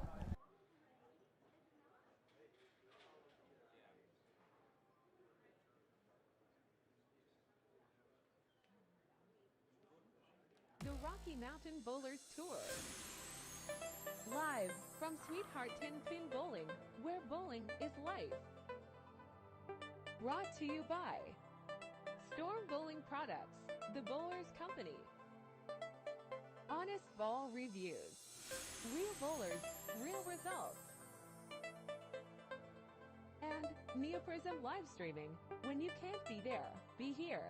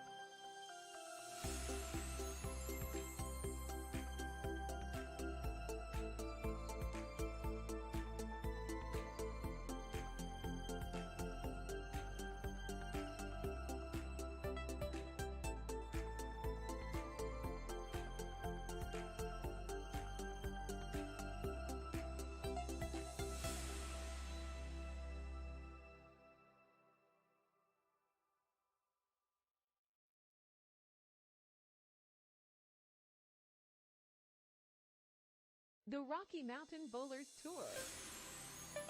Live from Sweetheart 10-Pin Bowling, where bowling is life.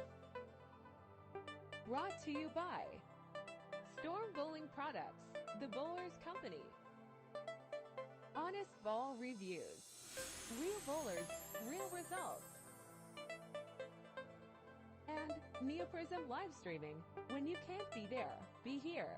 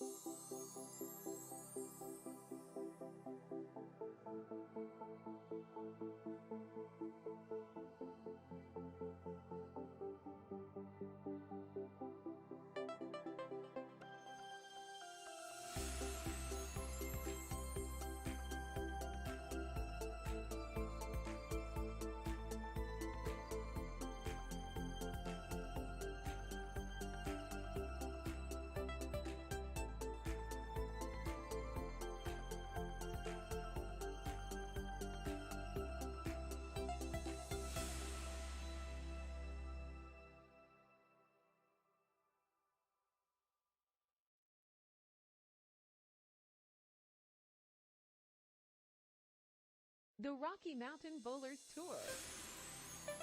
Live from Sweetheart 10-Pin Bowling, where bowling is life. Brought to you by Storm Bowling Products, the Bowlers Company. Honest Ball Reviews.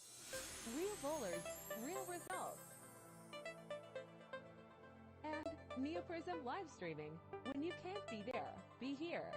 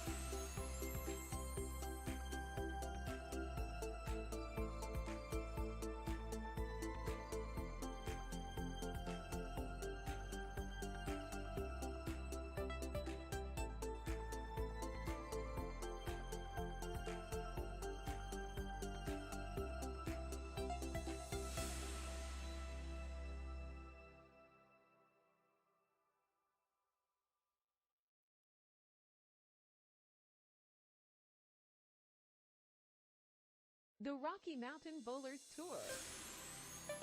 Live from Sweetheart 10-Pin Bowling, where bowling is life. Brought to you by Storm Bowling Products, the Bowlers Company. Honest Ball Reviews. Real bowlers, real results. And Neoprism live streaming. When you can't be there, be here.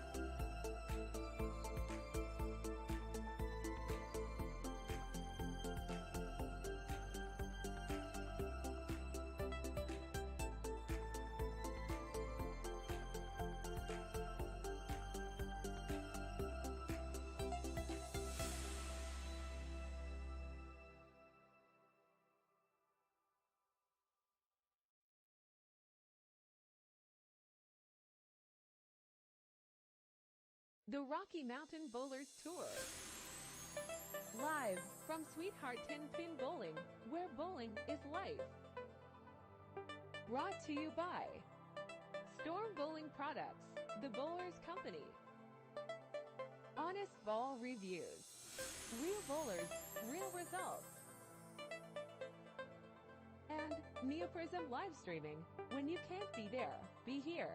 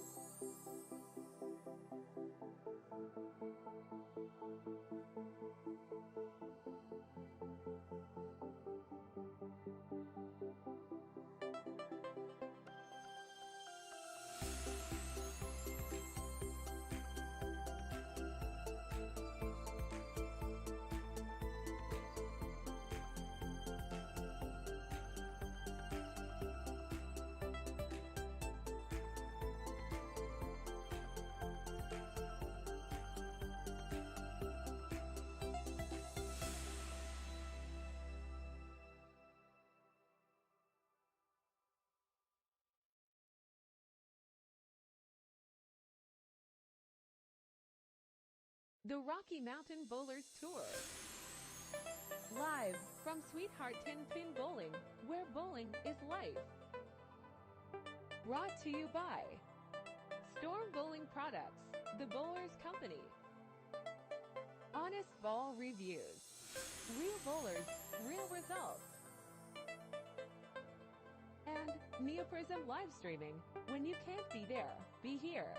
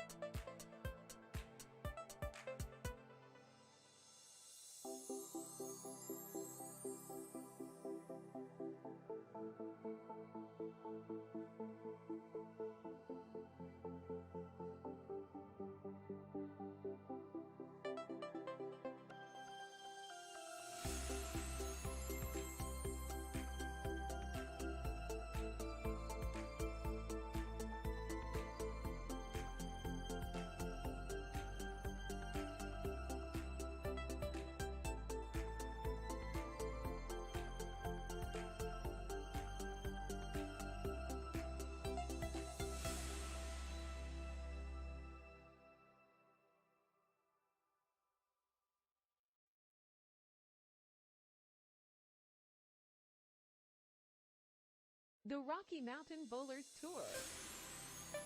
Live from Sweetheart 10-Pin Bowling, where bowling is life. Brought to you by Storm Bowling Products, the Bowlers Company. Honest Ball Reviews. Real bowlers, real results. And Neoprism live streaming. When you can't be there, be here.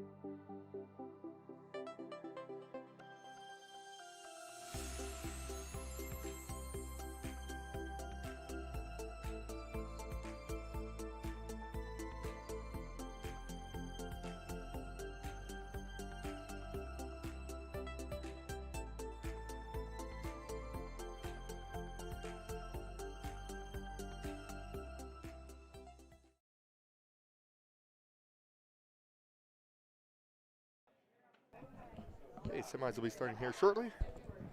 We'll get a recap of who's making it to semis. They're going to bowl 2 games. Then the seniors will cut to the top 5. Women will cut to the top 4 for their step finals. So 2 games of semis coming up here shortly. They'll be getting, once they get their lane assignments, they'll be getting out there and getting started here momentarily.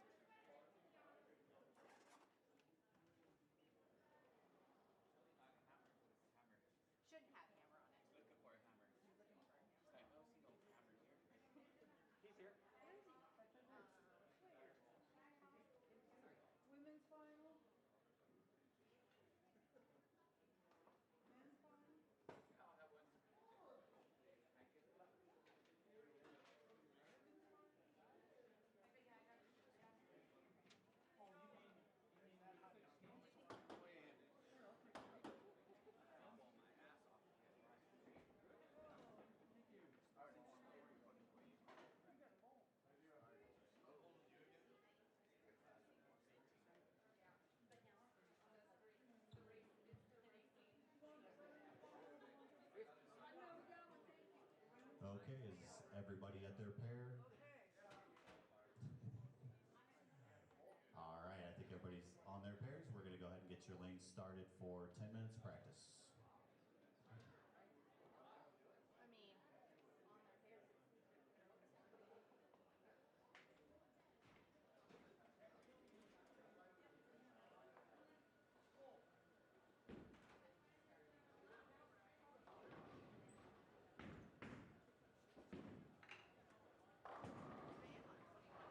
There's 2 blue and black bags there. There's 2 blue and black doubles there.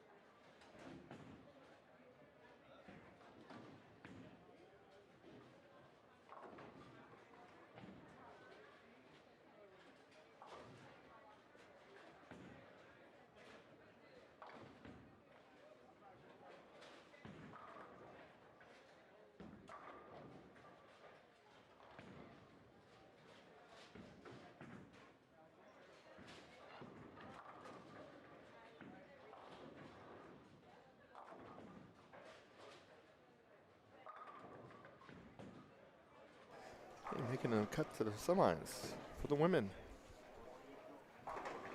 Cut score ended up being plus 43. Karina Carasso is your number. Christina Marshall finished above her at plus 96. Rachel Ray, plus 103, along with Lori Kors. And your top three, Carrie Enders at plus 106, Emily Arndt, plus 113, and Ashley Manini at plus 132. So again, about 2 games, cut to the top 4. So the cut for the top 4 right now is plus 3, or plus 103, sorry. Then for the seniors, cut score was 150, plus 150. That's Mark Shirless. Above him at 151 over was Kevin Sweetman. Vince Grine at plus 165. At 167 over is Efren Persano. Paul Dines plus 175. 178 over for John Johnson. Greg Wamova is plus 181. Plus 188 is Tim Osick. Mark Dahlberg is plus 198. Plus 201. Ricky Schisler. Plus 231. Greg Neerum.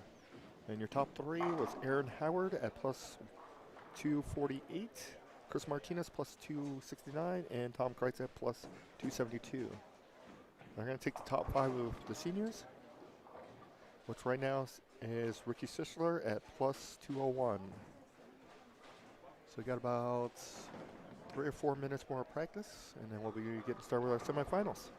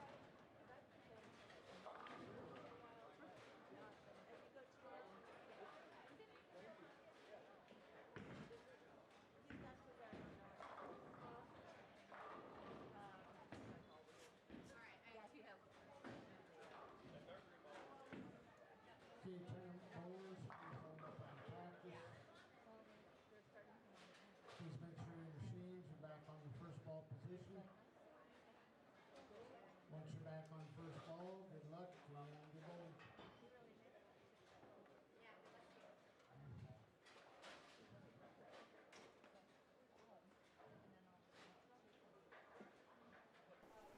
Okay, semis is getting ready to get started. Again, they're going to bowl 2 games, and then we're going to cut to the top 4 for the women, top 5 for the seniors.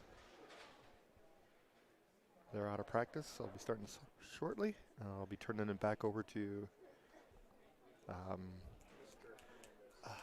Isaac Hernandez. That's what I couldn't remember what his name was. He threw me off. And Clark Friesen. So hold just a moment. They'll be back.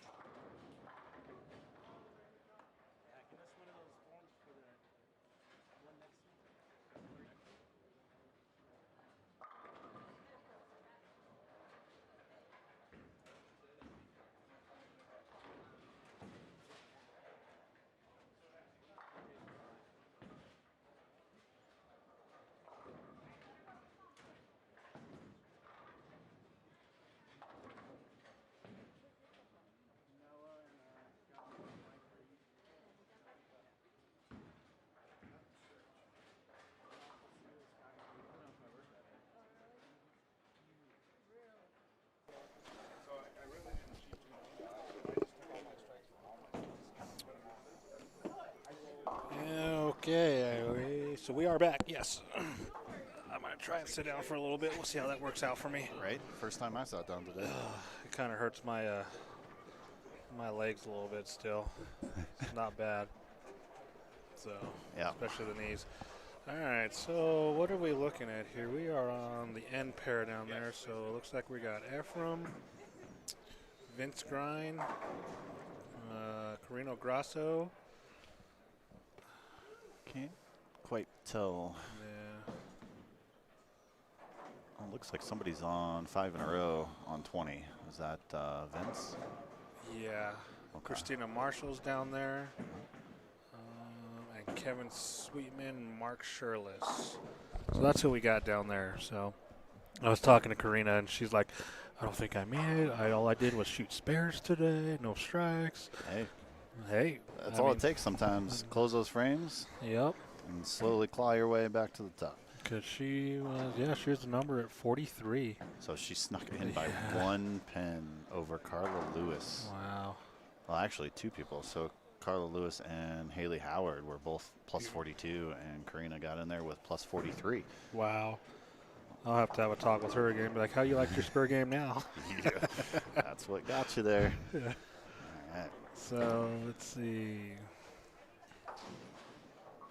Who was that? Oh yeah, it was Vince. It was Vince, but is that at 8? It looks like it. Looks like he went front 5, 8, 10.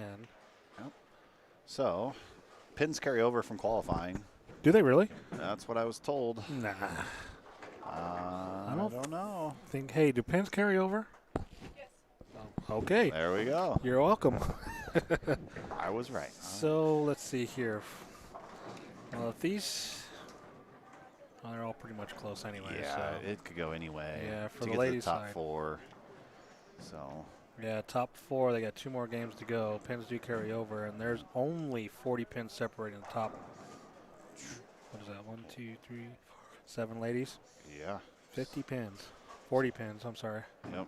That can go anybody's way. And then for the guys, the seniors, It's almost still even crazier. It's still pretty tight. Kreitz is leading by, what do we got here? 11 or 13 pins over Chris Martinez. And then there's a little bit of separation. yeah, it's about 20. Yeah. So So top 4 kind of have a pretty good cushion there. 5th could go any direction, really. So, yeah, because right now, that's 3 pins 5th, from 5th to 6th. yeah, Ricky Schisler is at 1401. Then Mark Dahlberg, 1398. Tim Osick, 1388. Yeah, so it could get interesting. So, and I was kind of going over the women, and I went with my pick is Miss Laura Coors to take it today. Okay. And the only reason why I went that way is because she's been pretty consistent throughout the whole day. So Yeah. I think I picked Emily Arndt. I think she's due. She's bowled pretty good today. yeah, Got up into 2nd place. And are we looking at 7 and 8 now? Yeah, so she, I believe, is having a decent game here. where's she at? Right in She's front of on, us? yeah, right on screen there. Up on lane 7 right now. So she's 153 in the 8th. Yeah, and she gets, does she get some sticks? I think 8. Yep, so she gets 8 sticks. Makes decent shot there. And of course, look what shows up. Why not? Couldn't have shown up like 10 minutes ago, right? Yeah.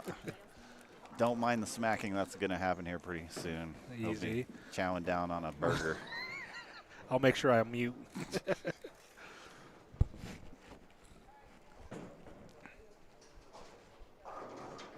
So we got Emily making her spare shot there. Covers that. Very nice. Good, yep. Aaron Howard's getting ready to bowl. He is on pretty good pace here. He could potentially punch out for, looks like 230. Which would keep him Yep. just behind Tom and Chris. Tom is got a bad break there, but Tom should be able to strike out for 220. Yeah, 223. So Yep. Aaron has an opportunity to catch up to both Chris Martinez and Tom Kreitz. No, he in just this left the 10 pin, so it's going to be a small. Yep. He can shoot. 220. Yep.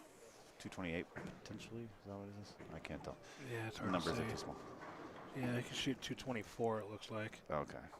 226. So it doesn't look like anything's going to change up towards the top, unless what is Ricky Schisler doing down there? Can you tell? No, I don't have him on the Yeah.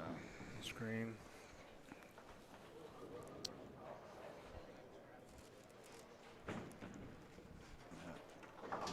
Kreitz didn't get the half pocket shot to go. We need a little bit of fruit salad on that one. He likes to call it those light swishers. That's the first time I've heard that in a while. Martinez gets his spare. Yeah, he can strike for 209. So he's going to lose a few pins. Yeah. Ashley Manini is cruising along. She can punch out for 226. Unfortunately opened in the 9th.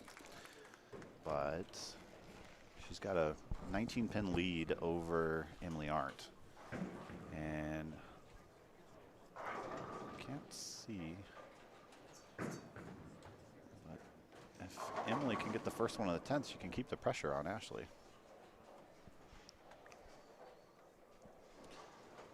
She has 153 in the 8th with 8 spare in the 9th. 73, and it puts her at 03 and 211. Oh, makes a good shot. So leave the 10 pin, cover it up, keep it close. One more game to go. Yeah, that's pretty much all you can do. Stay as close as you can. Hopefully Carrie comes around in the next game. Yeah.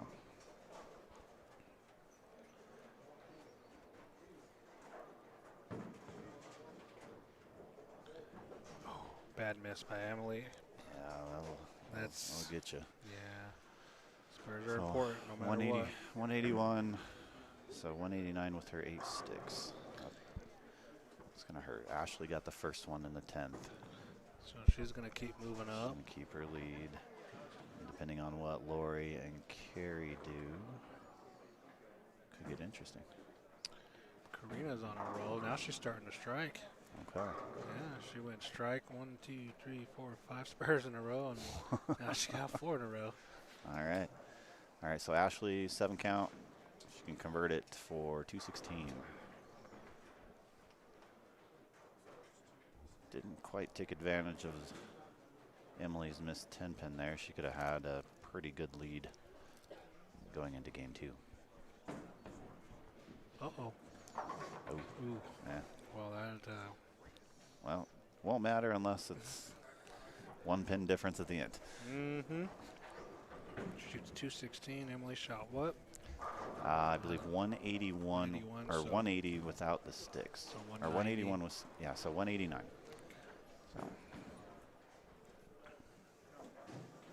So Karina's got 5 in a row now. She's going to shoot 32, I believe. 232, so she's going to potentially move up a little bit, depending on what Christina and Marshall is doing down there. Yeah. Let's see, Christina. I see. Oh, that's a strike there. How many pins does Christina get? 0.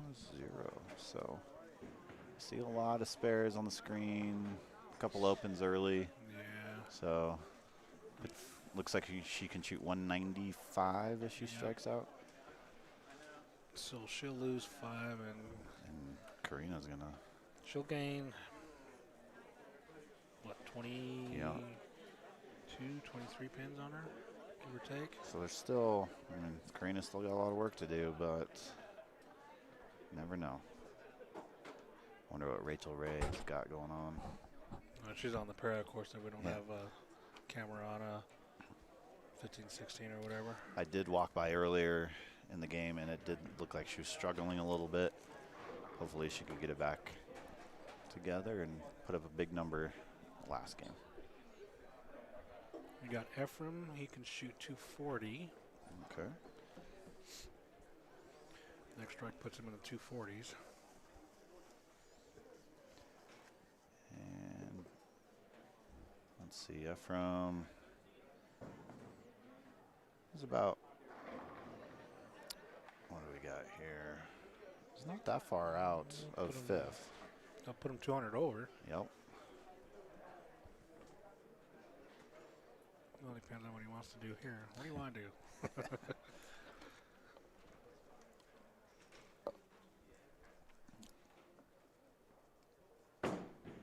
Taking a lot of time.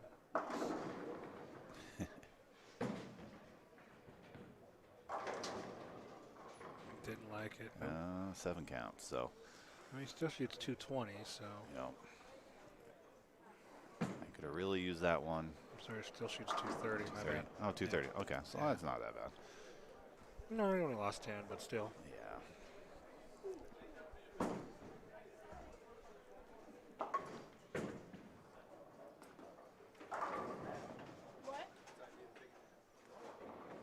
Vince Ryan's going to shoot 220. He could have shot 230 as well. I think, I wonder if they're starting to see that second transition. I believe so. Looks like they're encountering a little bit more friction on the front now. And it's nice either checking up a little bit on him or just running out of energy and not kicking out the 10. Yep. Starting to get a little forward down there. Yep. So we had that little small little conversation too about forward and rolling out. So back in the day, we called it rolling out, and the new term is rolling forward. Right. It's going too forward. Yep.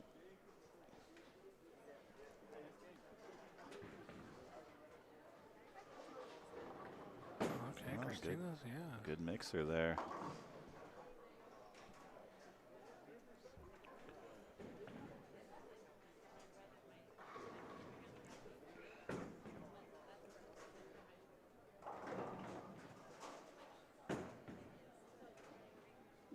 I'm curious as to what John shot. He was.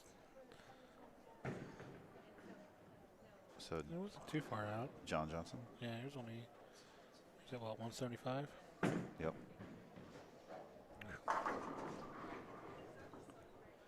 Oh, Bach number 1. What are you doing over there, sir?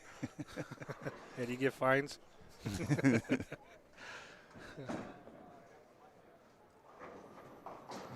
with a nice spare. We'll just say it's because he's the young guy out here. Yeah, I would say so. The rookie. He's a little nervous. A little nerves. Right. Oh, he was anticipating. So yeah, John Johnson, he is currently before that last game, he was about 96 out of the lead. So, I mean, anything can happen there. So he's trying to get to 5th place, which before this last game was bowled, he was only 26 away from sitting in 5th place. So. And 5th was Schisler. Yep, Ricky Schisler at 1401, so 201 over. So we got Rachel Ray on 7 and 8. Bowling with John Johnson. John Johnson. And there's somebody else there. I don't know who. So Rachel Ray threw a great shot and just a ring 10.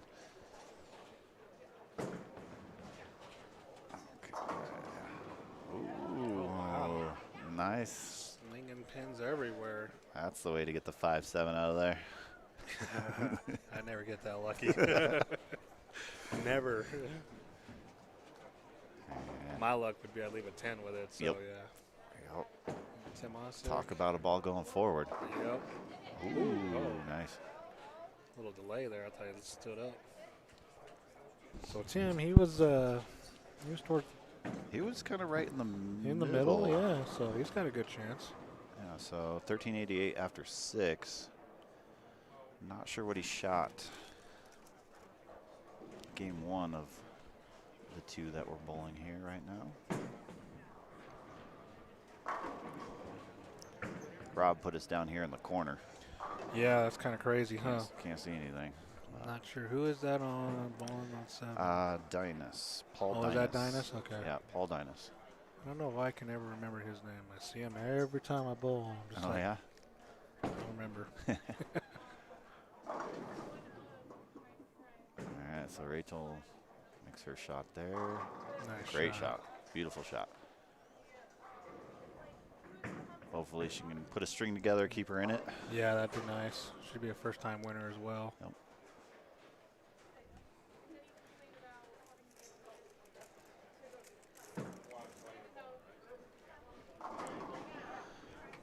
Tim puts up 3 in a row down here on 3 and 4. All right, so we're down at the high end now. I'm kind of curious to see the numbers. Right. I want to see some numbers.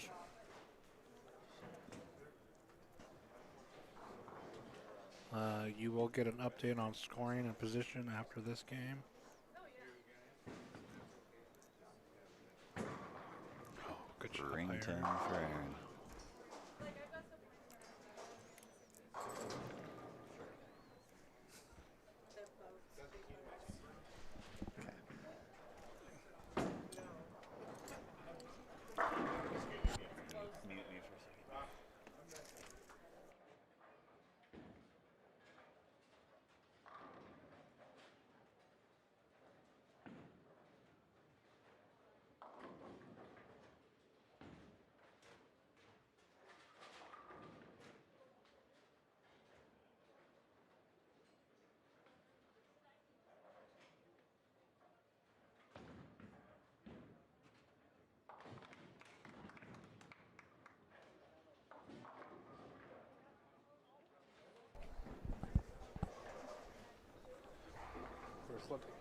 First look at Carrie. She strikes there. Looks like she went spare strike. If it ain't me, Aaron Howard looks a little fatigued. And just kind of the way he's coming back. Maybe he hurt himself or something, but Yeah. open out. And this is kind of the point in the day where the guys that like to play more up the lane kind of get trapped sometimes. Yep. Good shot by Emily.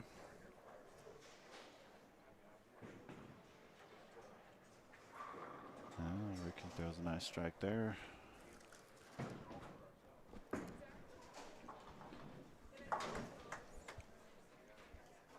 Let's see what Dahlberg's got going here.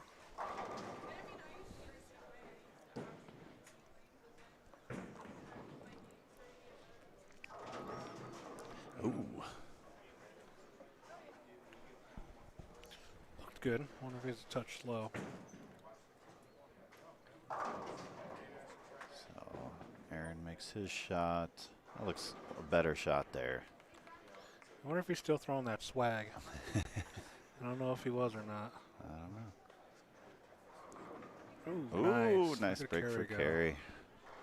Those right there get your swing nice and Yes, loose. they do. Around moves to 10, so back over here. 7-pin breaks up Wabama's 4 in a row. Coors, looks like she's struggling a little bit. Flat 10. Yep.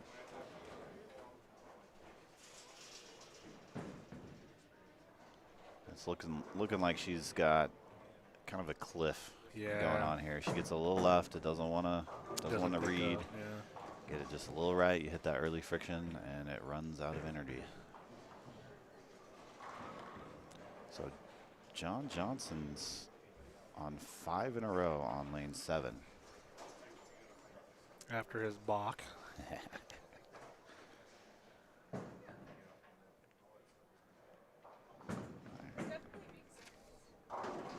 Ooh, the bucket. Might have gassed that one a little bit. So they are taking 4 for the ladies. All right, so we got some updated scores. After 7 in the ladies, Ashley Manini is leading at 147, followed by Carrie Enders at 133, Laura Coors at 108, Emily Arndt at 102. That'll be your top 4. Rachel Ray is at plus 97, and Christina Marshall is plus 90, and Karina Grosso's plus 72. So theoretically, the Rachel Ray, Christina Marshall, Karina Grosso have a shot Yep. if they get something big going on. Because there's between 4th and 6th, it's 20 pins if that. Yeah, it's close. Yeah. Karina's got a lot of work to do, but she's got to get all of them, no matter what. On the senior side, you got Tom Kreitz. He's plus 297, followed by Martinez at 277, followed by Aaron Howard at plus 273. Let's see here. Greg Nero at plus 57, Mark Dahlberg at plus 236. For Nero, it's 257, if I didn't say that right. John Johnson's at plus 225. Efren Pisano is plus 202. So right now your cut is Dahlberg at plus 236. Vince Grine at 191. Tim Osick at 185, followed by Greg Wabama. That's a tough one to say. I can't get that one either. Sometimes. Well, I kind of second-guessed myself when I said it. I'm like, that's probably not right, but that's all right. Kevin Sweetman at 174. Ricky Schischler at 172. Paul Dinas at 148. And Mark Sherless at 130 over. Okay. Man, that's a lot of numbers. Yeah, it is. And JJ's actually making a pretty good run here in this game. So he had the 6 count in the 6th frame, but he came back with a strike. So he's still potentially shooting 276, which he could project himself way up there because it's not that big of separation. He was only 225 over, so. Yeah, so he could potentially get to 300 over if he finishes this. Yeah, if he finishes that, puts him at 300 over. And of course, Kreitz and them are off camera. So yeah, definitely coming around. Yep. Well, he left the 7 pin there, so even if he shoots 250. 250 still, yeah, it gets him probably comfortably in, I would say, at that point. Yeah, let's see. Dahlberg, where's he at? He's on the other end, right? Yeah. Yep. It looks like Dahlberg went spare strike, spare open, followed that up by a strike. Strike. Let's see what Aaron's got going here. So he's different ball that time. I did notice that. He went back to that baby blue whatever that swag was, ball that he was throwing earlier. Let's see, Curry is on 22. Oh. Not too happy about that one. He went strike double spare. Aaron with a ring 10. Let's see what Emily does here.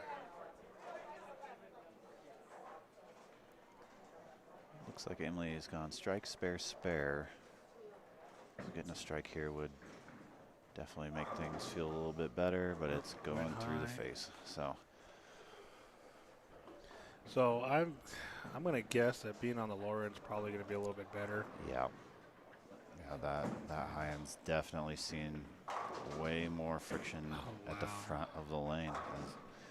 Yeah, definitely. So.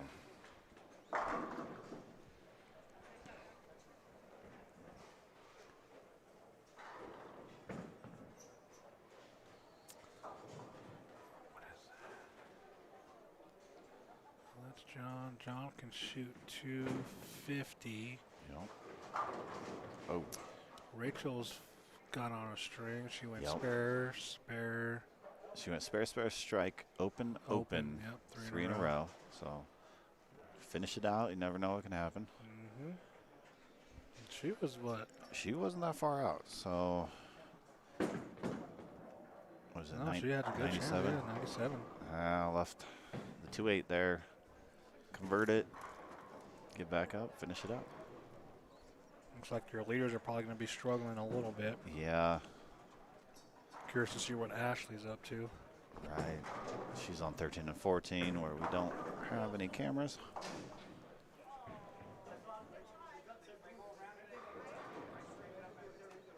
Yep. I don't know if you guys could hear that, but Tim Ossick is just basically explaining what we said earlier. It's very cliffed right now. Yep. He said he can't go straight. He leaves the 10 pin. He can't open it up. He can't get the 10 out. It gets tough. I mean, so if you were in that situation, what would you do? Me? Yeah. Move 6 left, 6 and 3 left, and 6 just and 3 left. crank on it. You'd hit it more. Yeah.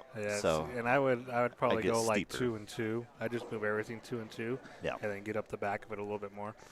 Yeah. That's what I would try to do. Get it to roll up quicker. Yeah. I'd move left. I'd get it to the right a little bit quicker. Get it in the friction where you know it's going to hook. Right. And really just kind of get around the ball a little bit more. But it's never a fun situation to be in. It's not. My comfort zone for me is to kind of not give away the pocket too much. Yep. Right? Same here.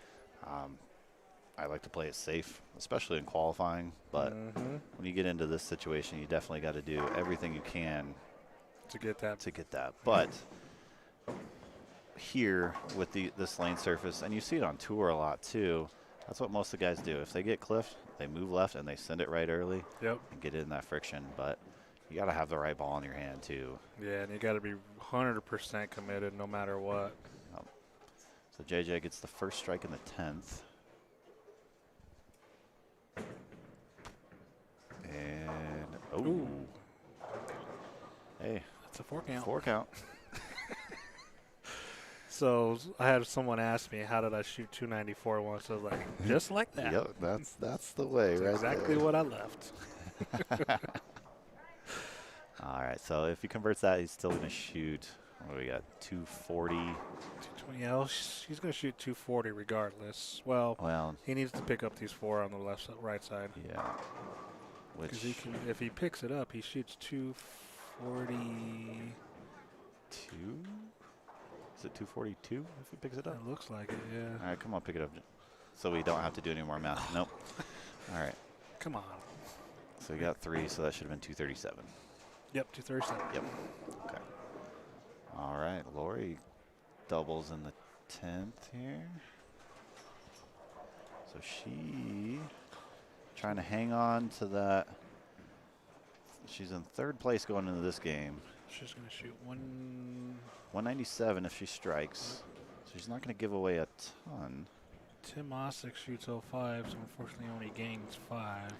Yeah, I think unfortunately that's not enough. Yeah. Puts him at 190. Okay, 9 count. That's all right. So only giving away 4 sticks there. Greg Wabama, unfortunately, he's not going to have enough either, so he shot 230. So a lot of our top guys are on the higher end where we're not located. So the only ones we, ooh, a lot of marks up there. Let's see, go here real quick. Rachel can shoot 190. 193. Yep. That might not be enough. Yeah, no, because that only puts her at 2-0, so 2-team, put it that way. And misses the spare. That's unfortunate. Yeah. She pulled really good today. She did. Oh, look at that left tap. that a girl, Emily. So so right now you got what you're seeing, 19 through 22. There is 11 and 12 and 13 and 14 still going. So unfortunately, we don't know who's doing what. Well, we figure Tom Kratz and Chris Martinez are doing their normal thing down there, most likely. Aaron looked like he was struggling a little bit this front of the game, but he's crushing it now. Unfortunately for Carrie, after that miss, she went miss again. So she chopped the 3-6, or I'm sorry, the 6-10 off the 3-6-10. She missed a single pin somewhere. I'm not sure what it was. Might have been a 10 pin. And then she went 7-2, so she left a split, probably a washout. Yeah. That looks good, and what a. I think What she's a in that hit. zone Yep. too. She's trapped there too. If it were me, if I were to give her some advice, I'd say just a little bit bigger ball. Get, a couple boards left, and just get it in that friction. Oh, that's not good. But Zach knows her game way better than me, so Yeah. I'm sure he's giving her as much advice as he can. I don't know if I agree with that move there with Schisler. He went to a really big asymmetric, it looked like. Yep. I would say UFO alert. That's what it looked like. But All right, well, this could get interesting for the ladies. very interesting. So Carrie is now on pace for 180. And Emily. Get it. Ooh. Emily's got to get something going here in the last 3 frames. So she's sitting at, what was that, 120 I think 120 even. in the 7th. So that's not too bad. Keep it closed. Gives her 210. Yeah. And she gets 8 pins, if so she that's can- 218. That's actually not too bad. Puts her 120 over. Let's see, Carrie, she can shoot 52, 82, so that drops her almost 20. Yeah, that'll put Carrie down if she punches out plus 110-ish. Mm-hmm. So Yeah, it's real tight for the ladies. Who knows? Who knows what can happen? that's why we like to bowl. That's right. Except last year for me, I think I had 4 tournaments in a row. I was the first out of the cut. By a lot or a little? By a little. Oh, those are the worst. I hate those. Just had to tell myself, at least I got a check. Yeah. That's about the only time you're grateful. I got the bowl for free. That's great. Great practice. Yep. We used to do that in ABT all the time. Bowl just good enough to break even. You're like, really? So I'm out here wasting a whole weekend to break even? I held on to it all day. Oh, thank you. Greg took our good pen. Oh, So he actually gave it back. well, good for him.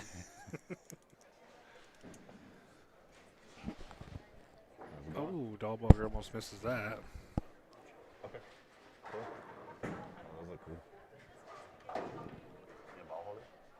No, those are pretty cool.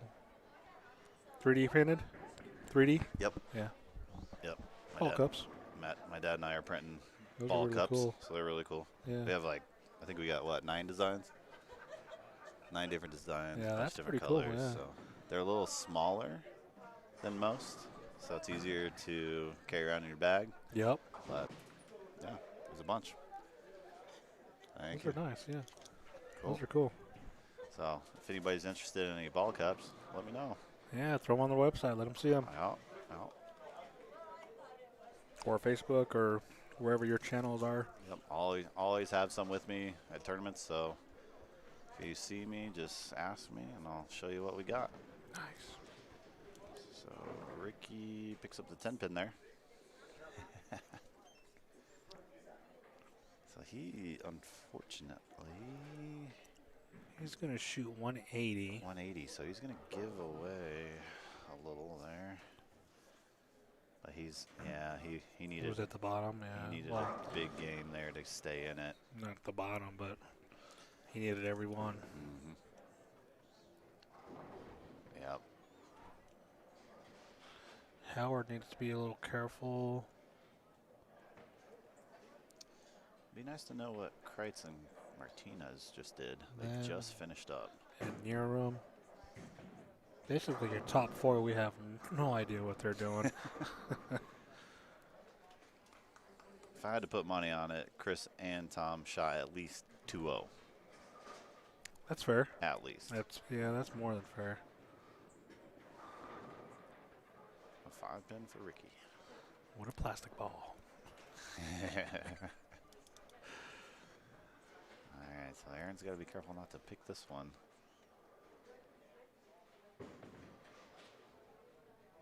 Oh, good conversion. Yep. So I think Niram's actually bowling with Aaron. Yep, he is. Okay. He is. He's got 191 in the 6th with a 3-bagger going into the 10th. So Niram can shoot 211. Yeah, so he'll, if he can get the first 2, I'd say he's probably safely 68, yeah. safely into the top 5. Emily, go Brooklyn. Nope. Howard definitely needs a double just to stay safe.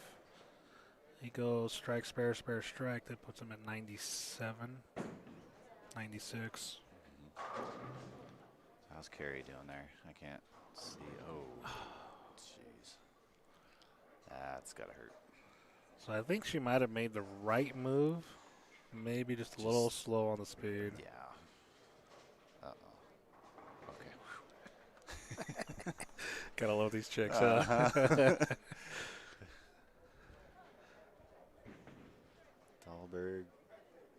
converts his 10-pin. So he's close, depending on what he's going to shoot here. Shoots 193. Okay. How do we do that? Okay. Technical difficulties, don't pay attention to that. That was a very long game 1. Yes, that's all it really is. Oh, Howard. Oh, man. So Howard, he's going to shoot 190. So he's going to, well, he can shoot 190, so he's going to lose a few pins. Yep. I don't think it's enough to hurt him, though. No, probably not. Oh, Niram needed all of that. Yep. So Niram, he can shoot let's see, that's 190. Okay.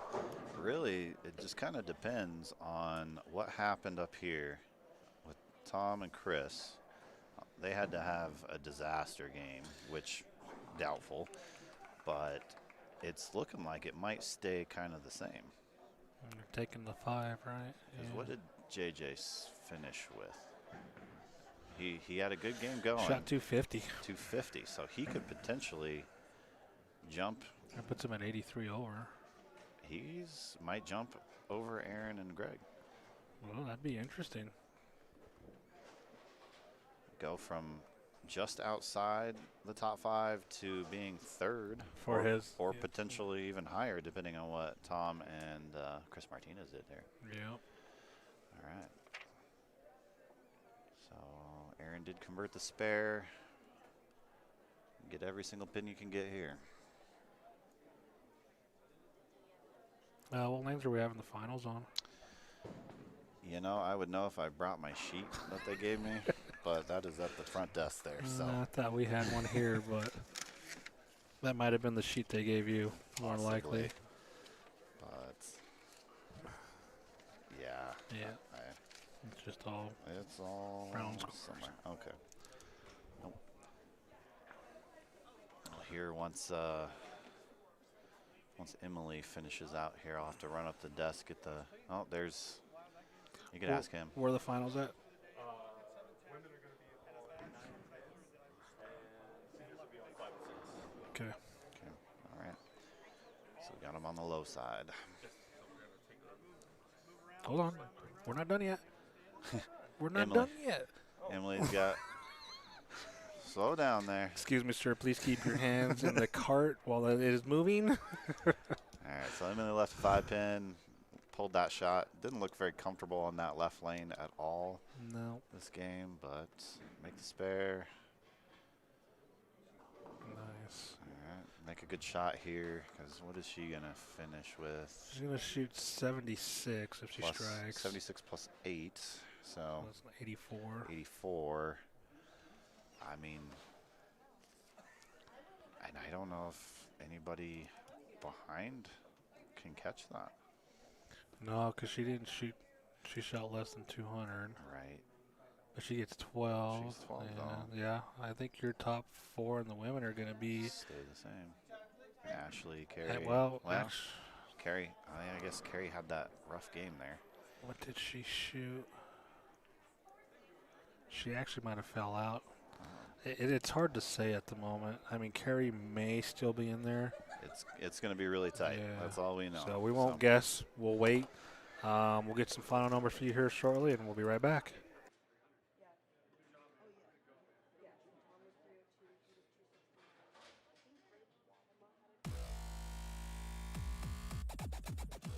The Rocky Mountain Bowlers Tour.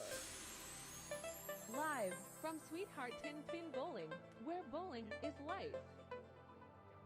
Brought to you by Storm Bowling Products, the Bowlers Company. Honest Ball Reviews. Real bowlers, real results. And Neoprism live streaming. When you can't be there, be here.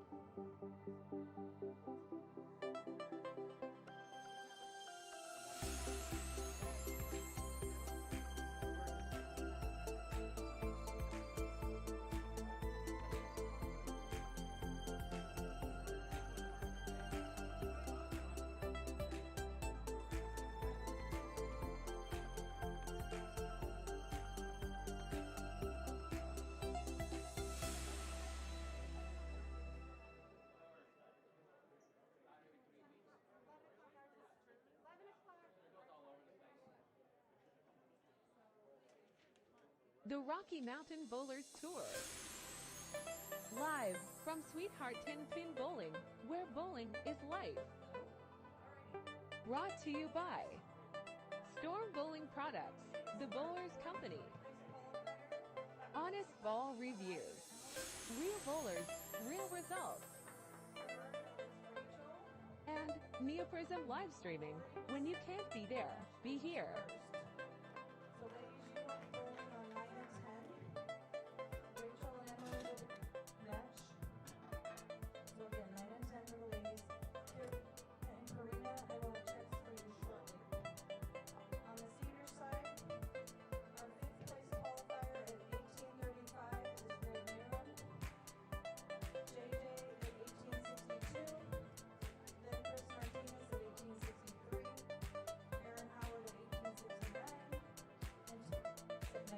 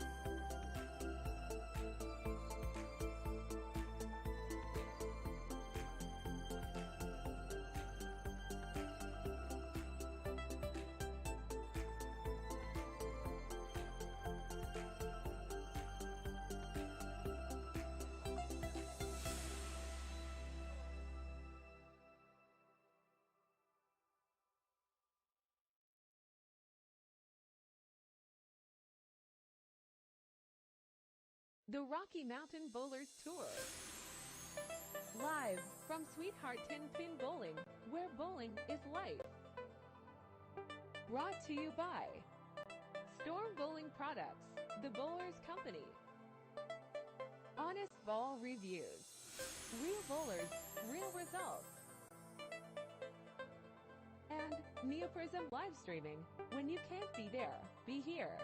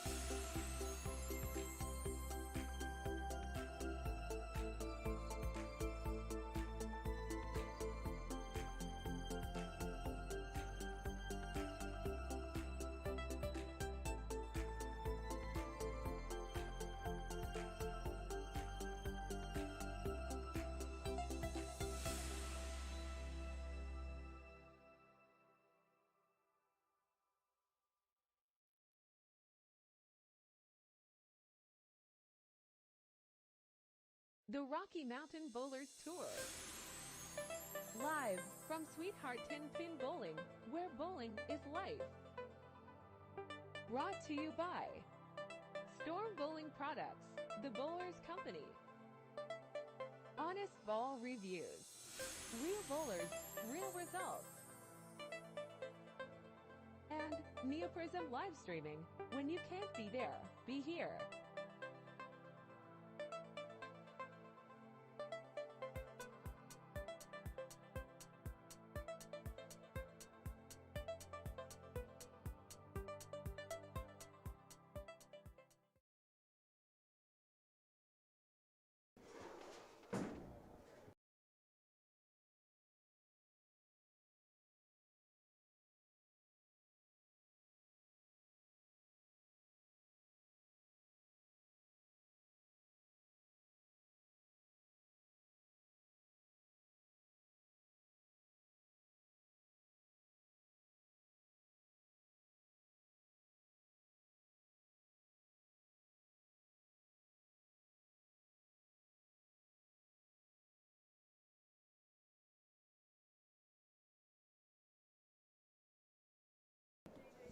All right, so we are back. We're getting the players up and ready to go with some practice on the lanes. In the women, your top four, your leader is Ashley Manini, followed by Laura Kors, followed by Rachel Ray, and then Emily Arndt. They're going to be bowling your first match.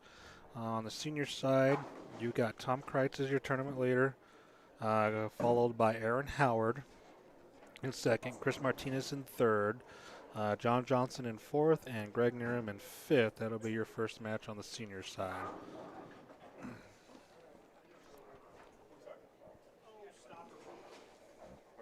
Yep, we are live.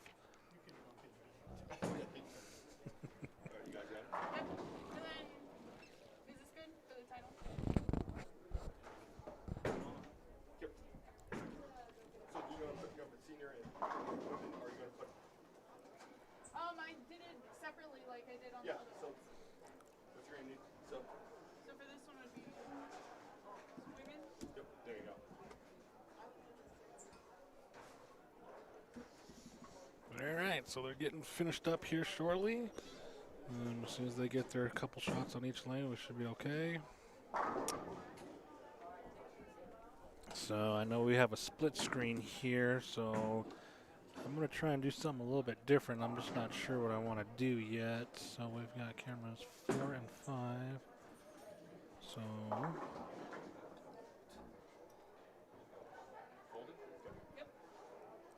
I was told not to touch nothing, but you know what? Sometimes you just got to break the rules.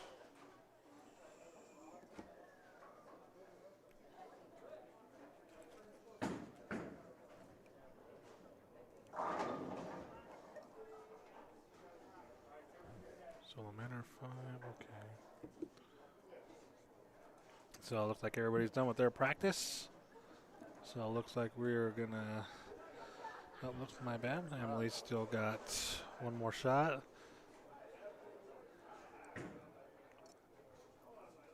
All right. So Rachel and Emily, this will be their first time titleist. And then you will have, actually I believe all 4 women are looking for their first title. So you're going to have a first time winner from the ladies side. On the men's side, on the senior side, John Johnson's going to be looking for his first title, as well as Greg Nerum, Chris Martinez. I believe Aaron Howard has won one already. And I believe Tom Kreitz will be looking for his first title as well. All right, here we go. Senior side, match number 1. Greg Nerum versus John Johnson.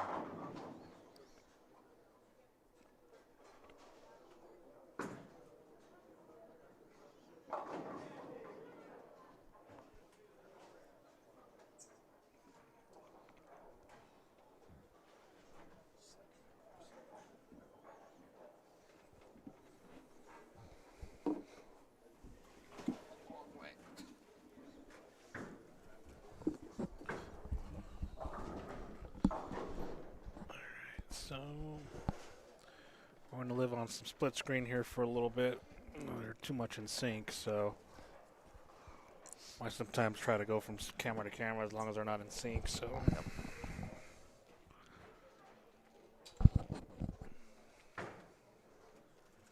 John Johnson with a spare.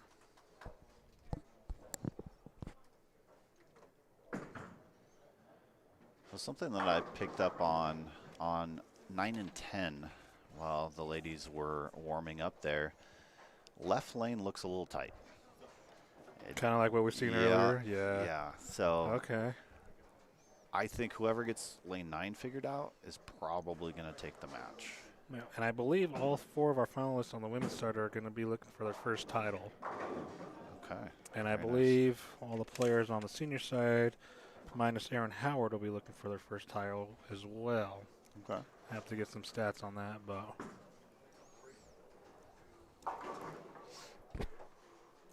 So John Johnson goes spare strike.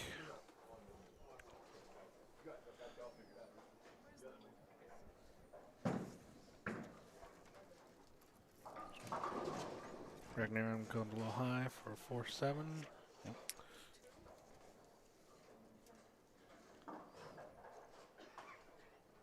So Rachel Ray converts her spare. I believe. I didn't see if Emily converted. She had kind of a pretty nasty wash out there. Yeah, she did make it. Okay.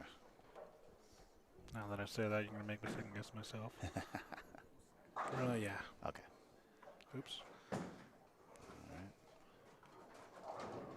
Nice. Good mixer.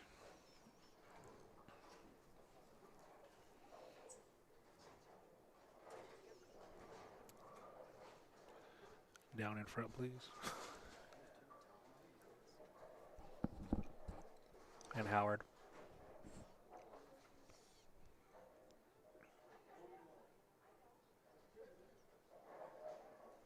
Gotta love it. Greg leaves the 10 pin there. Emily 4-7. Yep. Yeah, so like I said, I think whoever figures out that left lane might get it down there. Well, let's hope they figure it and don't lose 10. Yeah, So, you know. that can be the difficult thing. I mean, Yeah. both these ladies are new to this, you know, the match play part of the game, so you definitely don't want to start searching. Yeah, that's for sure. All right, they both make their spares. So I will assume John. So Greg Nierim goes strike, spare, spare. John goes spare, strike, working on a strike. Yep. Now we're just missing Frank. I knew you were out for some reason. Might want to clean those. Can't find the guy that's right in front of him. I know. Looks like a good shot. Yep, Nice. got the 7 out. So it looks like JJ's throwing the virtual energy blackout. And I think he's been throwing that for the last, I don't know, 4 or 5 games. Yeah, yeah, I believe so. I was watching a YouTube video the other day and they called it the Vibo. I'm like, the Vibo? I did see something about that, and I didn't even think twice. I'm like, I've never heard of that ball. Yeah, that's what I was saying too. And I'm like, the Vibo? And then I'm like, oh, okay, the blackout. Makes sense. Mm-hmm. What do I know? All right, so Emily converts her spare.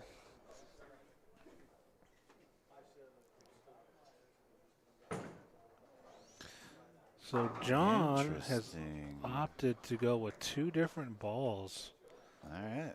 So the virtual energy blackout on lane 6, and I believe that was the Zen. Yeah. Original Zen on the left. So Rachel makes, that could be pretty good. Doesn't get the it. 7. No. Oh. Trying. No, it's okay. Keep it clean.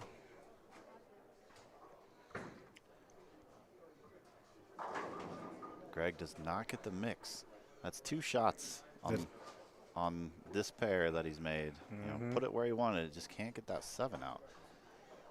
And that, to me, I can't tell from over here, but it doesn't look like he's having an issue with the friction in the front.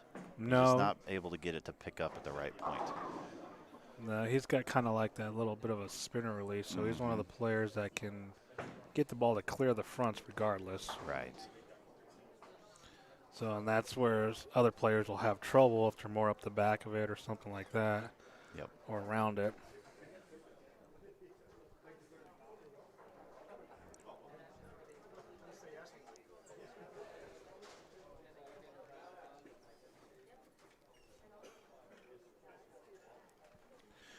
All right, Rachel up. That's a pretty good swing, but it's in. Yeah, as I say, it looked a little in. Good break, though. Fast 8. Something to cover. So Greg's got to get something going here. Looks pretty good. Yeah, he stayed behind that shot a little bit better. He did. Looked much cleaner. Ooh, don't double tap. Double tap makes it go quick. Uh-oh. She didn't like it.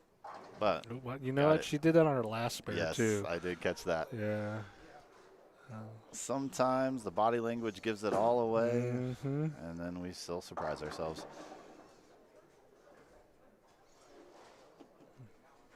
So JJ can start taking a pretty commanding lead here.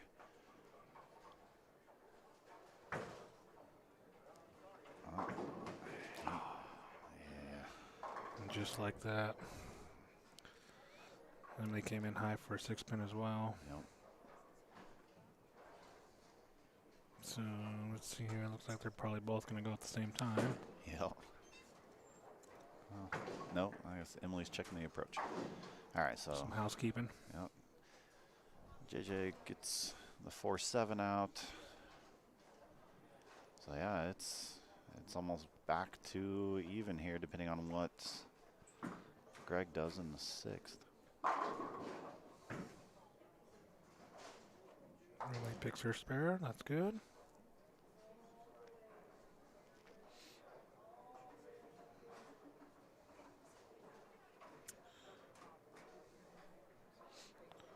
So John's only up by about 23 by now.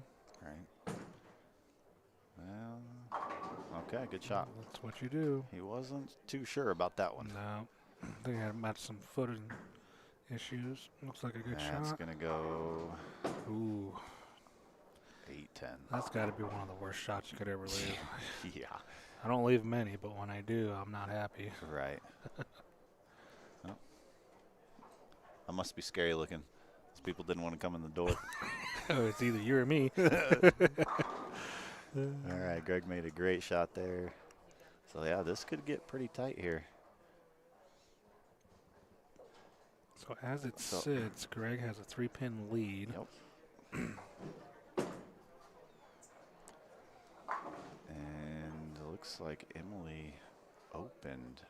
Interesting. So Rachel can step up here and make it interesting.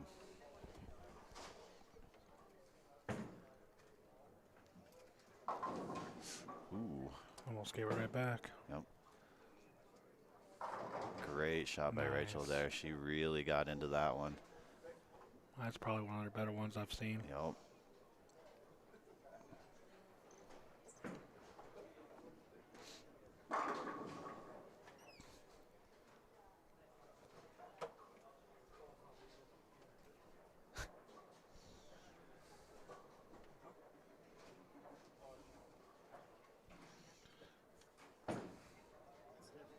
Good spare by narrow.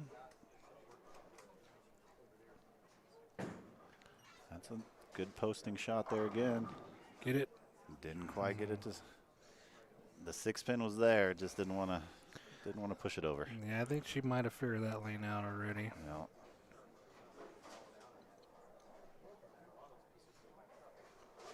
Split screen's hard to see sometimes.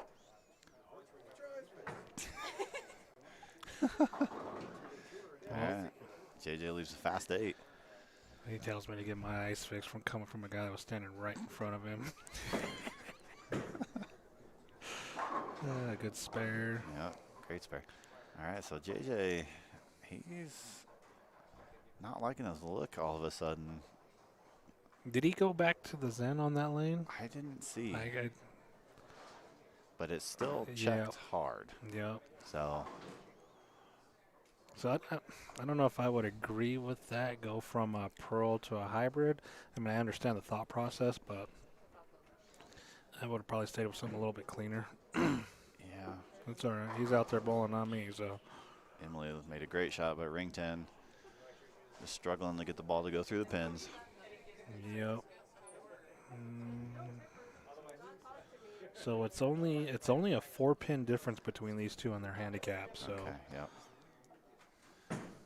So JJ made a pretty big move there to the left. Yeah, he did. Got it to mix. So it'll be interesting to see what he does on the right lane. Mm-hmm. I think he goes back to the other ball. You think so? I think. Well, you know what? Well, I think after that move, he'll stay with that ball. Probably. And I think do the same thing. I would probably do the same thing. Coming off, going high, I make a move on the left, I strike. I'm probably going to duplicate that same move, especially after leaving the fast 8. I mean, you don't need to make the biggest move, but you need to do something. So Greg goes high 2 on that right lane. I think there's some transition there. Yeah, something's going on with that right lane for them. Emily just 4-6'd, I believe. Yep. So she's kind of losing grasp of the game.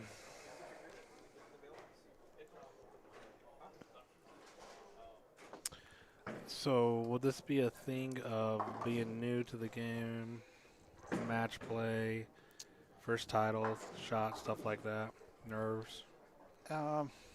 Probably a little bit of nerves. Even before the match started, I was down there helping to get their names in. And I know Emily pretty well. She was, you could tell, she just a little nervous, hadn't been in a situation before. But, I mean, they both were, right? Yeah. So, I don't know. It's tough to tell. I would say maybe a little bit of nerves because I think you pressed a little harder, Yep. like we were talking about earlier. Right. Oh, okay. So that part too where your mental game comes in, and that's where you have to let it calm itself down, especially in situations like this. Yep. Just trust what you do, trust what you see. Yep, that's right.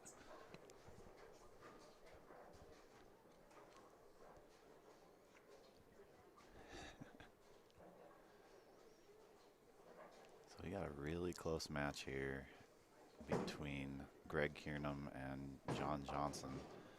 So Greg covers that. So I guess JJ, if he gets up and throws a strike, it's pretty much, he's pretty much golden. If he can get this first one and keep it clean in the 10th, that'll put all the pressure back onto Greg to punch out. Because John has the potential to shoot 235 if he strikes out. Greg can shoot 212 if he strikes out. So he does stick with the Zen, and he gets the mix. Nice. That's a much better shot. Beautiful shot. Yeah, that was great. Beautiful shot. That ball checked and rolled up good. So, unfortunately, Emily needs to punch just to have any decent shot. Yeah, because Rachel does have the advantage with the handicap. She does. She gets 4 more sticks than Emily. It's not a lot, but it's enough. And left the bucket there. Yep. So JJ gets up, and Ooh, oh no. Wow. Okay, this gets interesting here. He needs to convert. 92. He needs to convert here.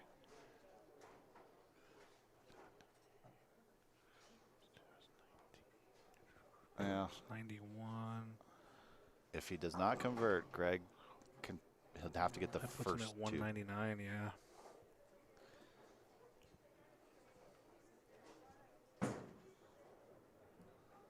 And he gets none. So Well, I don't agree with that call there, but in a situation like that, I would definitely go for pin count. I don't really care. all right. So 196. 196, yep. So Greg here just needs a spare and a good count. Yeah.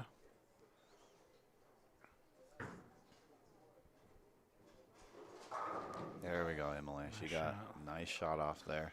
Field ball always carries. Field Mhm. balls always carry. All right, so, uh-oh. Oh, you didn't like it. Oh, Wow. wow. There we go. All or nothing. So Emily did convert her spare, their washout, so she's 60-90.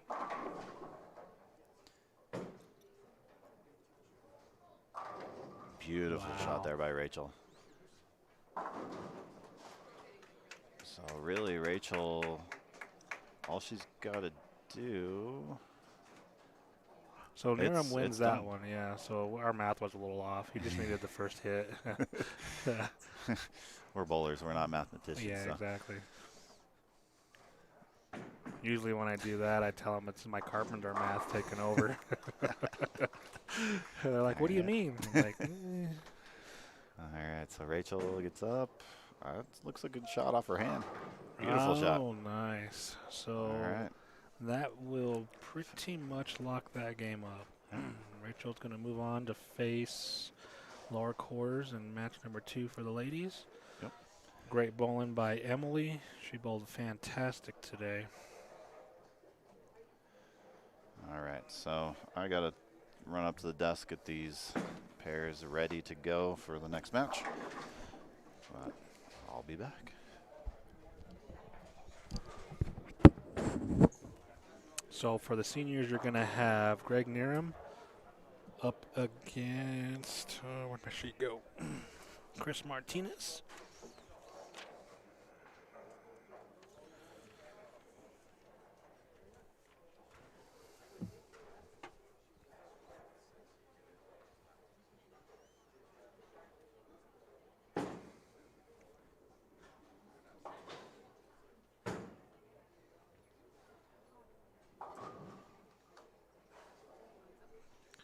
Great bowling by Rachel Ray. She finishes with 210, 222 with her handicap.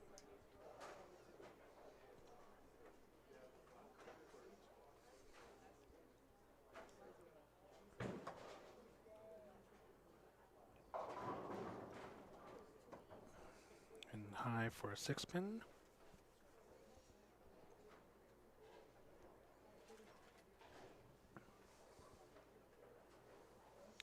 So if there's anybody out there and you guys think about bowling this, especially if you're a lady player, come out and bowl. You do get a little bit of handicap, depending on what your average is. So it's definitely fun. Great way to get some experience out there. So get the feeling to bowl in a tournament setting with qualifying, semis, and match play, or step ladder as they call it. So the ladies on this tour are very nice. They are all very sweethearts. They will be very friendly. They will help you. They will give you insights, and you know they're always here to make friends. So don't feel shy not to come out. So all right, we're gonna take a quick break real quick, and we'll be right back.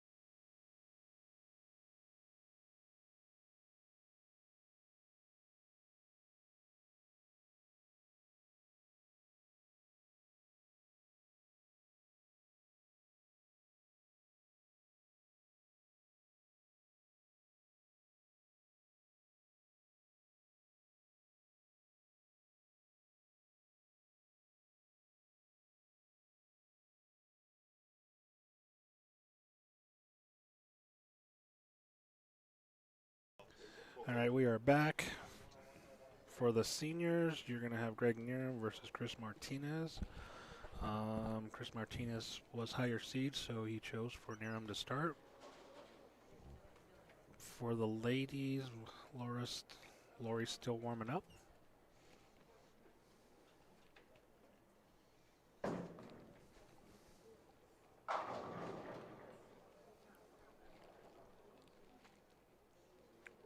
So our rookie for the day was John Johnson, and he finished in 5th. Not a bad showing for his first official senior tournament. Greg Newham starts out. Throws a flat 10.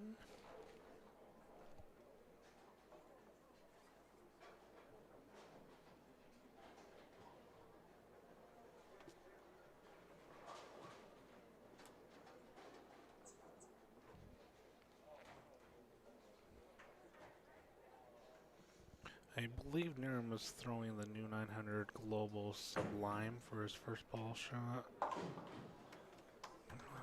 not sure what spare ball he's using today. There's our first look at Chris Martinez. He bowled well today. There for a while, he wasn't looking too strong. And then he caught fire. Actually, no, he bowled good all day. I take that back. Ooh.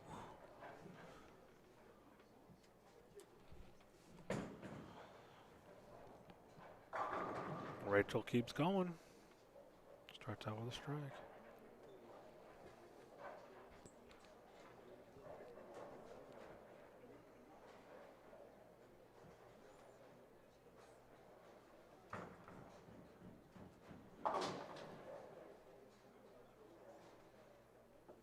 Ten-pin conversion for Chris.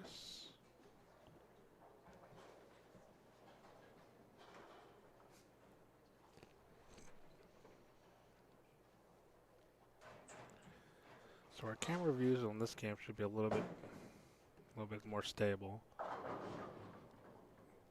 Meaning that Chris, Lori, and Newham will take their time and wait for their lane to go.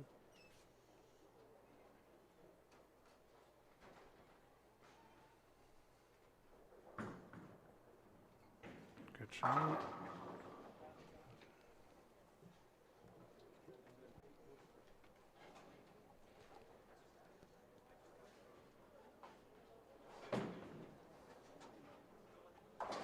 Good spare by Lori.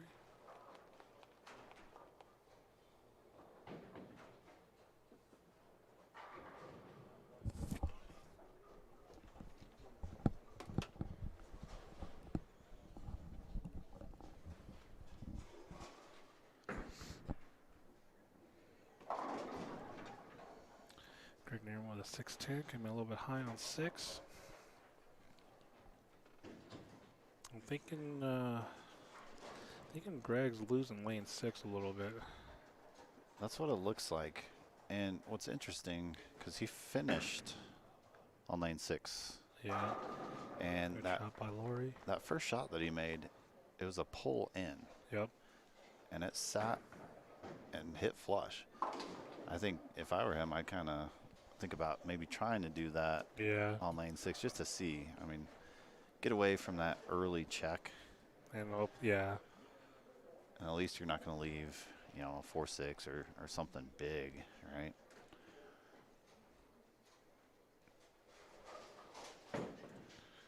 She got a handful on that one. Yeah, It a showed. little too much Yeah. force there. So we had a chat. Linda Walbaum and I were chatting with Rachel right after qualifying, and just telling her, you know, try and get that backswing looser. Right, her backswing's very short, almost too short. Yeah. She's got to make up for it going forward. Yep. And you get shots like that where just the muscles get a little too involved. Grab it just a touch. Yep. All right, good call there. Yeah, that can sometimes when it's your first, I guess you can say big event. You know, it's hard to stay relaxed. Yeah. And it's been part of her game for a while. That's that really short backswing and trying to get a little bit more coming forward with muscle, which is never really good, especially in long format. Yeah, right? definitely. I'm sure she's feeling a little fatigue, and that's where a free swing is the biggest thing you can have in your game. See, that was a lot looser swing there, and it's still checked up. So much better executed on that one, though. Yeah, she might have to start thinking about moving a little left now. Yeah.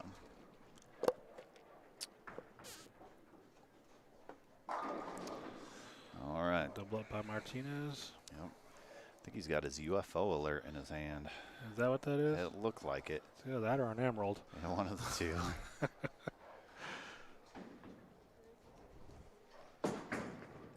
That, oh no, we're both wrong. No? It's the Wolverine, Dark Moss. Wow.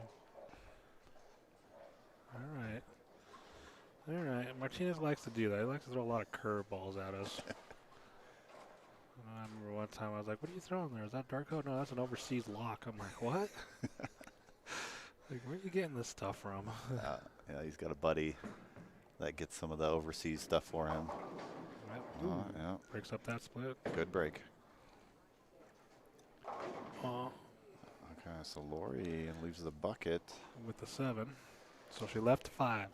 So it's kind of interesting because she's still in a very big, strong ball. Yeah. She's in the gym, which... And she's on the outside part of the lane, too. Yeah. So that is very interesting. I don't know if she's just trying to play it safe and hope, that spares will win the match. I don't know. It's hard to say. I mean, it doesn't look like it's doing anything crazy. Yeah. It's just, to me, that it doesn't have quite enough energy down lane for your off shots. Right. Right? So. But, I mean, Lori's a great player, so I don't think she's expecting to have very many off shots. So, no, I can agree with that. So. yeah, Greg has got to find something here. So it looks like she moved in a little bit. Oh. So, yeah, I'm almost thinking she's probably going to have to try to make a ball change. Yep. Yeah, 'cause it looked like she definitely threw that a little bit faster. And Still checked. yep, result was still the same. Greg Ooh. chops. Yep. So Greg's got to get something going here because you cannot give too much to Chris. Nope. He will take everything and run with it. All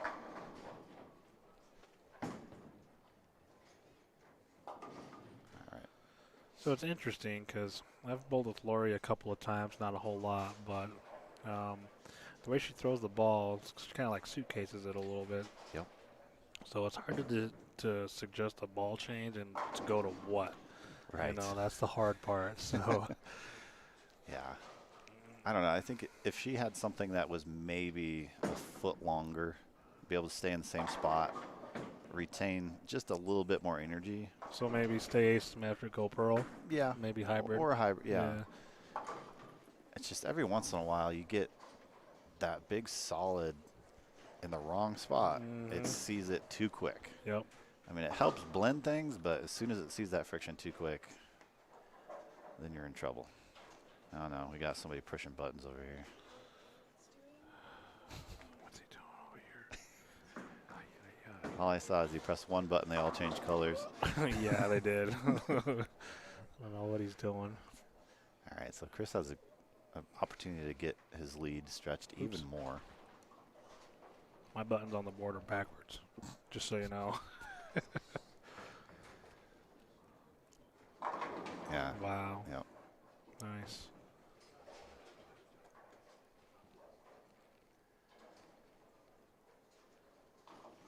So Chris and I, we practice quite a bit together. And one of his main focuses lately is being able to get a little bit more on the ball at the bottom of the swing. Okay. So he's a great player at the finesse. Nice shot by Rachel, yeah. He's been trying to get more leverage so he can open up the lane a little bit more. Yeah. And honestly, today he's executed that perfectly.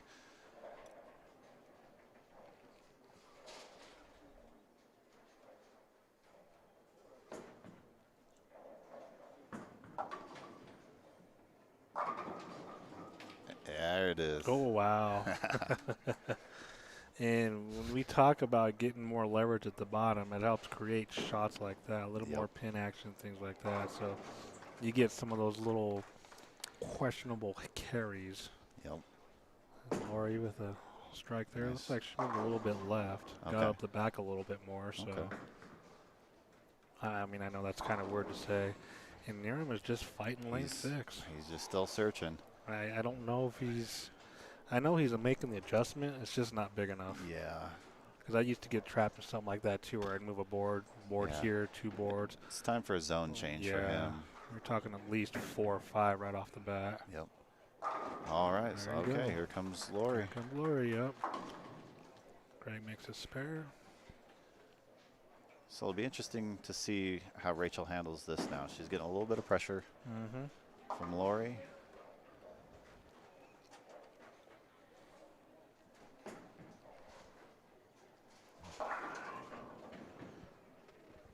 Taking her time, going through the process.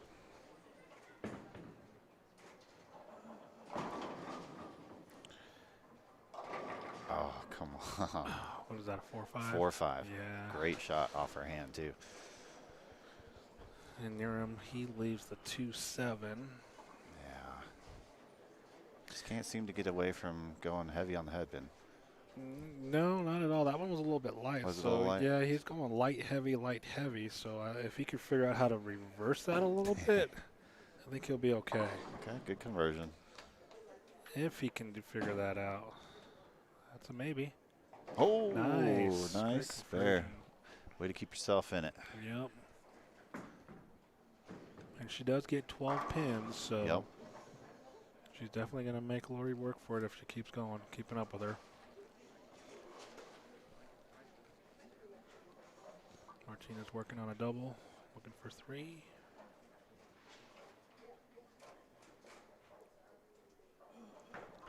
Oh, we got all of that one.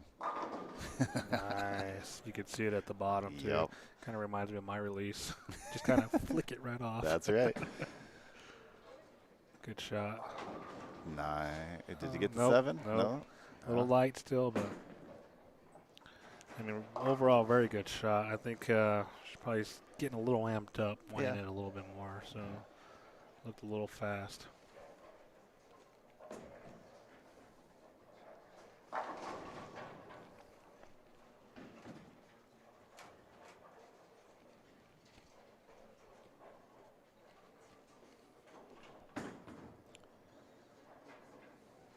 Oh, no.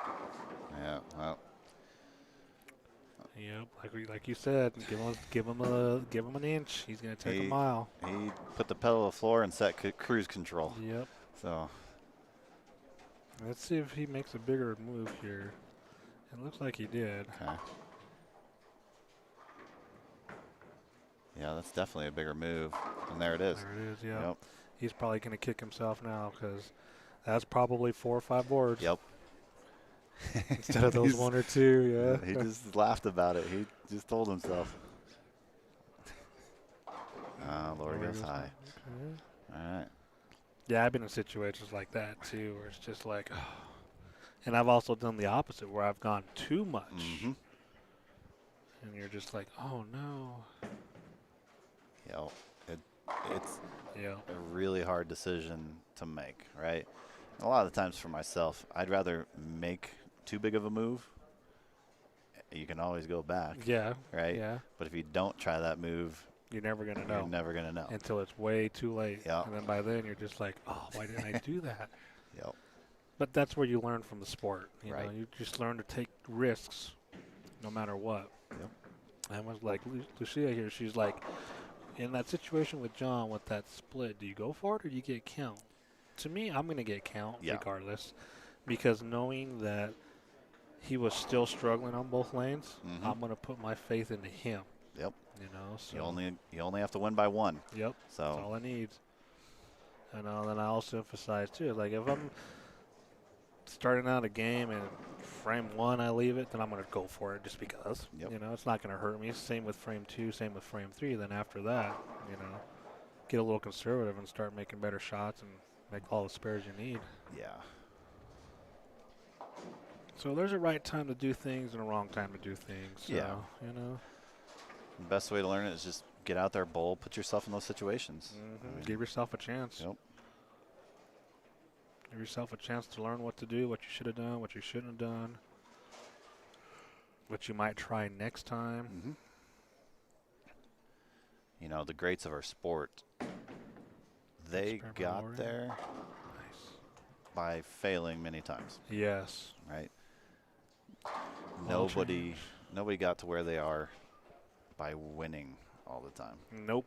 They failed way more than they ever did win. So, and that's something EJ was talking about when he was Yeah. here in the clinic. So everybody like sees him like, oh man, you win all the time, all this. He's like, well, Not really. not really. If you I've look wo- at how many tournaments I've bowled in my career versus how many I've won, You know, I may have won 22 times, I think is what he has. so Rachel just ripped the rack, solid 8. I can't I get hate too that. discouraged though. The Peterson. I can't tell how close is that match down there on 9 and 10. Let me see here. She has 102 in the 7th.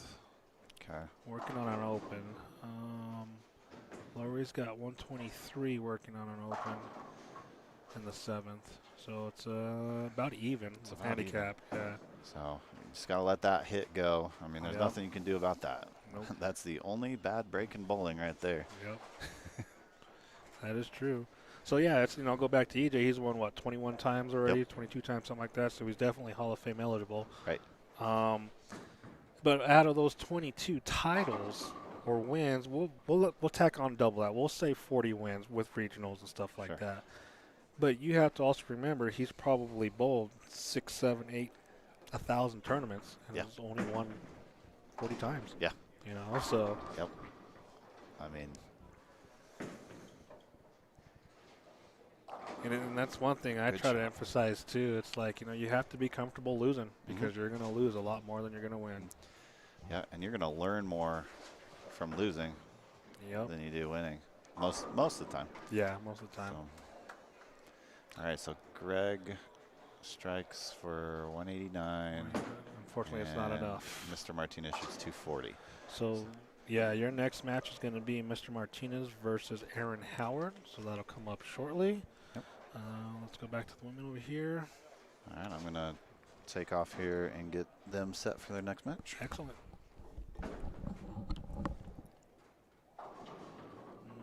Lori comes in light for a 2-pin. So between Lori and Rachel.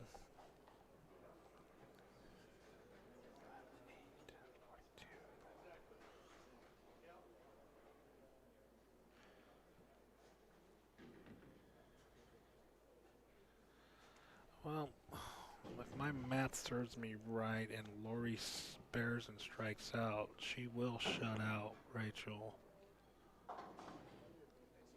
Lori can shoot 192.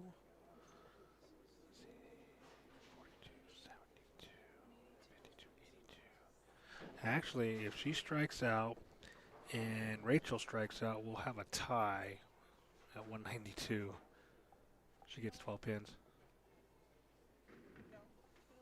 She'll win by 2. Oh, no, you're right. Never mind. I got corrected. Either way.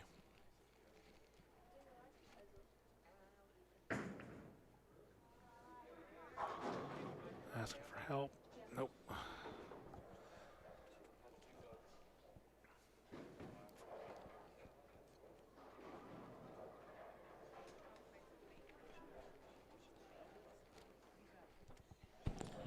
I don't know. I think it's hard to say. If Rachel happens to win this match, she's going to have a lot of weight on her shoulders for the championship match. So I'm just going to... She'd be going up against another great player as well. Right, Lori makes her spare. So Lori strikes. I put her at 181. And that would force Rachel to...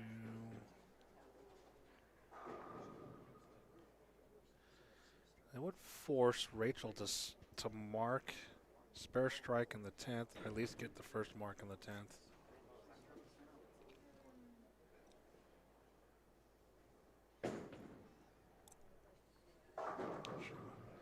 Alright. Great count for 179. Okay. So, Rachel, she's got 122 in the 8th, so if she spares, it puts her at 142. in strikes. That puts her at 162. So she definitely. Let's see, it's right there. Looks like a good shot. Oh, pesky 10 pin.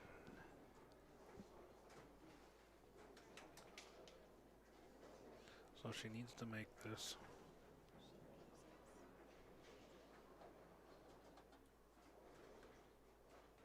You say she doesn't have enough?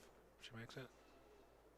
Because right now, as I put her at 62, she's spare. She shoots 180, anywhere in the 180s. So she needs a mark.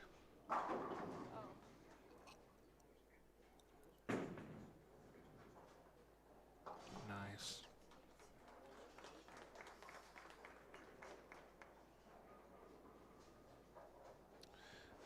Let's see, 52, 62. No, well, unfortunately, no, our math was wrong there. That's what's hard about handicap sometimes.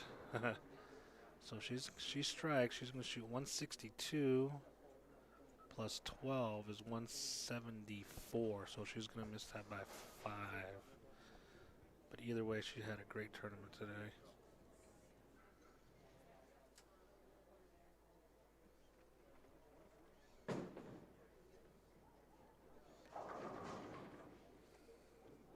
So yeah, she needed the first strike in the 10th. Great ball on by Rachel. We will be right back.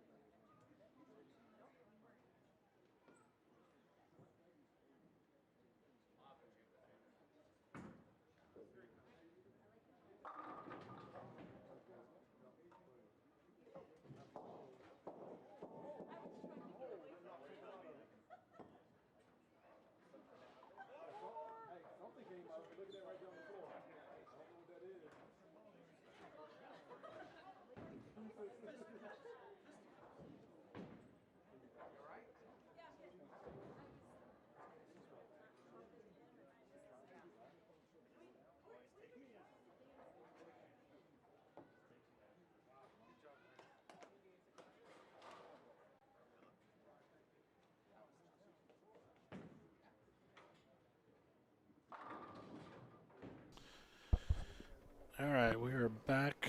We have Chris Martinez versus Aaron Howard. Aaron Howard is elected for Chris to go first. The women, they are still doing their warm-ups. The women's side is going to be Ashley Manini versus Laurie Coors.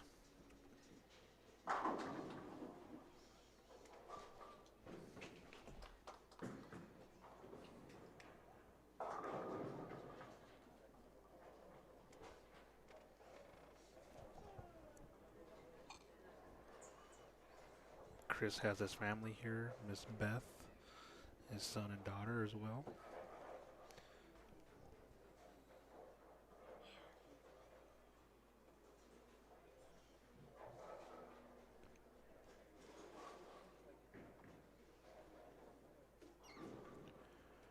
First look at Aaron Howard.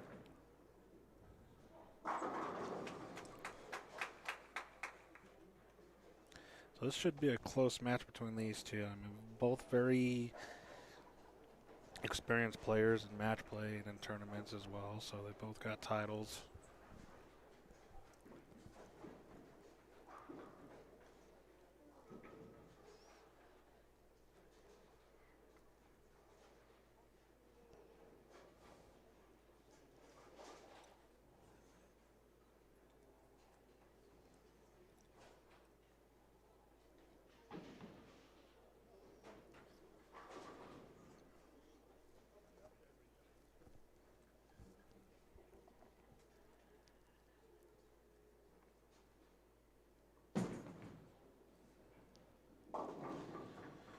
Okay, comes in a little short for a washout. 1-2-4-10. So ideally, you want to get the ball to the left side of the head pin. Barely get the head pin. Well, I shouldn't say barely, but hit the head pin on the left, get the head pin to shoot over towards the 10. The ball takes out the 2-4.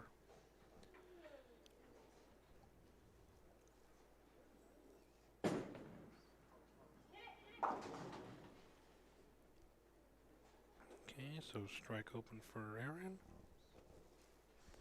Looks like the ladies are ready to go. So you got Lori Coors against Ashley, and it looks like Ashley has elected for Laura to start the match. Lori seemed to have gone like a zone and a half left. Looks like she's stuck on that shot. And well, whatever she did, it worked. Got a little bit of intel on accident. Yep. So I think lane 6 is just, it's becoming a mess. Yeah. All right, Ashley. So Martinez, I believe he is throwing the VBO.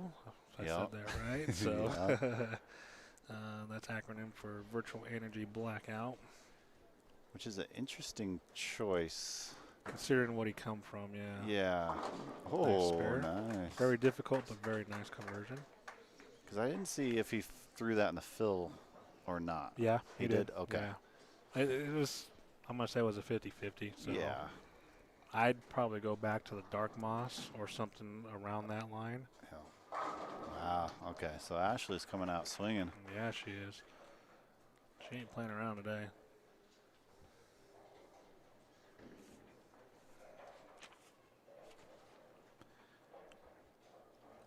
And I believe this will be her first title today. Okay. So the right lane, or yeah, the left lane, that ball looks good for Chris. It's that right lane. That's going to be temperamental for Chris. Oh, good shot by Lori. Wow. All right. Answer you back, Angie, or Annie, or Ashley. Almost had it. Third time's a charm.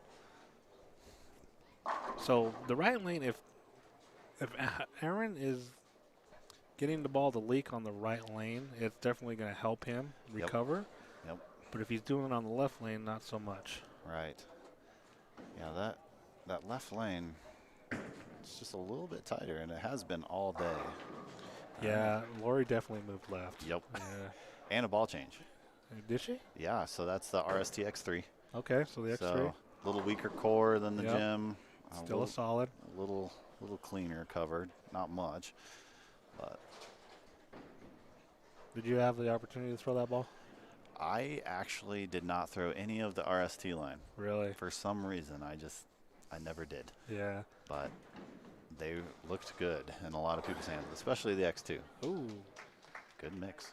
Yeah, the X2, the purple one, that's one of my favorites. The X1, I love that ball so much. I got 4 more sitting at home waiting to be drilled.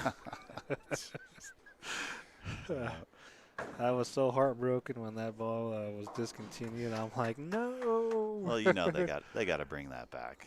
They got to bring something similar to that. Yep. So, I mean, they've already had their pearl, their hybrid, their urethane, and then their solid. So you would think they would come back out with another hybrid. You would think so. A 2-part hybrid, solid hybrid, yeah. All right, so Ashley leaves the bucket there. Looked like a decent shot. Maybe gunned it just a hair. Yeah, it was a little fast. So let's see what Aaron does here.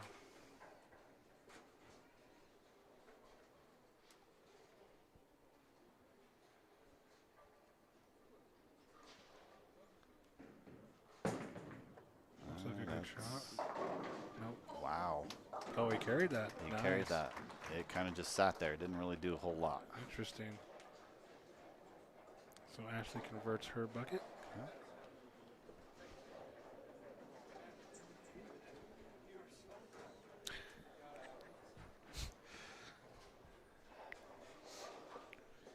All right, so you got Martinez up. I wonder if it looks like he moved a little more left. Okay. Yep. I'm thinking he's staying with the blackout. Yep. And he's feeding it a little further right. Oh, come on. Great shot. Great shot. And Lori leaves the 5, and everybody's got their hand up. Yeah, I am a little thirsty. Don't forget to look in the corner. Uh-huh.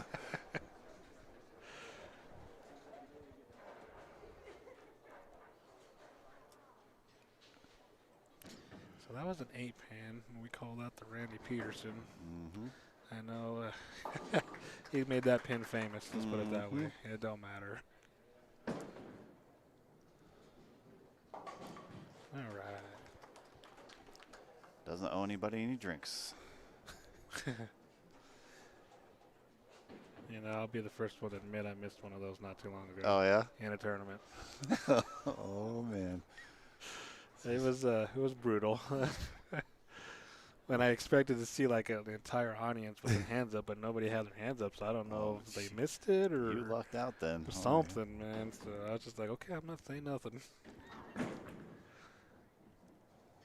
Yeah, Martinez is definitely playing lane 5 tighter. I mean, Okay. I can't tell from the angle I'm looking at, but I think he's probably 4 further left on 6. I would agree with that because he's playing the right lane like he's playing the left lane, except his back angle staying tighter on the Yep. left lane. Yep.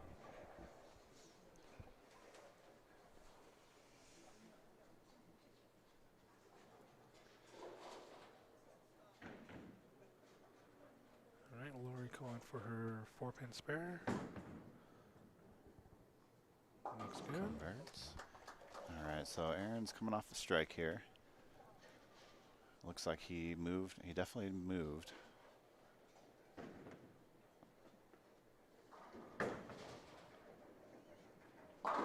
Great shot. Great shot. We got a match here now. If you can get one more, it's going to tighten things up a bit. Oh, What happened there? did that come off her hand too quick, or did she hit her ankle? It doesn't look like she hit her ankle. I think it just came right off her hand. Ouch. That's Hope she's okay. crazy. Yeah, I'll she have to looks go- like she's okay, just not. Yeah, looking at the thumb, shaking her head. Oh no. All right. Oh, that's. We have to see how that affects her. Yeah. Okay. Well, So hopefully it's not something too bad. no. There goes Aaron. Definitely throws a way better shot. There yeah. you go. All right. So we got a match between Howard and Martinez. 76 on the. So Martinez currently has a 4-pin lead.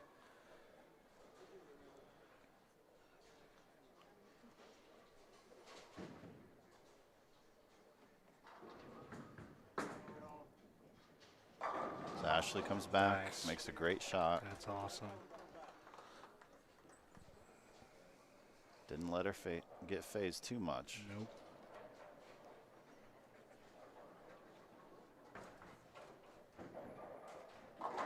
All right. There's a good hit. If Chris has that hit, we're in trouble. Yeah, definitely. I've bowled with him plenty of times in tournaments. Give him that. And basically, anybody that has that hit is going to be Yeah. unstoppable. Yeah, and that's what I look for into knowing if I have good ball motion. Yep, definitely. Now Lori a little high, left a 4-pin. So between them,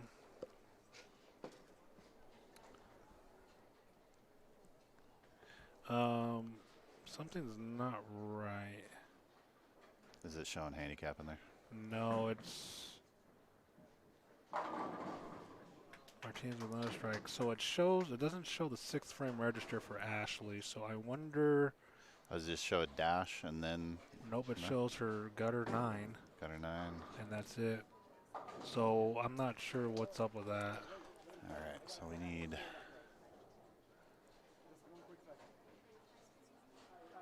I think she might have thrown double shots. On the wrong side, Yeah, potentially. I think so. Give us a moment. We need to find the. Where's the tournament director? Go find Rob real quick. Something's not right over there. Because she went off her. She dropped in the gutter 9 spare. Okay, maybe it just is a score correction. Okay, that's right then, if that's right. Yeah, so it must just not have scored. Yeah, something. That's interesting. Yeah, interesting. Okay. Yeah, if they're comfortable with what's going on, okay. Yeah. All we can do is commentate. That's interesting. All right. Nice shot by Lori. And look at us. We're looking for Rob, and he's sitting right there. Oh, Jesus.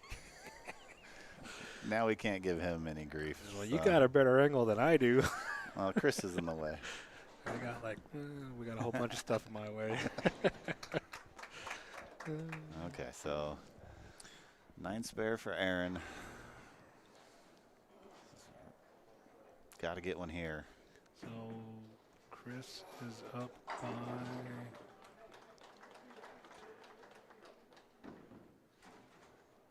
by 15 pins.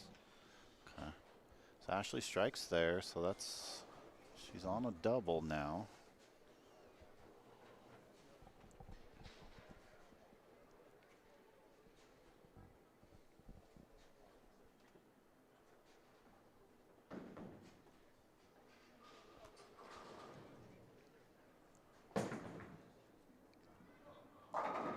Shot by All right, good break, good break. Ashley gets the mix too, so. Nice.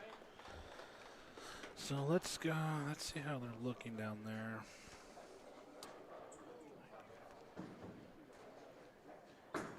So Ashley is pacing 220. Yep. And Lori's pacing 230. It all depends on what Lori does here.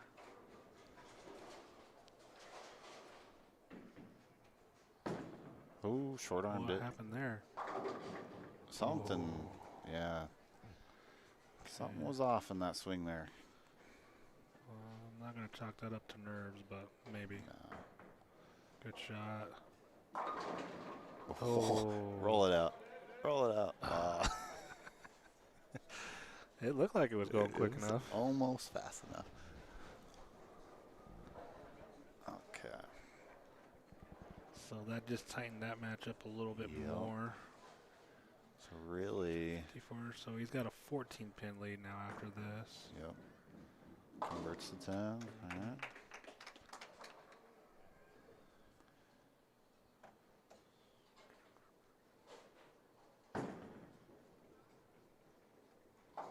Lori converts. All right, see if Lori can get a strike here. Keep herself somewhat in the match there. Yep.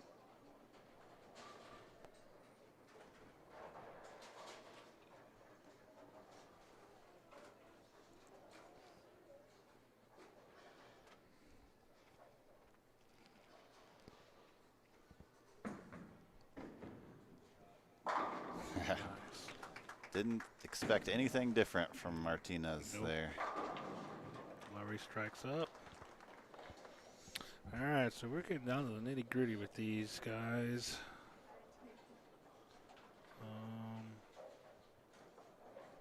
Not sure what that was all about. So So Lori can shoot 237.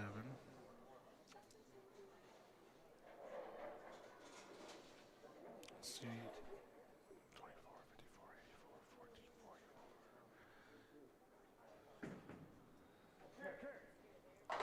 44. Great shot there by Ashley. She needs them all. Yep.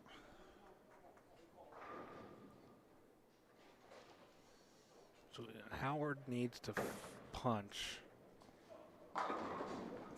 Flat in there. Yep. All right, so convert it, punch out. Put the pressure on Martinez. Yep. It's all about making your opponent make a shot. Mm-hmm.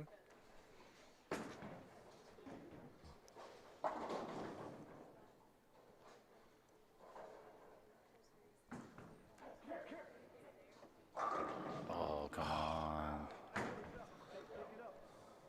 So ring 10 for Ashley. Aaron converts. So Aaron can strike out for 215. Okay. And that would make Martinez basically he needs the first hit in the 10th. Yeah.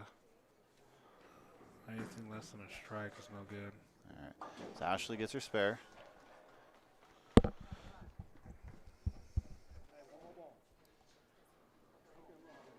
Put her 223, and then they're going to be in the same boat as well. Mm-hmm. Lori's going to need a double in the 10th, pretty much. Okay. All right. Good shot. Good shot there. A late 7. So Ashley, great job. Great job, kid. All right. That's what you got to do. Pressure's on Lori here. Lori needs the double. Anything less than a strike on this one, and Ashley's going to be your winner.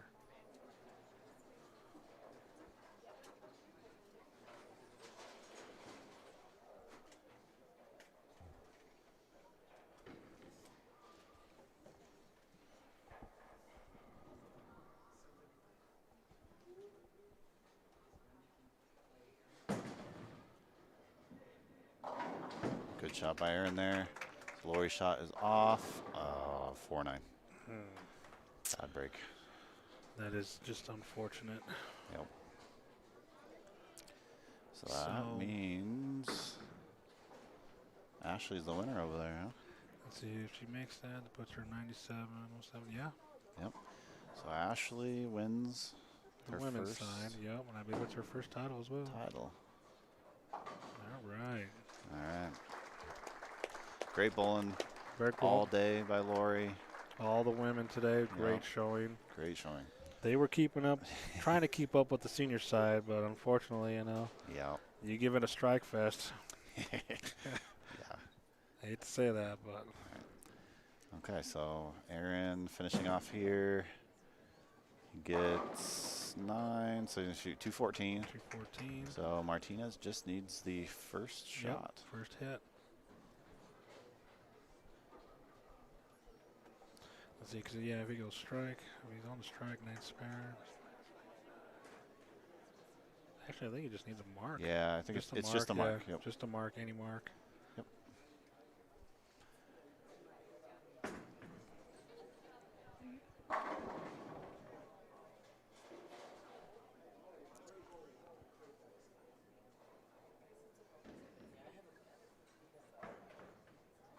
That looks pretty good. 4-pin. All Okay. right. Just needs to convert. Convert and then count, right? No, not Well, much count. Yeah. But Let's see here. Yeah, because if he gets a 3 count, they tie. uh, Yeah, that ain't going to happen. doubt that's yeah. I think a 3 count's about a 0% chance. A 4 count, maybe Yeah. 0.001% chance. Yeah. But the first, got to get the spare, Yep. which There it is. easy man. So this was Martinez's year too. He just turned 50 not too long ago. So he's bowled. This is his 3rd one, I believe. Yeah. So, and you got to win on it. Well, not a win, but he's giving himself a chance to go. So Yeah. So the next match will be between Chris Martinez and Tom Kreitz, fellow Team 5280 members, partners of mine on our, well, Kreitz was on our last Scratch State Team Championship last year, and I bowled with Chris the previous year. Yeah. So it's going to be a good match here. Yep. All right, I'm going to run off, get these guys going on their next And we will match be here. right back.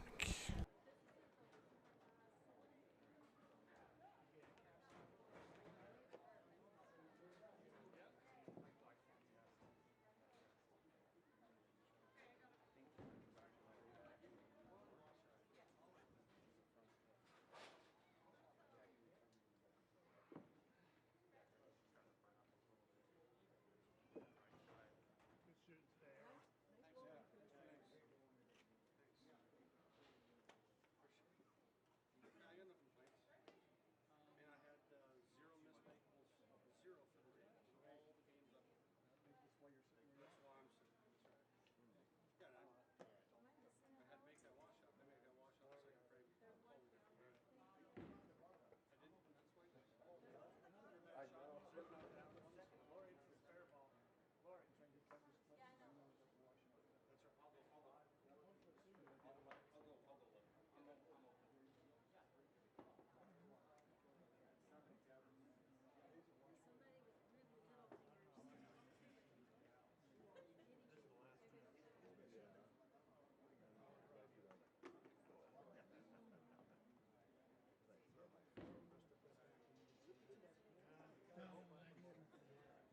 I didn't even like, it was just sitting right here and I was sitting there.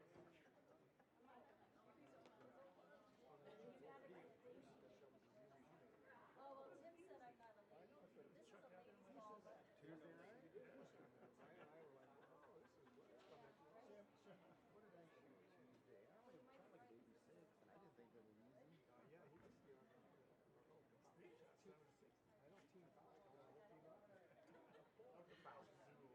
Him with the broken back. I thought you were doing like 208 and not broken, but this one. Yeah, if it put it together, that's why the rest of us said that. Make sure he didn't fall down. It's like two different kids. No, I didn't. That poor guy gets a rip down and moves out or moves out. He really gets it going and the next thing you know, he's why do you feel that? Wow. But that's why he's stuck in. Yeah. There's the ball.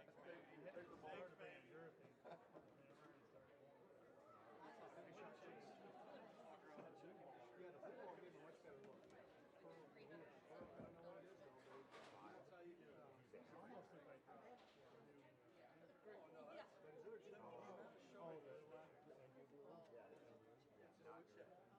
his other team it's the weird ball. He only has 3 runs and 10 shots. Really? So he needed he switched and then he had to take third. Yeah. With it.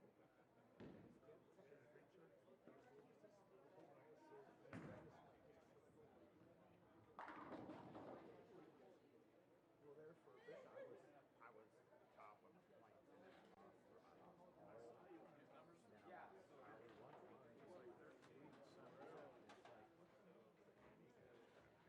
I wasn't bowling.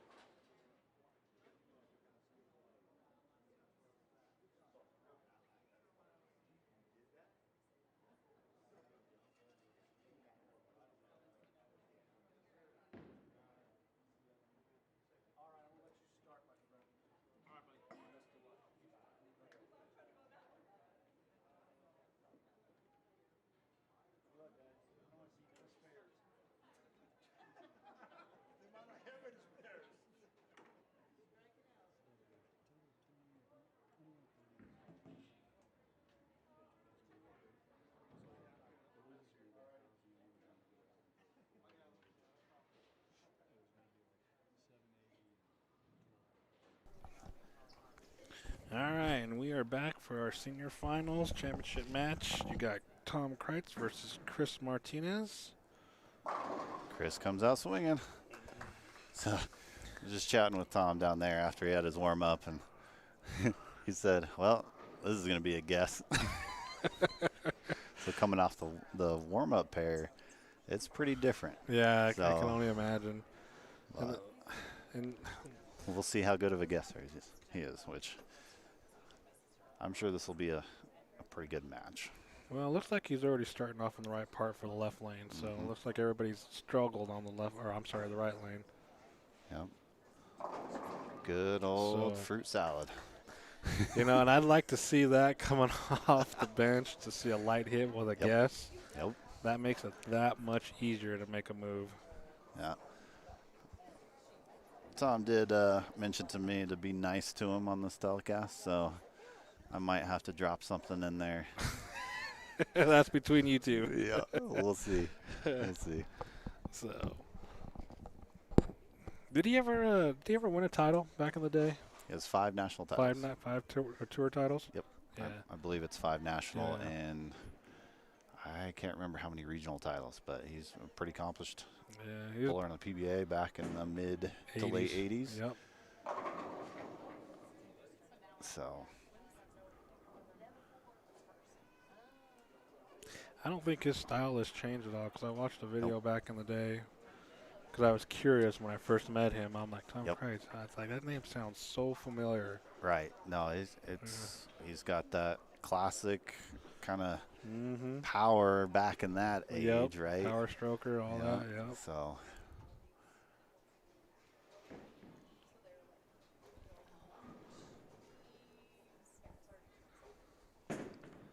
But the biggest thing about him, I mean, even now, he doesn't bowl near as much as he used to. Right. I mean, even compared to 5-6 years ago, he definitely does not bowl as much, right? Yeah. But he's able to come out and just get into that competitor mentality and just it's unbelievable. Impressive. Yeah, it's impressive, you know. And that goes back to what we talked about earlier, just having that mindset and what made him the bowler that he is. Right. And I always refer to it as like it's riding a bike, you know. You never forget how to ride a bike. You may wobble a little bit, right? But once you get your feet wet and you start doing it, everything comes back. Yep. No matter what it was, how long ago it was, everything. Uh-oh. I got to pay Kyle Taylor some money. He just cleaned up the floor over there. What did he do? I don't know. Saw something on the floor, grabbed the rag, wiped it up. Give him a free game. All right. I'll do that. Kyle's got a free game. All right, KT. Good job, buddy. All right, Martinez working on a double.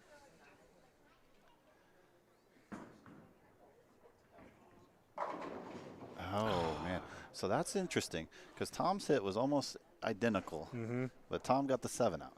So that tells you something there. That ball on the left lane for Chris might be a little too big.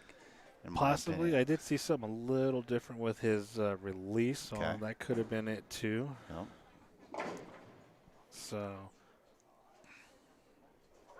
I mean, when I kind of seen it, it kind of reminded me of something that I do.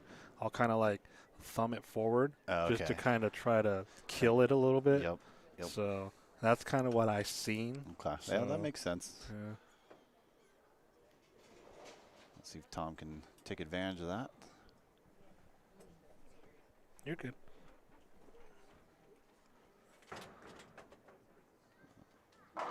Very good shot. Nice. Very good shot. Looked like he actually might have moved just a hair. I think so. Not only with the feet, but he kind of kept it a little bit further inside, a little bit longer. So one thing that Tom's been working on for about a month and a half now is he's trying to just get a little bit more behind the ball. Okay. Because he tends to spin the ball a little bit more. So he's really been working on getting behind the ball. And staying there. Yeah, so you can see it when he comes through the top of his backswing, how his elbow is in and his hand is inside the ball. It's like what they always talk about, work the inside of the ball.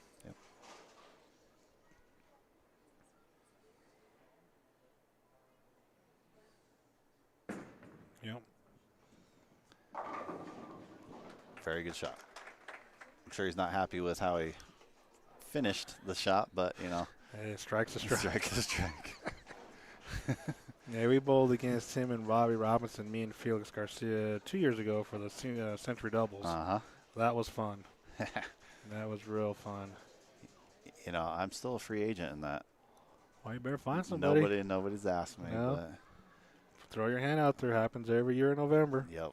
No, I'm sure I'll get to bowl that here pretty soon. So that shot was a little in, and he got it to go.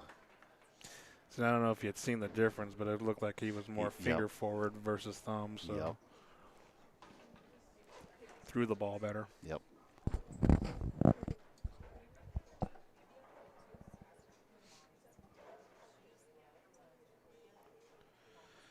So I believe, yeah, both these two are looking for their first senior tour title. Okay. Rocky Mountain senior tour title. Right.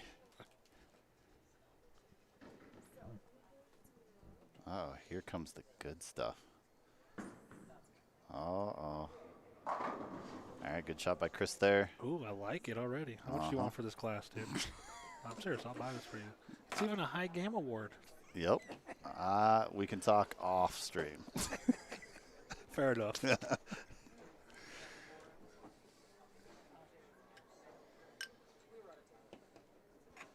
I'm probably like 3 or 4 games behind on this, but that's okay.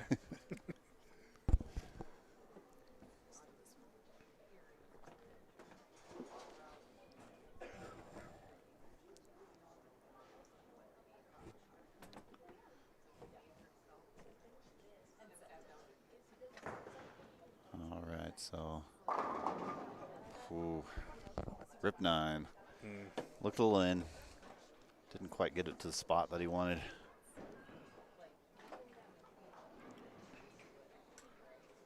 Did you bowl with Bob Spalding when he's in town for a while?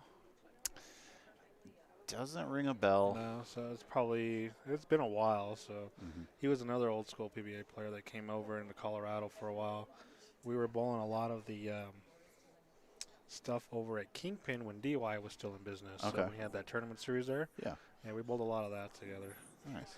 That guy is a trip, man. He was fun to bowl with. Yeah. Yeah. All right, so Tom converts the 9-pin. Looking like he might be a little uncomfortable at the finish right now, but doesn't mean a thing with him. No. And throughout the day, I noticed he was having a lot of foot issues. He's getting a little tight. Yeah. He's fought some, lower back. I think it was last year he actually had a hamstring injury. Oh, God. That took quite a while to kind of work itself out. But, I mean, talk about a guy who takes care of himself. He's been working out quite a bit now, being in the best shape he can be. Yeah, that's one thing that I need to do personally too, a little bit more. It's a good shot. Great shot. Nice. Yep. And that right there is all about that access tilt. Yep. Floats through the front Mm-hmm. and bites on the back.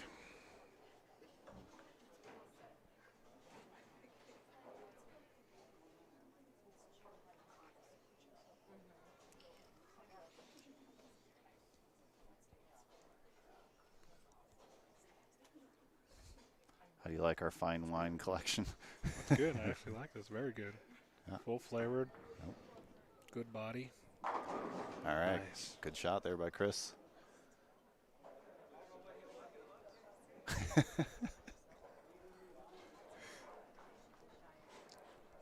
Didn't quite hear what he said, but it sounded like I don't know what hit something, but it got it. It looked like a splasher to me. So from this view, just pushed everything to the sides.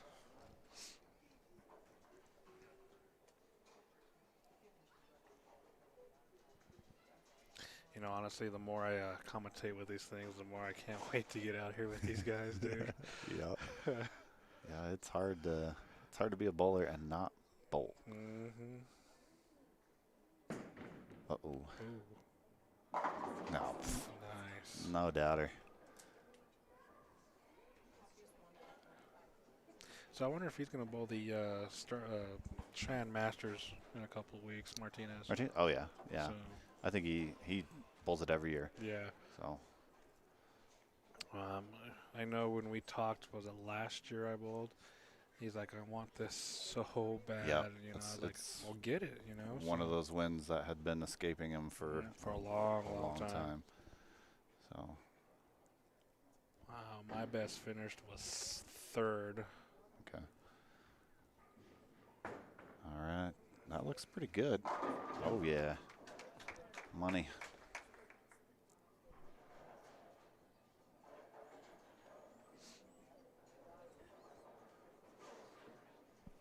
Yeah, that tournament's definitely fun if you can get into it. Yeah.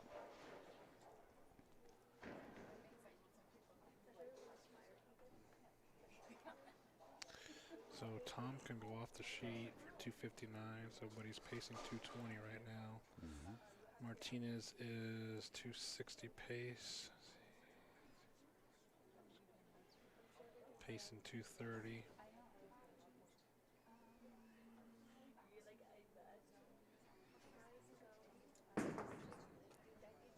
Could work. There's one thing to watch with Tom. If he taps his right toe, it's a strike. You know, it's funny that you say that because I used to do that too. When I was in my prime, I'd do that same thing, just double tap it. Be like, yep, we're good. That's when you know it was good off his hand, and he knows it's good off his hand.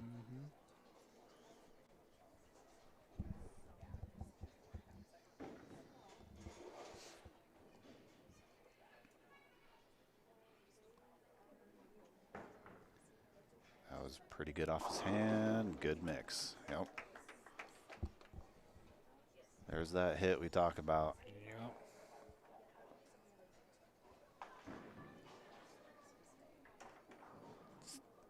Comes off his hand so clean. Thumb's not involved at all. Nope. Not at all. I remember bowling this one tournament where I was coming in light like that. I probably threw like 6 or 7 in a row light, and the guys I was bowling through was like, "Are you gonna make a move?" I'm like, "Why?" Right. I mean, I'm striking. Well, why would I want to risk it by 9 pin in or 4 pin in or 4-9 10 pin? Yep. Like, I really don't care if you like it or not. Looks good under my name.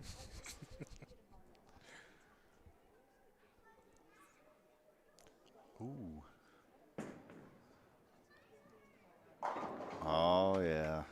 So, yeah, here's a little interesting tidbit. If you watch everybody throughout the day and you go back and watch this and watch where their ball's getting to at those rangefinders, you will always see the people that are bowling good be within 2 or 3 boards left or right of that rangefinder.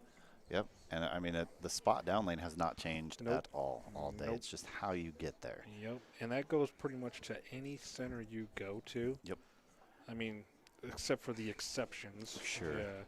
You know, but if you actually look at them and watch, no matter what their style is, how they throw it, they're always getting to that one particular spot. Yeah, depending on the design of the pattern, I mean, they force you to get to a certain point down lane, right? Yep. And that's it. How you get there, depending on various variables, lane surface, oil type, all that good stuff, topography. But you're generally trying to get to that same spot. Yep, no matter what. No matter what.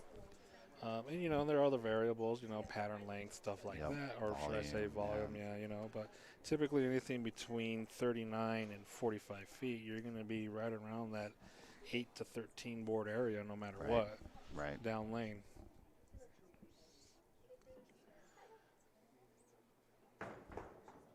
All right. So Tom converts. So that's kind of been his miss lately, as it just doesn't quite pick up. He kind of spun it a little too much. Might have got it a hair inside and just didn't pick up. So let's see what he can do here. And Chris is on cruise control, but still would be good to get a double in here. Yeah, Kreitz can shoot 36. 236, yep. And Martinez pretty much already has that, so. Yeah, barring, an open, he'd probably still, depending on count in the open. All right, great shot there. Great shot there.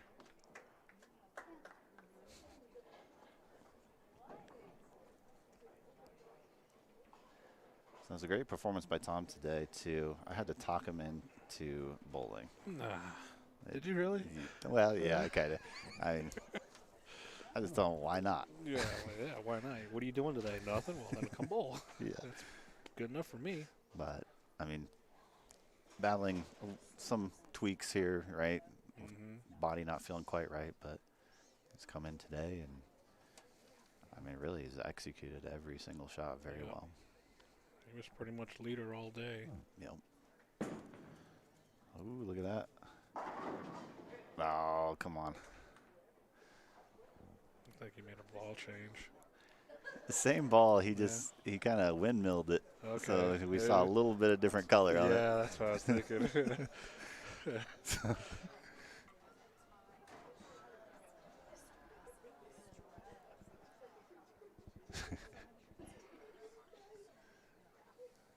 It's always a great time when you get to bowl a buddy of yours in the match, right? Yep. I mean, they both go in there wanting to win, but there's nobody you'd rather lose to than one of your good buddies. Yeah, that's for sure. I've had plenty of matches like that. Yep. And it's a terrible feeling sometimes too, because. All right, so Rob's bragging here. Why are you a genius? Dude, I got the insight on why.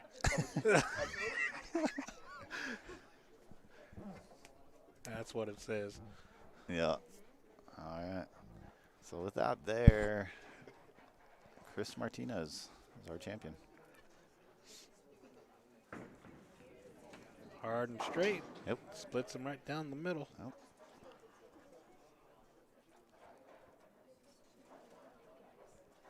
So was this Martinez's third? No, he's bowled this twice before then. Yeah. All right, so Chris Martinez finishes 242 to Tom Kreitz 226 or 8. I can't see this from this far. But let's see. Martinez was 42 and Kreitz was 26. okay, so yeah, great match. Very good. You know, like we say, come out here and bowl, whether you're a senior player or not. Women players definitely come out here and have some fun with the ladies. They will definitely be your friend and encourage you to bowl every time we have these events. So, yeah, it's a great opportunity. Yeah, and it's been good. I mean, this one, we had a waiting list for quite a while on this one. So that's good.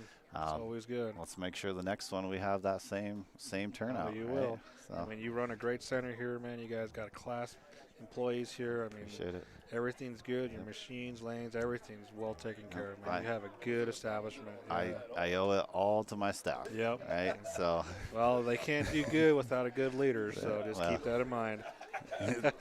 just don't tell them that. They might say something different, but no. But no, it's always a pleasure having you guys come in. Definitely, we have a privilege of coming here to your center. So we'll try to promote you as much as we can, as always. So always appreciated. So definitely. What? I am officially off the clock. Off. Well, until next time, ladies and gentlemen, have yourselves a good night, and we will see you in a month.